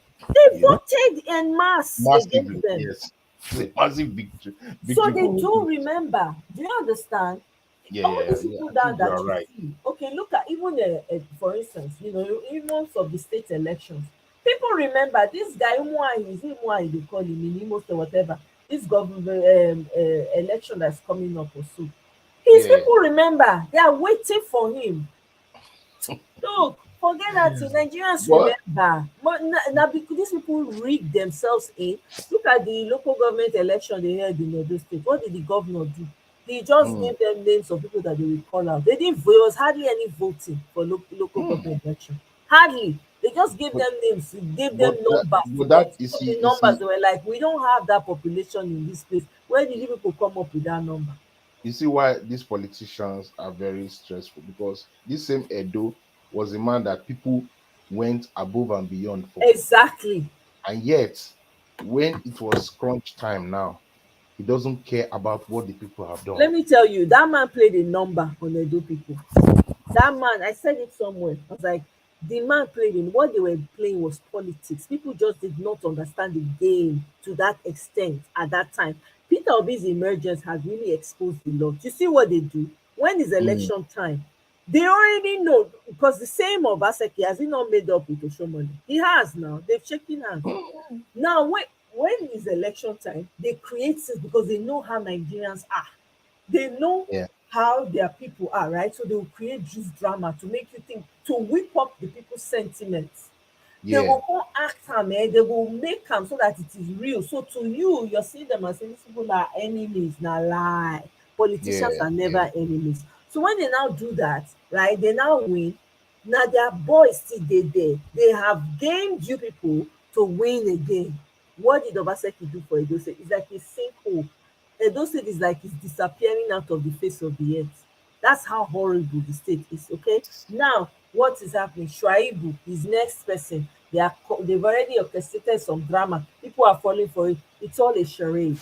They don't give a damn. It's the same trope. It's the same game all over again. So they will now say, Shaibu, no, people will be taking sides.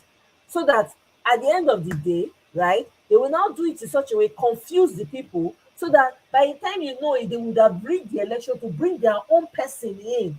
No, yeah, no be Nigerian politics. One this year of politics between last year and this year, e don open my eye. One of those things dey yeah. happen, I say, which fight? They talk about say which who they fight. Na lie, forget that They're thing. not fighting. They're For not night, fighting. they will go drink palm wine or for one local joint like that with pepper soup. Leave that thing. These people are not fighting. People that don't Obaseki does not stay in Edo State that he's being a governor in. He will every weekend he goes to Lagos State. That's where he is. Every weekend he's spending it a governor of a whole state. My problem is that at the end of the day, these people, don't they go like, would they think of, okay, when I finish all this, what will my people remember me for? They no Like, dey think all that one. I tell you just now, na court all of them dey. They no dey. Part of being in that court is you submit your brain. You submit every good thing wey you wan do, you go submit am. Because when you join court, they donate every essence of who they are. So who they they are. cannot do for the people. They can't do. It is part of the. You cannot do for the people. You can't feel empathy. You can't feel sorry for the people. It's all about their interest. That is what it's about. That's why they don't do anything. They can't. If they do it, they will come down fast because it's an oath that they've sworn. So if they try to Yes, help the people, they will come down. They'll be brought down. immediately. Yes, they That's won't. They what's won't. going on. If you understand, once you start to think about it. When you start to think about it, they mean you can understand. Okay, it's just a matter of time. You see the cloud that they have over the people. It's a matter of time.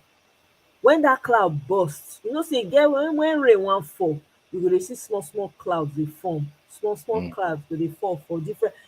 If you no know, you no know. You go just see say the cloud different o, but you can't pinpoint. But there are clouds that are forming somewhere. Okay, when you go talk say e be like say rain wan fall, no be rain go fall. When the rain go fall, you go say I really suspect say rain go fall. E don dey fall now. See, e get where dem go do am reach. When that cloud is lifted from the people, because I tell you for free, no be ordinary eye dey take dey waka with Nigeria. No be dey take dey handle, no be dey take dey rule for Nigeria. There's a lot of manipulation that goes on. When yeah. that cloud comes, when that scale fall, forget, it's game over. They themselves know that is almost over. That is why they are holding tight, because that's the only thing that they have. But if 200 million people rise up, forget 200 million people, 10 million rise up, it's game over. It's game over. That's why But we can't stop talking. won't they resort to using People force? go people go kpai, they go kpai, people go kpai. That one is without saying. Nobody's going to last forever anyway. People go kpai. That one is certain. Because that's what they do know how to do best, right? People go Yeah. kpai, right? But at the end, but people are kpaying every day though. We are not in a war. If we count the number of people wey don kpai since this man enter, you'll be shocked the numbers. Every day they dey kidnap people. Mm, Bandits dey do their own. The ones wey dey take body parts, they take body parts. The ones wey dey sell their family, what are you talking about? We are in a pandemic already. We are already in a war. Wetin remain? It's turn by turn that is happening in Nigeria now. You very sad. understand? So Yeah. it is what it is, but I believe that something is going to happen. I don't know when, I don't know how, but I know that it's very close. And this is why we cannot be silent. Because you see this noise that we're making, it may sound like, oh, now only noise, only noise. It is having an impact. You just can't see it because there are little clouds that are forming, so you can't see it, Yeah.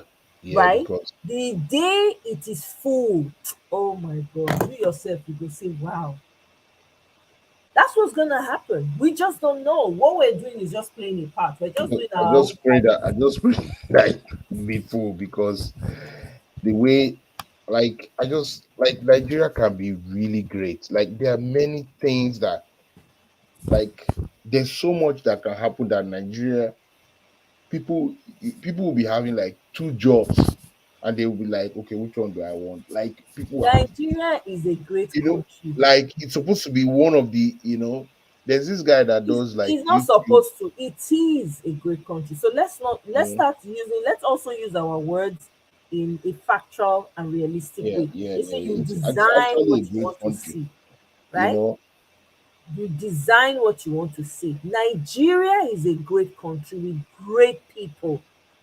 The only thing that we're missing are great leaders. You take Yeah, a Nigerian today from where they are in Nigeria and bring them somewhere else, they are great. Why? What is the difference? You take them away, you put them in a place where there are opportunities. They will excel. So Nigeria is great, the people are great. The only thing we're missing are great leaders. yeah. So Just those leaders are going to leadership come. problem, leadership They are going problem. to come, but you and I don't know when. So we have to keep doing our part because everybody get parts to play.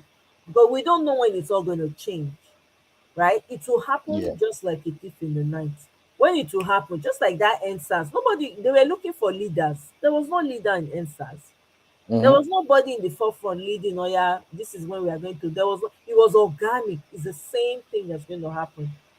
How, when, we don't know. These people, and the rhetoric, the idea that these people are not, they are afraid, they have a conscience. No matter how ardent they are, they still have a conscience. They are afraid because they wake up every day uncertain as to what's going to happen. So what is about Uh, to every happen? day, imagine going, you they go because they go check internet. They check internet now. They go see everywhere. By forger, forger, forger, forger, disqualify, disqualify. Go now, go now. You think say that thing no dey affect? Even Agbado talker himself, they abuse the hell out of me. He even talk say he no dey read am. He He doesn't wan read tell una. again.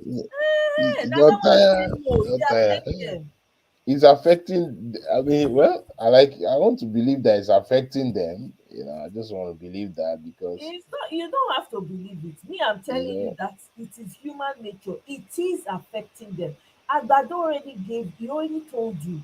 He does not like coming to social media because they abuse the hell out of him. He knows he does, he's not liked. Even when they gave him, when they forced this thing down, they gave it to him. And what did he say? I know I'm not the one you are expecting. He knows. The guy knows. You think these people don't know? They have a conscience. It is affecting them.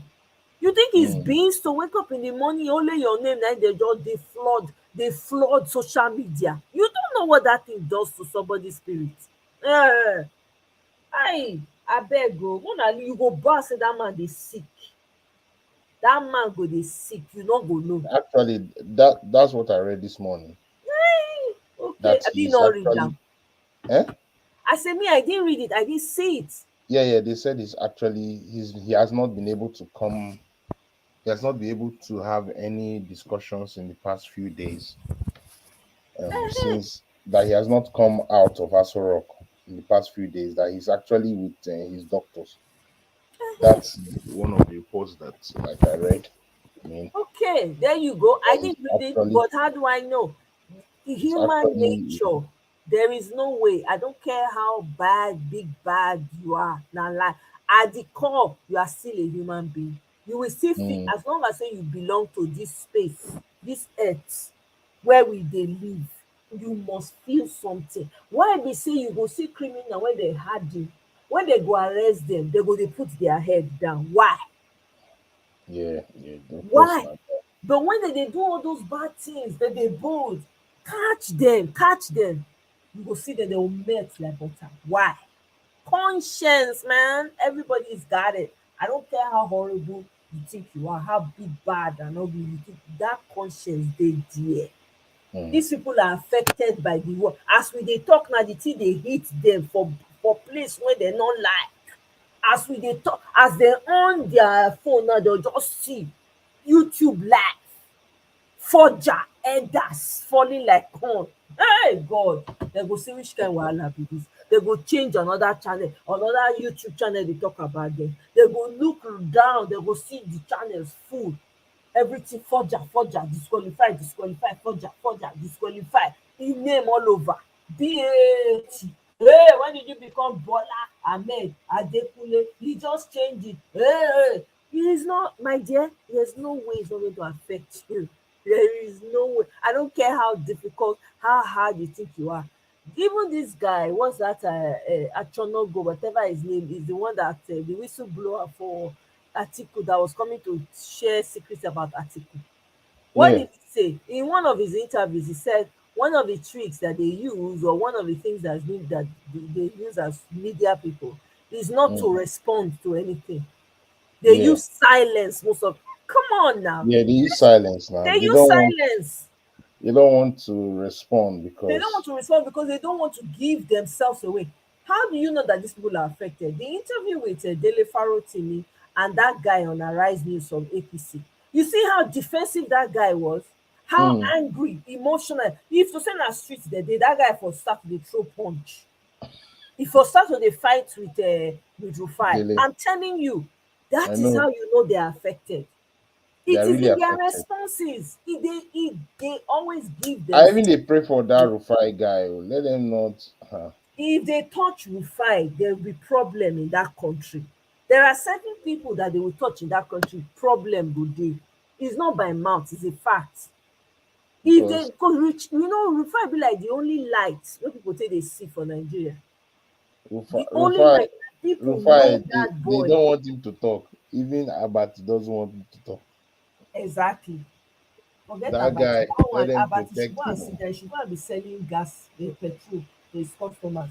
He don old pass that job wey he dey do. The guy should go and rest and leave it for the Yeah. young people who are ready. I'm telling you. So all that rhetoric of, oh, they are not, na lie, they get shame, all that one they dey do na silent tactic. Do you know how long they've been waiting for Nigerians to be quiet? They've been saying it like, very soon, is it not Nigerians, they will move on. After the election they will make noise and they will move on. Omo, since when? February. What month are we in? We have not moved on o. In fact, it's getting heated every day.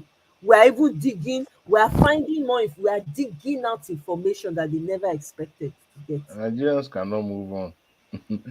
They should go and beg they should go and beg David Udeyin. Beg him. They should go and beg him. That one, that boy is Please like, beg that boy. That boy, they need to give him national award.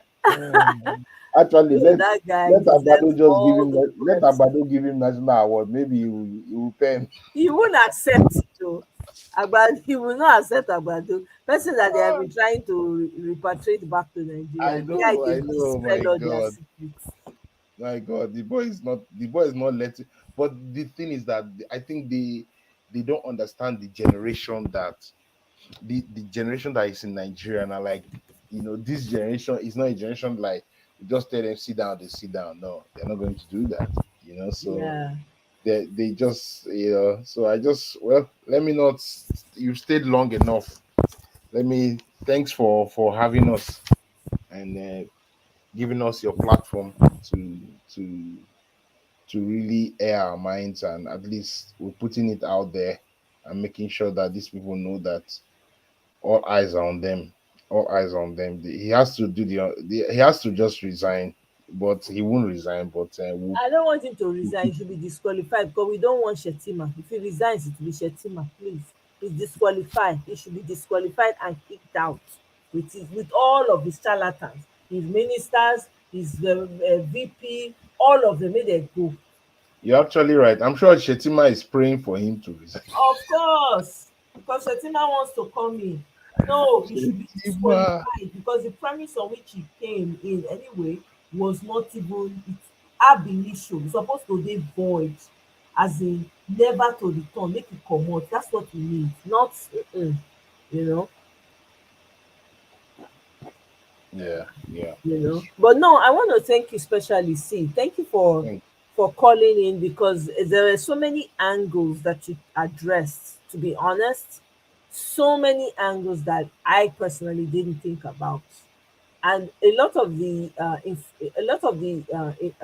submissions that you made today really speaks to the core of what a lot of people are thinking, even though they're not saying it, but they're thinking about it. And you you. brought in very, very interesting perspective, even from the historical standpoint of how this whole mess came about with the likes of Obasanjo, Ibrahim Babangida, and the rest of them, and the whole, game that they played, because they thought they were playing a game. The game that they played now is what we are having to deal with. Yeah, This we're, is we are something now that having they to have clear set. it up.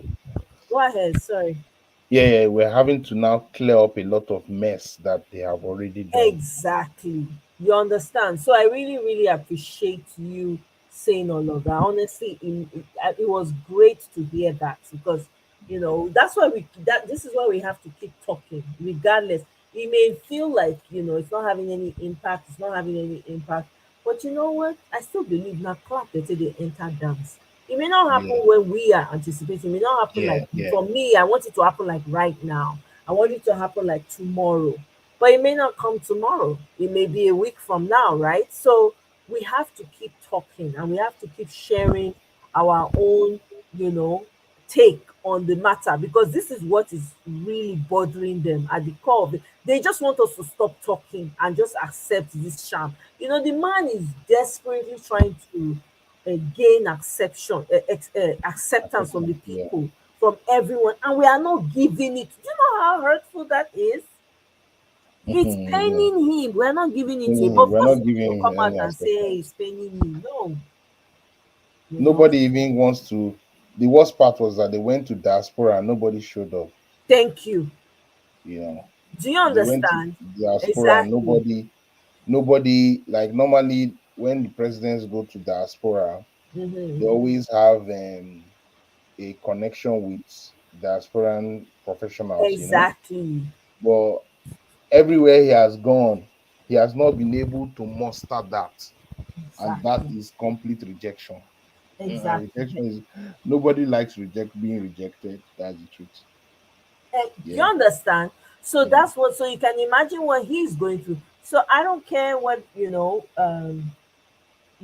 I Even I don't. was surprised Mhm. how I knew it was that normally there's something that always happens in uh part of Asia. I think it's in Australia. So it's called the Pet Down Under. So that's where you have mining companies, global mining companies. They come, especially from Africa. So it's called Africa Down Under, and that's where this guy he's the current minister of solid minerals. What's his name? Dele Alake. How can Dele Alake be? Oh my, terrible.